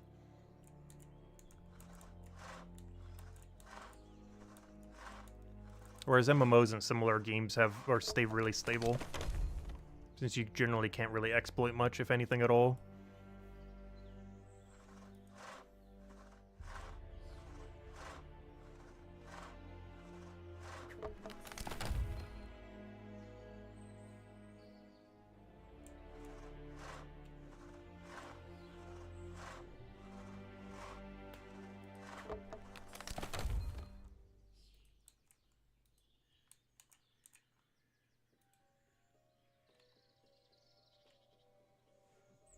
Yeah, 5 levels to go.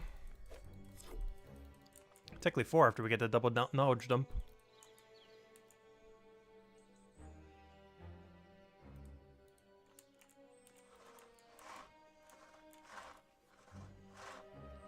But at some point we'll stream other games to this channel again. I know one of the biggest ones I'm looking forward to this year is Slay the Spire 2. And a few things that are going to come out on the Switch too. When I do stuff like that, I'll probably do a separate stream for them, though. I'll probably still do a Brighter Shore stream that day, but it'd be, like, really short. I'd probably still be grinding Brighter Shores in the background, though, realistically. We'll find something we can AFK in the background.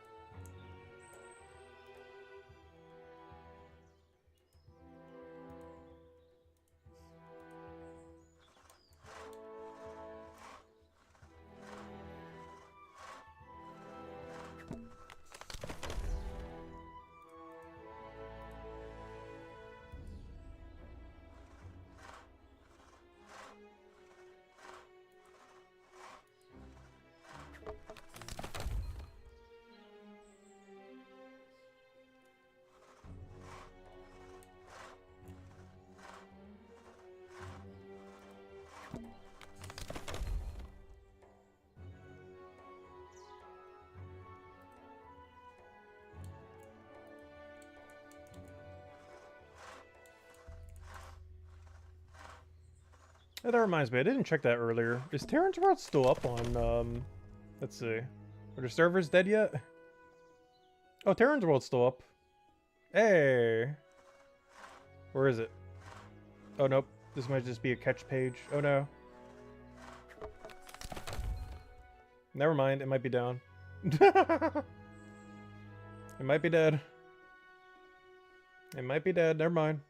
It be dead.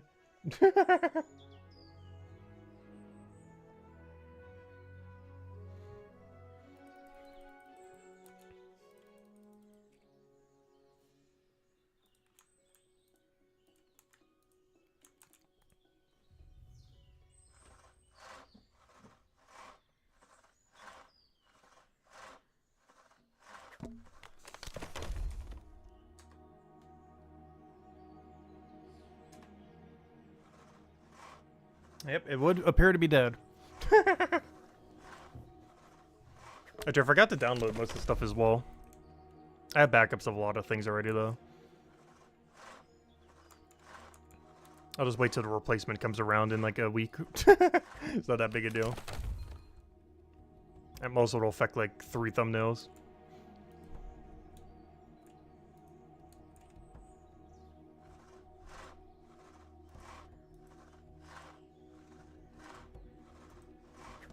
But we do need to start covering stuff for Brighter Shores. I've just kind of been waiting till the game stabilizes a bit.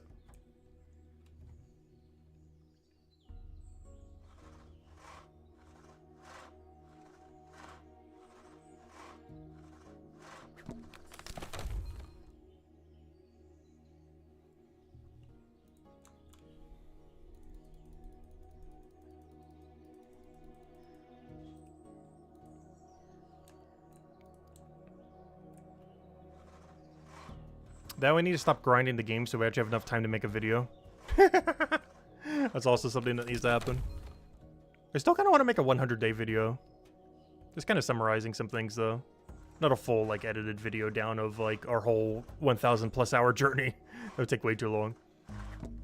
But just, like, what we learned along the way, what we do differently. Just general advice kind of stuff. After 100 days in.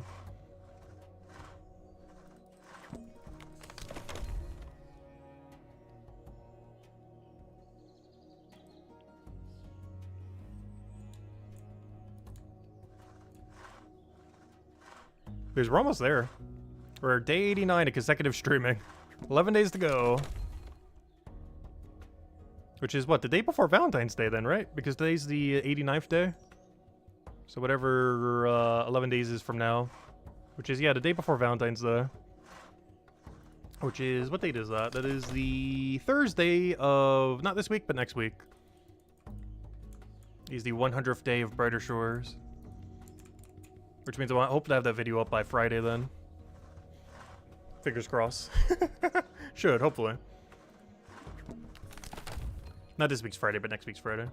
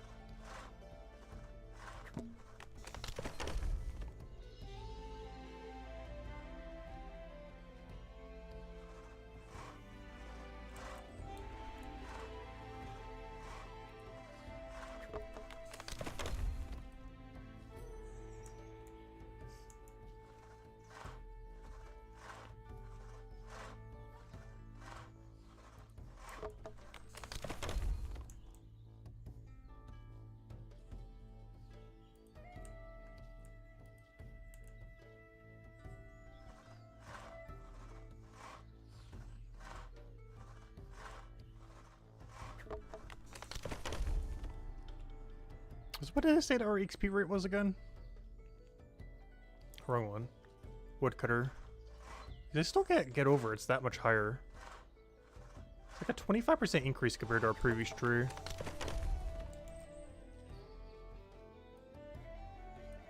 Yeah, this is the non-co-op version. This is what previous tree to current tree is. 1 mil to 755k. A 250k difference, pretty much.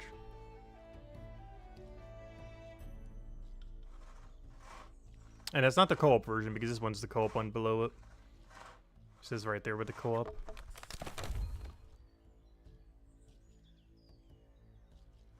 Oh, so that's sad. Co-op is only 10% better. And that's assuming you're like near tick perfect as well.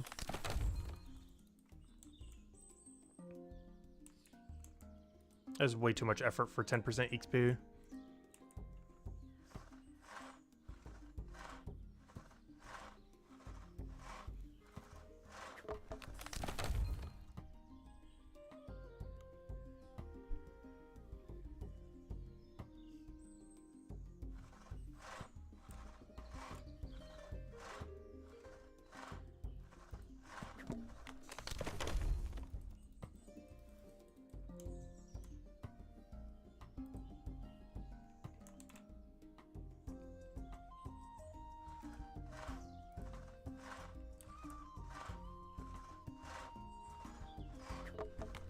Oh, so you do lose a lot of tiles by just clicking on this, by the way. I'm not sure why I keep doing it, but you do actually lose a lot of tiles. At least 2. By clicking on that immediately and going up there. It loses like a weird 2.5 because of how you have to step up and down it. It's just so convenient that I actually don't mind losing it this time around. Normally I'm a lot more paranoid about it.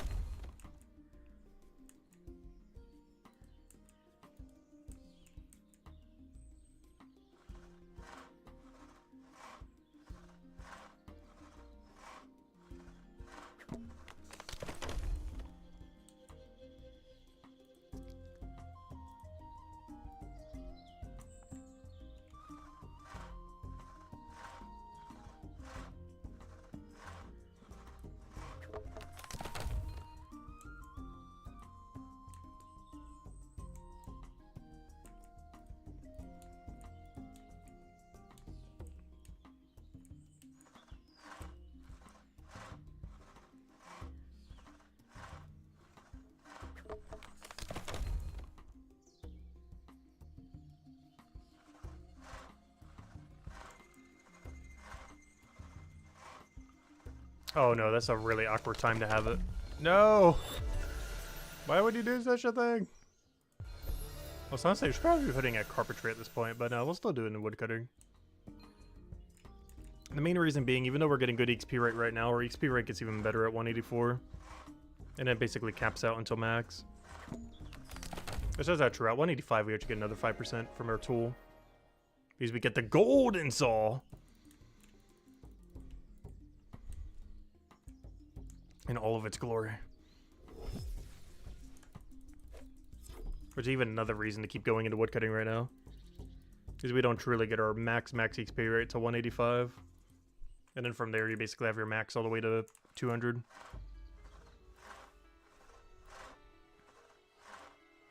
Bone saw is ready. I know, right? It's the first golden tool I think we ever get as well. You get it really early. I believe it's the only golden tool we get pre-200. Try to think of another skill that has one. But it's technically going to be our first golden tool. Because that's as max as your saw gets, I'm pretty sure. Nothing goes higher than gold.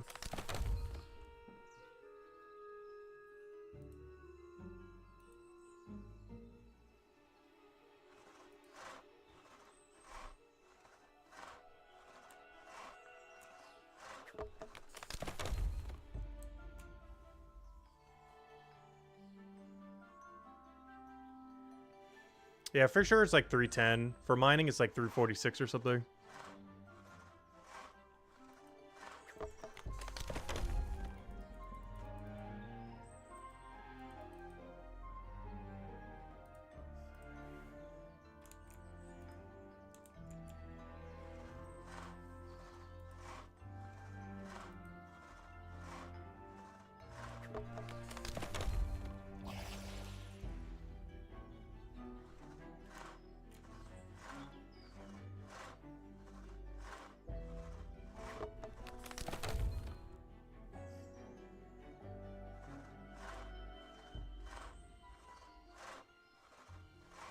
Wait, is pickaxe only at 246? Yeah, 346. I was gonna say.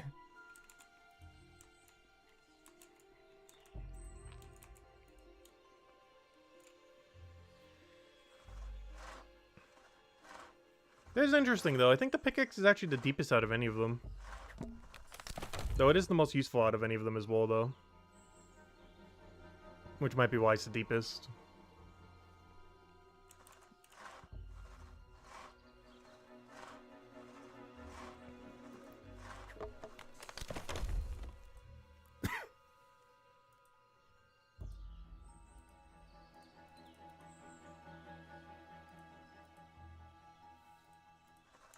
Okay, what is this thing's hitbox?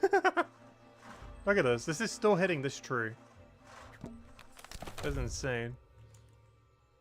Your tree's hitbox goes like a mile up in the air. There's a couple trees that have a really weird hitbox. Yew trees are definitely one of them.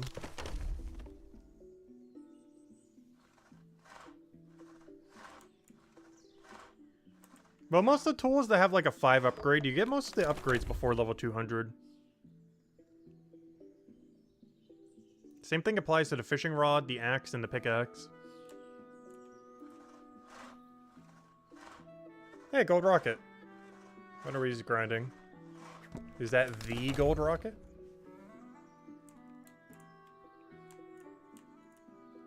Is that his main account? Because that's way lower level than I would expect it to be. But that's way higher than I would expect his chunk account to be. I have no clue.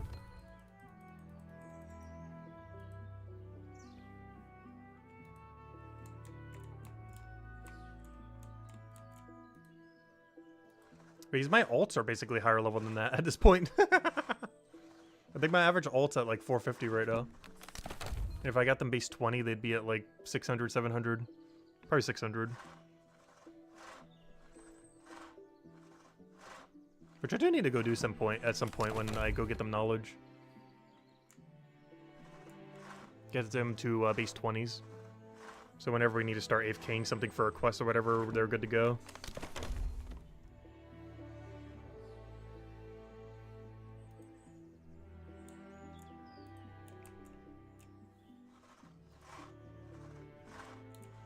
There's something I still wish there was a leaderboard for that this game doesn't have a leaderboard for. I wish there was a leaderboard for total level, but your total level across all 3 of your profiles.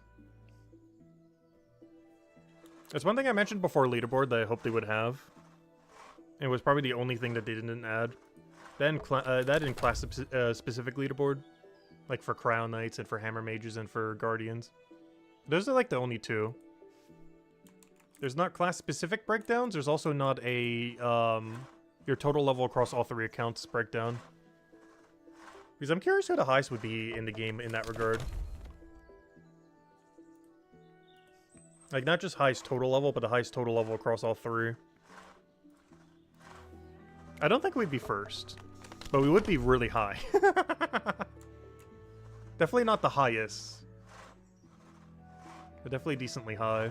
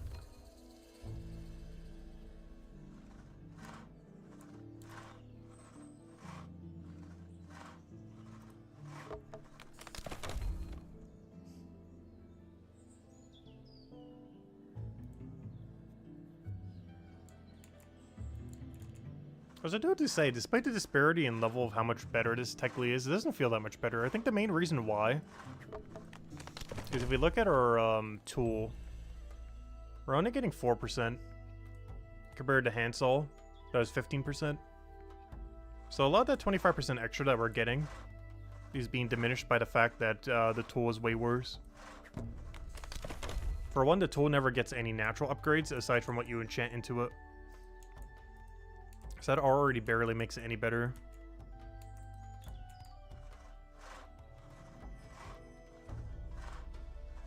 Because even though we're getting 25% better, it's a lot closer to like 14-ish% better. Like somewhere around there. Which is pretty much just a natural tree upgrade. It's not until we get to the next tree that it really shoots up. Because then we have a really, really good tool. And the tree is also better. Whereas this tree is a lot better, but the tool itself is not that much better. Both because of how much we've upgraded it, but also because there's less upgrades in the game to even make it higher to begin with.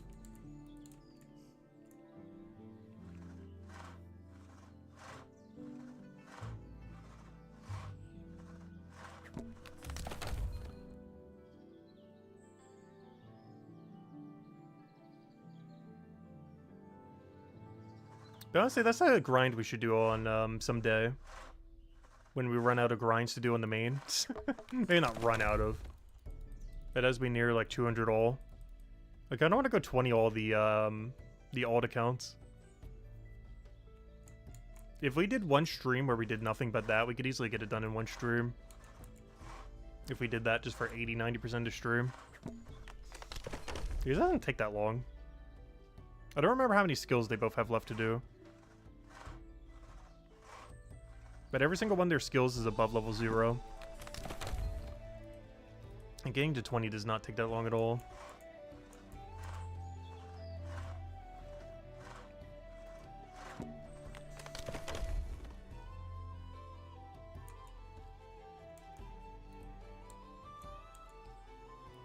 But I do want to do that sometime around the time when we get to around base 200.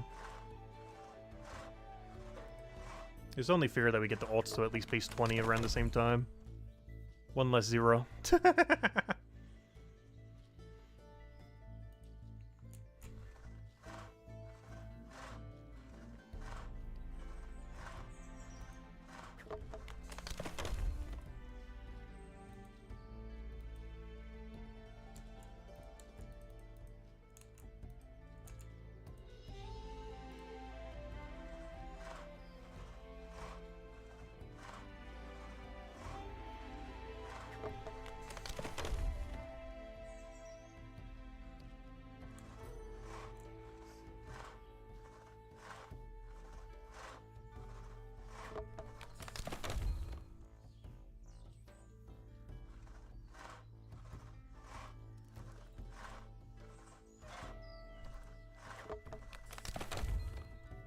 Also, I love how this cycle has exactly enough to accommodate for one potion.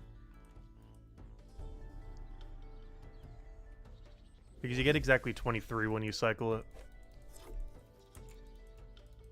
Which means if you didn't have a potion in your inventory, you'd actually have an awkward, like, one spot that you'd have to fill with, like, a leak or something. Because it wouldn't be worth waiting for another U-tree spawn.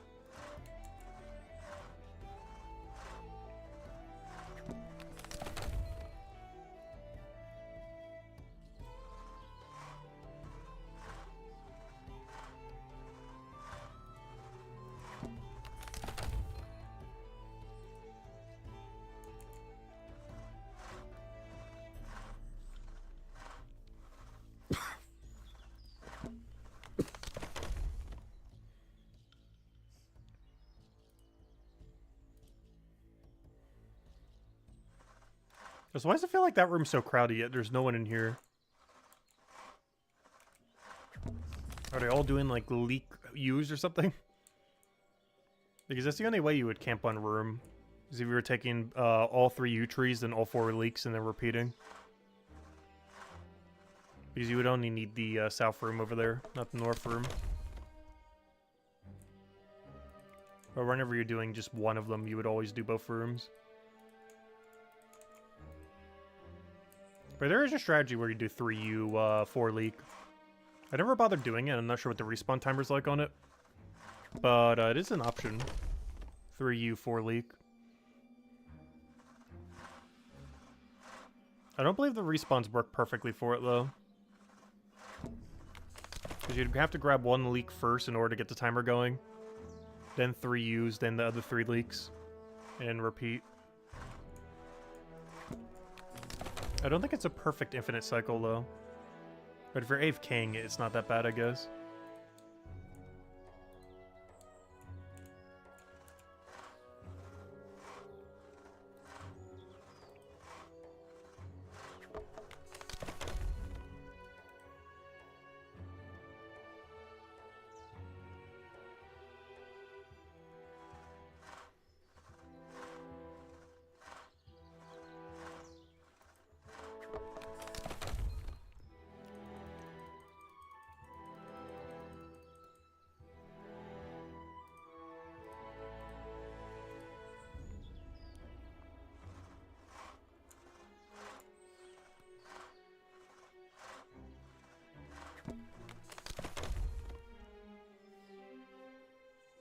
Also, at this rate, once we get that level, I believe we got 1 hour of woodcutting to go. Roughly. Give or take a little bit. Let's see, what rate does the wiki say we're getting? 1 mil an hour. How much XP do we need for our next level? 400k. How much are we getting from the knowledge point? Technically 2 knowledge points.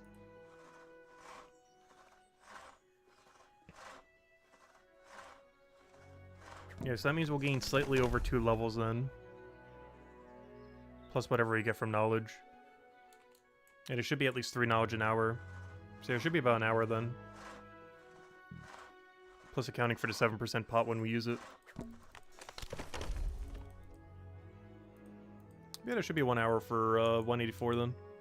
Which is our end goal. Yeah, how much does that 1 golden soul cost? Is there a thingy on here that tells me how much it costs? 1 gold. Okay, that's not too bad. Even the other thing beforehand was more expensive for some reason.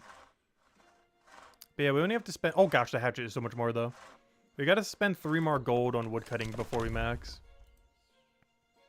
Which means we're only gonna be left with like 2.5 gold, not counting whatever else we still get from carpentry. Though a lot of what we have left from carpentry I will be saving. The only one that really gets sold is probably half our planks, just because we're gonna have too many planks. But I believe that's it. Out of everything that we're gonna be doing, all the way to 200, between what we have banked and what we would be doing. Oh, also a lot of junipers. All the junipers are pretty much gonna be sold. But that's about it. I think all the junipers like the last one that gets mass sold. Like nearly all of the junipers and like half of the ash planks. Aside from that, everything else is being kept. I guess maybe some amount of suaves, but I do kind of want to bank all of them. But for the sake of time, I might sell some. It's just, that's one of the categories that we need a lot of, though.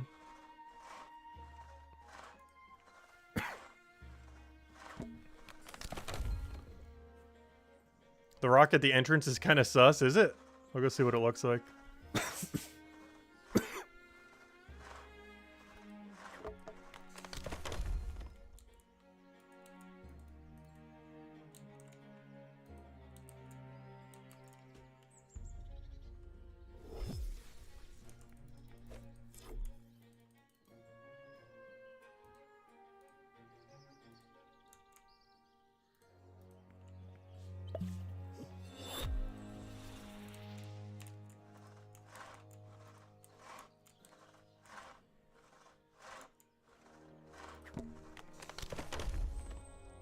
Also, it feels so weird seeing the game like this.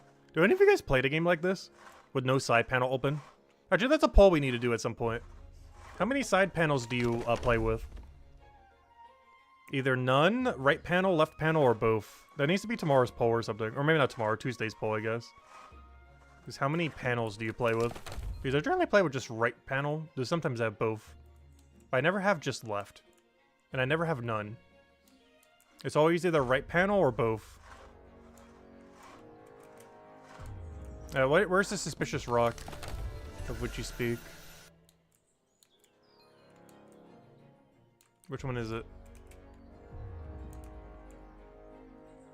I don't see any suspicious looking rock.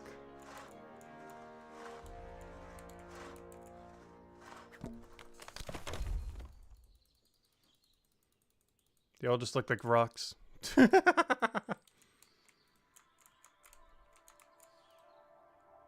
Hello, Stefan. Welcome, welcome.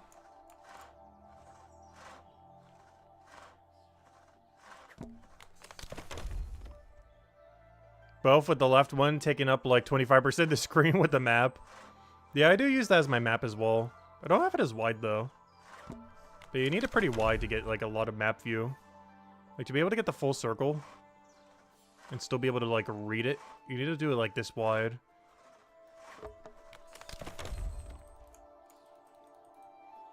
A lot of times I use this map whenever I use the map though. I use the little mini pull-out map. You can adjust this one too if you need. It's pretty big. If you need a quick map just to click somewhere. And it saves whatever you last did it at as well. Found a little mini map. Quite literally a mini map.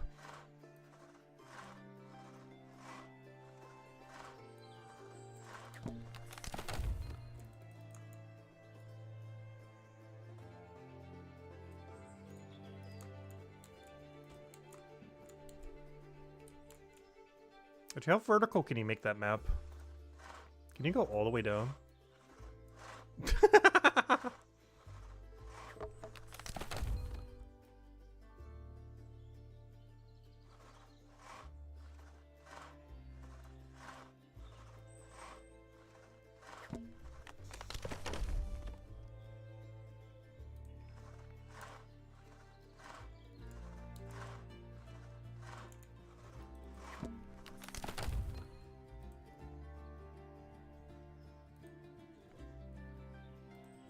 I didn't think about that. You can actually adjust the spells page, couldn't you?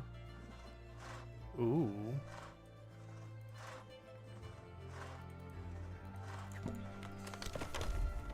I feel like that's overkill, though.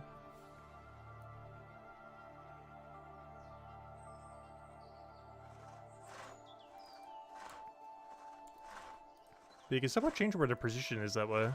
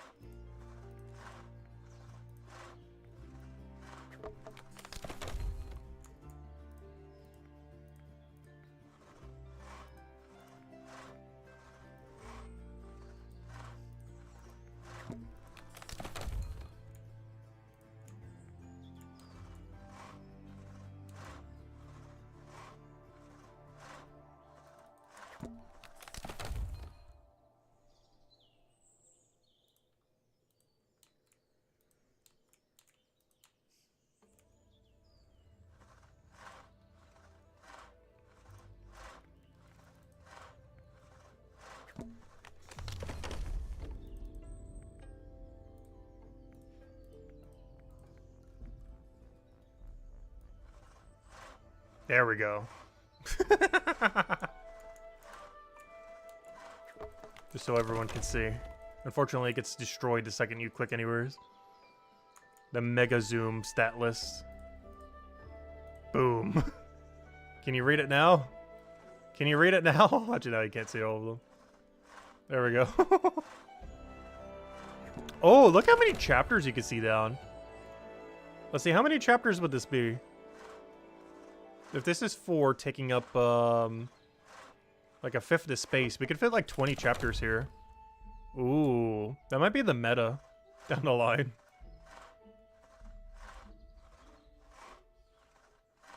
But you can see like 20-something chapters down. Unfortunately, you can't lock it in place. You can't like right-click lock it.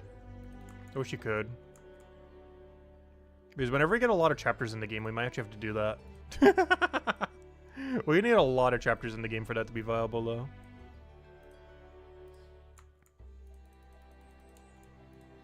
To go that far. That's a lot of chapters. That's at least 20 chapters.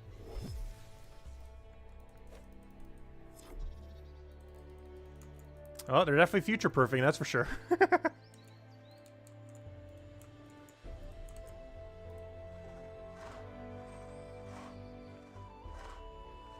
Yeah, there's something like 20-something chapters if you were to fit it all right here. Going straight down that whole time. That's as small as you can get it. Oh, it affects all of them over here. Interesting. Doesn't just affect the one, but all 4 of them in that category.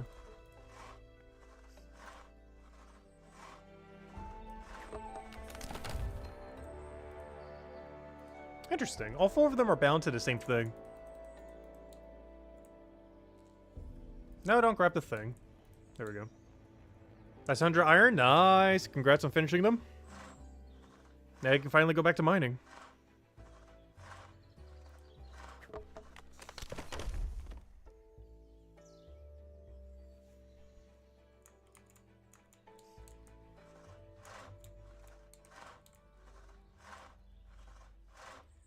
But yeah, I'm still not sure if I want to get stonemason up or not.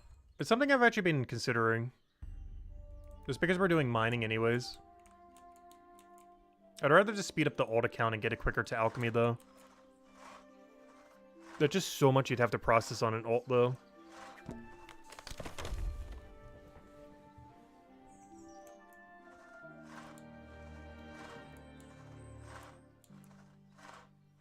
Hey, it's 500 stonemason, even if you have everything banked, is so long. Like, you're still talking like a good 600 hours. Even if you have literally everything pre-banked.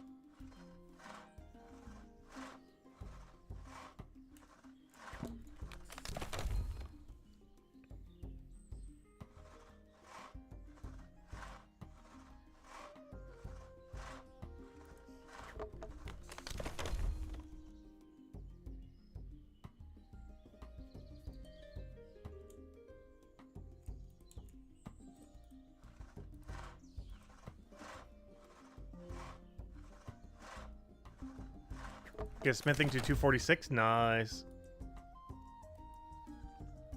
Yeah, we really need to get back to the mining smithing grind at some point. Literally the first thing we do after 200 all non-combat. I'm still considering it before we go finish 200, 200, 200 for Hopeport as well. Just because of how useful it is. I don't know, I might still keep putting it off just a little bit. Not that we're putting it off, but you know, trying to get everything else up first.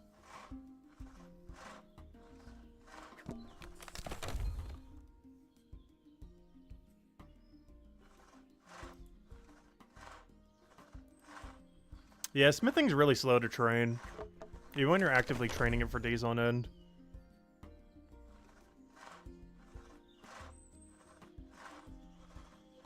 Especially because how many dead zones there are in mining where you're getting no smithing XP. We're just getting a bunch of stones. Oh, the first person! The first new player! Who's about to go pick his class. I didn't get a good look at him. Hopefully he stops by the door.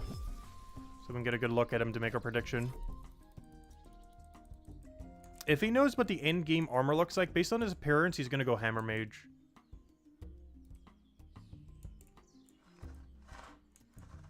I think he's gonna go Hammer Mage.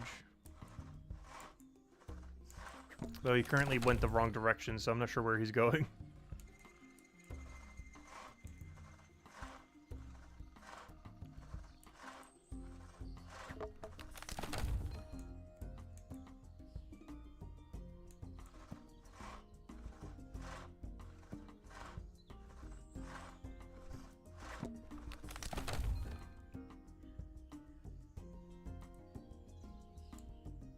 Oh, so no Creamy. Did you make product out of the bars, or did you keep them all? Because I actually do plan to keep most of my bars.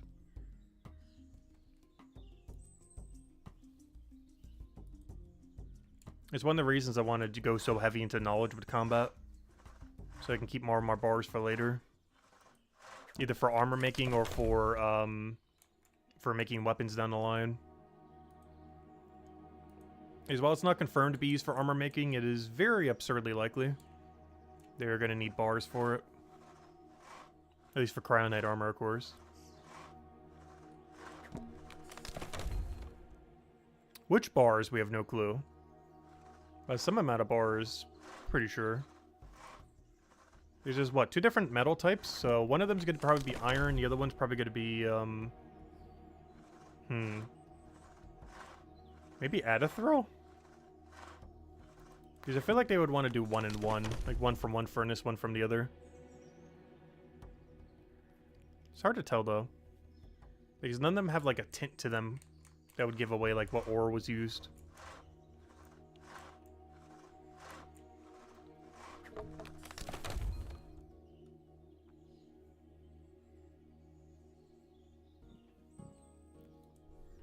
As long as it's not Carbonese.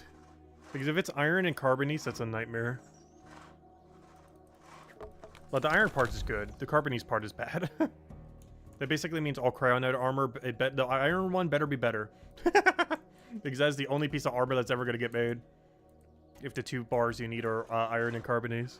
You're only ever going to be making the iron armor.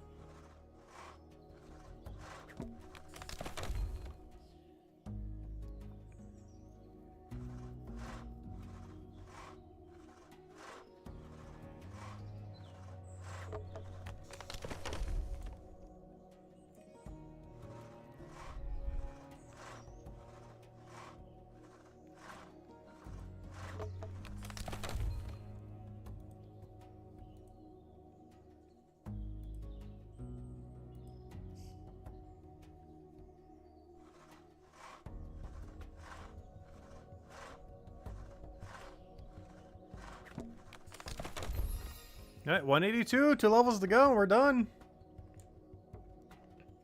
And then hopefully we could finish 200 tomorrow. And then fingers crossed we can get 200 carpentry on Tuesday. I'm not confident with that, by the way. It might have to be on Wednesday, but we are going to try, I think. We'll see. We'll make that verdict by tomorrow. Because we'll have a better idea of how much grind we've got in between now and then.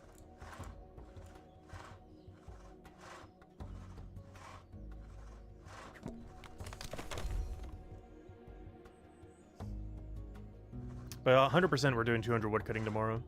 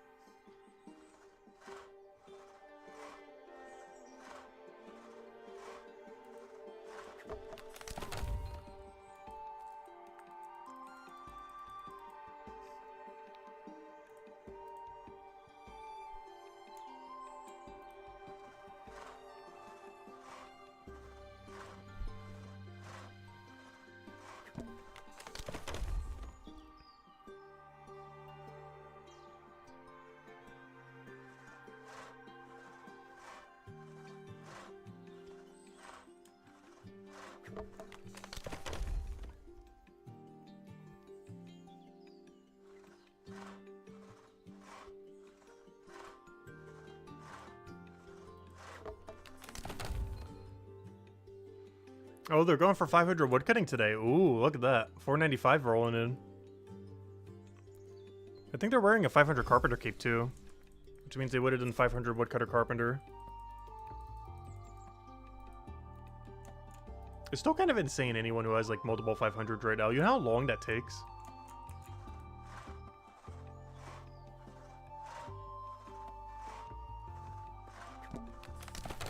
The number is very big.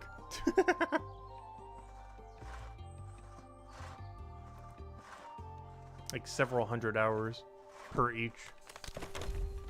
Though some have synergy that make them take less time.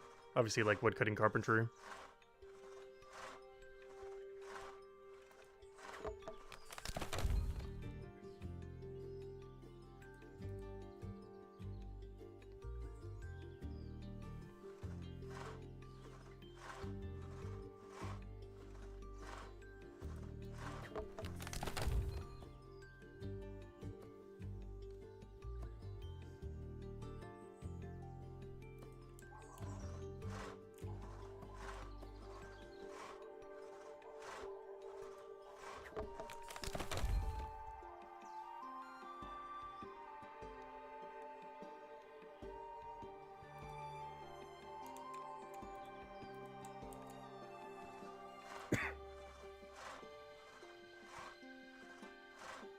Oh, there it goes.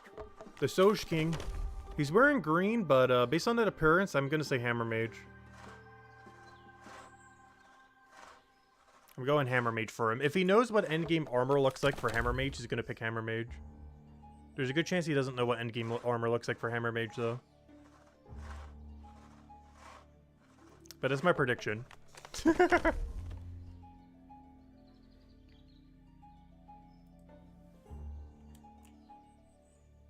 Hopefully it comes out within the next soon. As long as it comes out in the next half an hour. Shouldn't take that long in there. Oh, he went in! See what it comes out as. But my bet's on Hammer Mage. Despite him being an all green.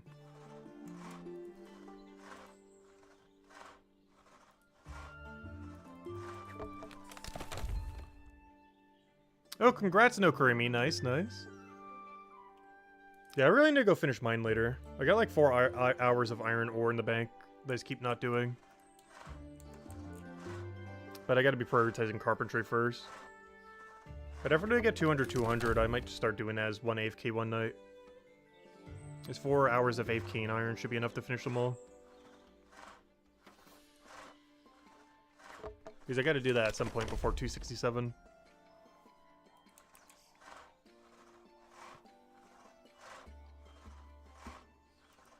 I also gotta get 262 mining before 267 smithing. Which means in about a week from now, pretty much next weekend, we gotta go do a mining smithing grind. Regardless where we are in cooking, fisher or forger. Because obviously we'll have 200 for woodcutting carpenter by then. But wherever we are in the other 3, we're gonna have to stop and go like all in on mining for a weekend. Is I have to have 262 mining by the end of next weekend.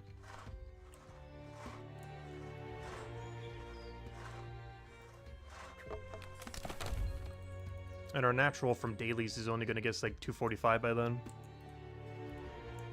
Which is still, what, 17 levels short? And that's post 200, 17 levels short. Not just any 17 levels. Which means it's closer to like 64 levels.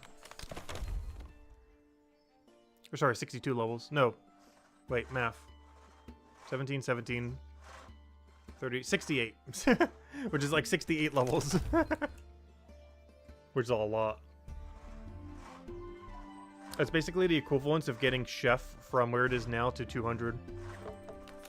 This is how much mining I have to do next weekend. Well, we don't have to, but I kind of want to have them done around that time. Because 267 is when you can smith platinum, and 262 is when you can mine platinums.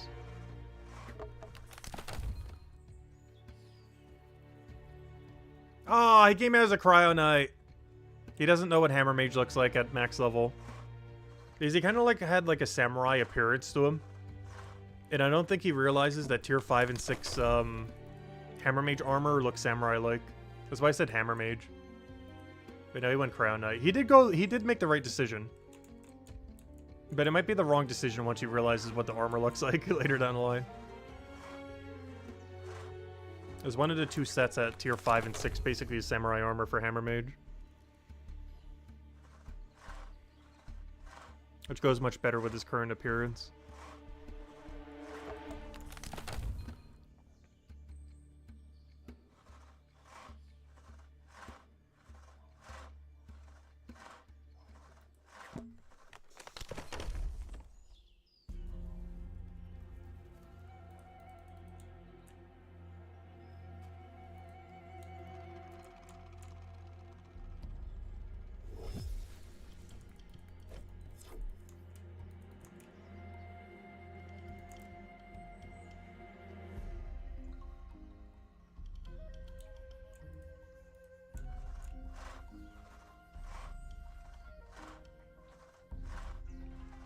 Alright, level and a half to go. Technically one level, if you count the double knowledge.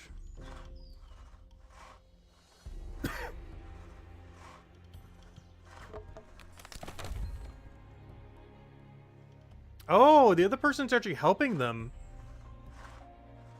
Oh, that's interesting. Someone with 500 woodcutting is helping the person who's trying to get 500 woodcutting carp. I didn't realize that's what they were doing. They're doing co-op Utris. Oh, they're going really min-maxy. I wonder how many people in the 500 woodcutting grind battle are doing that. Probably not too many.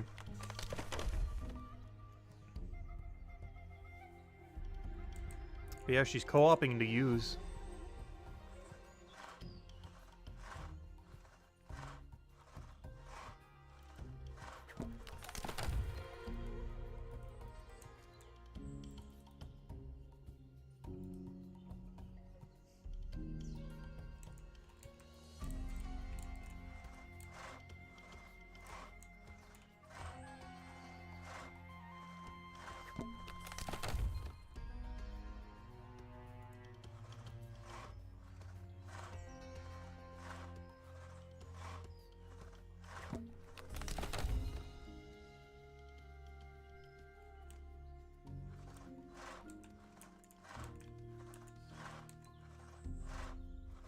What is this? You actually using the game's mechanic? What is this madness? It'd be so hard doing a tick perfect with an ally, though. But one of you would always have to have north side and the other one south side.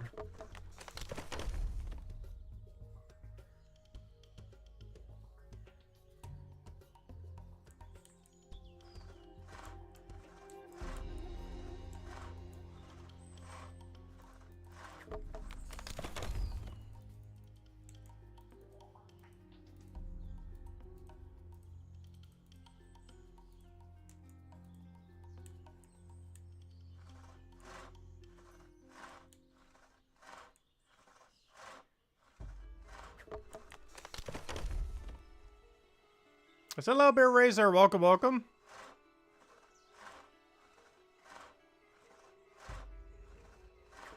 Next bounty troop is good. Oh, is it? I haven't actually checked it. Because I haven't been able to check Terran's World. Because it's kind of down. Because, yeah, I actually forget what the Mythic does this Friday. So hello, Nelvik. We'll be covering a video on it next week's Friday. Or this week's Friday, technically.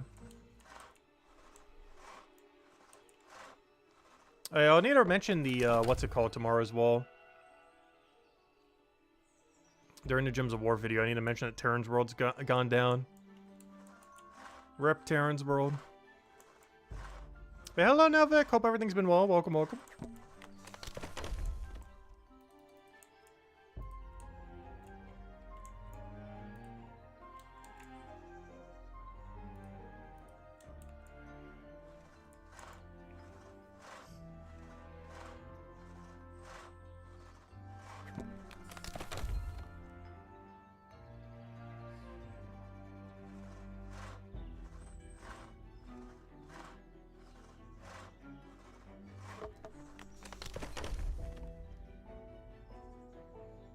Oh, yeah, I remember that one. I looked at that one earlier.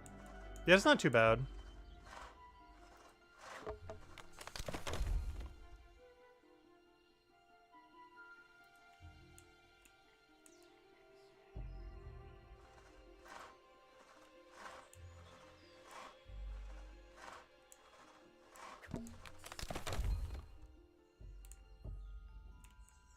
Oh yeah, that's the one for the current weekend.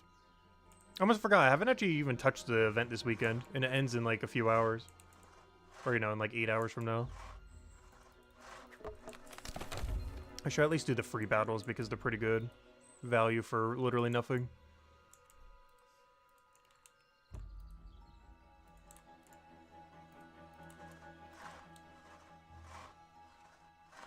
But yeah, I mostly just get them after the fact these days.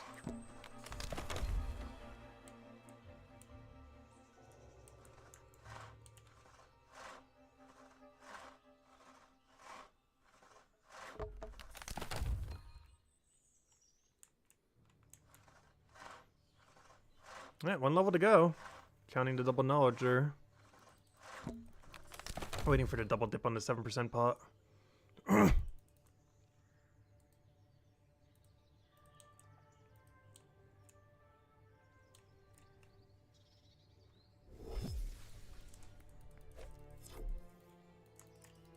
Oh, so I just realized something funny.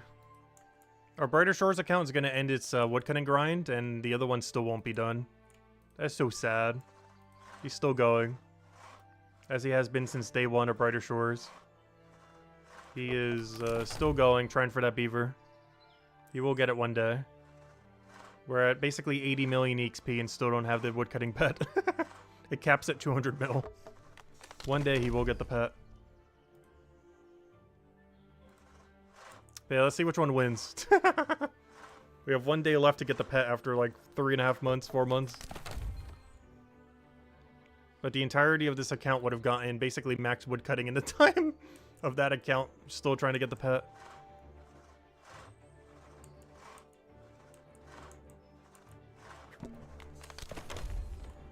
Yeah, at this rate, we're just trying to secure top 25 hardcore to ever get 200 mil woodcutting.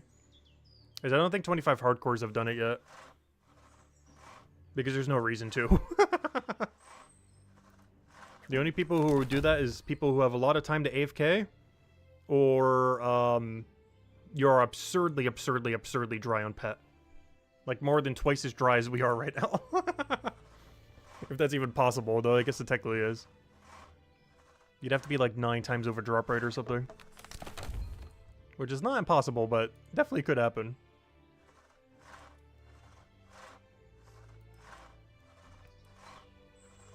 Yeah, there are some people who are hardcores who are like nearly 200 mil all.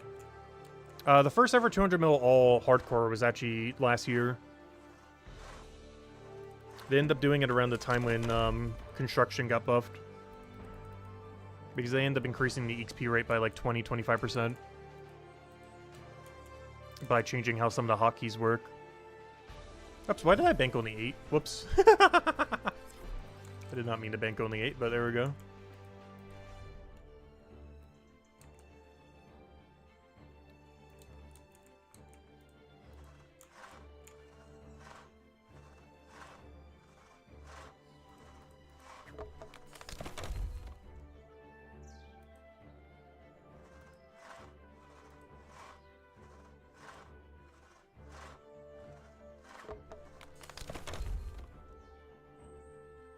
But actually, we can technically see that on the other leaderboard over here. Let me go check. A lot of these people had their accounts since Hardcore was released, though. Which gives a lot of time to grind, because Hardcore's been out for almost like a decade now, hasn't it? But if we go check this, but then check overall, a new tab. Of course, it opens all the way over here, in like the middle of nowhere. Yeah, 5th Hardcore Iron Man LOL is the only person with 200 mil all. Farmer Mickey is the second closest. Only 300 mil short. Only. Dude, that takes forever. I say only, but you know how long that takes? This hardcore of 7,000 hours. If I go show this real quick, obviously some of that's been bossing and collection logging and stuff. But if I go show this real quick, like that 4.3 million I just brought up. To put that in perspective, this hardcore has 500 million after 7,000 hours. So when I say they're 300 mil off from maxing, like true max, that is still like forever and a half. You're talking like thousands of hours. So I say only 300 mil or so, but that's a lot of time. Especially since they probably saved the slowest one for last.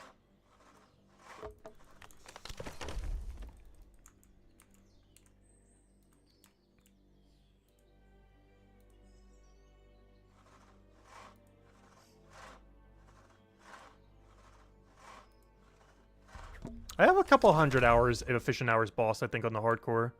I forget where you need to go to check it. I feel like a lot of that is from Nex, though. Because Mass Nex and Max Huey gives you a lot of efficient hours played.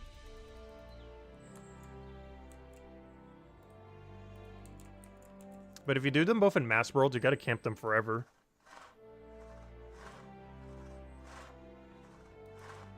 Like, to go on rate for Mass Nex, I think you have to do it for over 1,000 hours of efficient hours boss.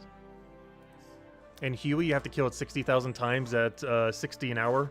Sometimes a bit lower with randoms. Because you have to Mass World it all. But yeah, Huey and Nex, you both have to do for over 1,000 hours to go on rate. For every drop. So if you did just those two bosses, you would have over 2,000 efficient hours bossed on a hardcore. They're both really safe bosses as well, as neither can ever really kill you.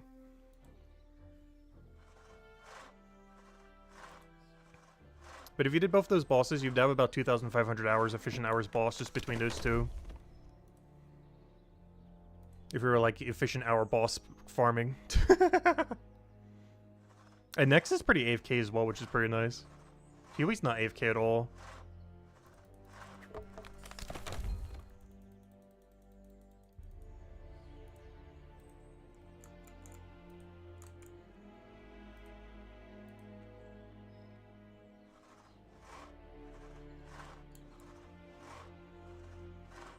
Hey, White Item is here. We got Cabbage Man.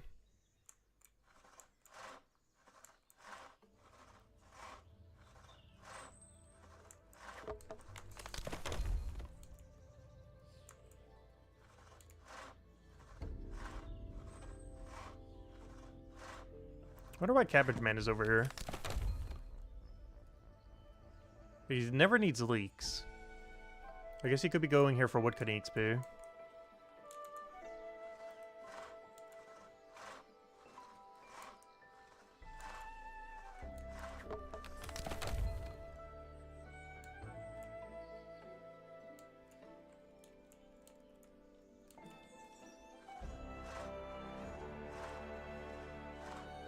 The leaks from Samuel.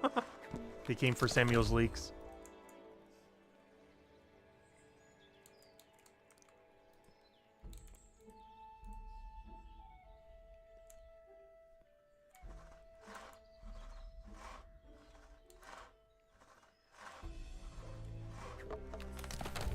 Honestly, this didn't take nearly as long as I thought it would. We're gonna have this done by the 6-hour mark. Like, even before the 6-hour mark. We'll be done in, like, the next 10-15 minutes. With our main goal we wanted to get done today. Then I guess I'll go grab dinner. I really thought it would take longer today, but apparently not. I grinded so much off stream that it wasn't actually that much longer today. Like, at all. I was expecting today to be almost like an 8-10 hour grind.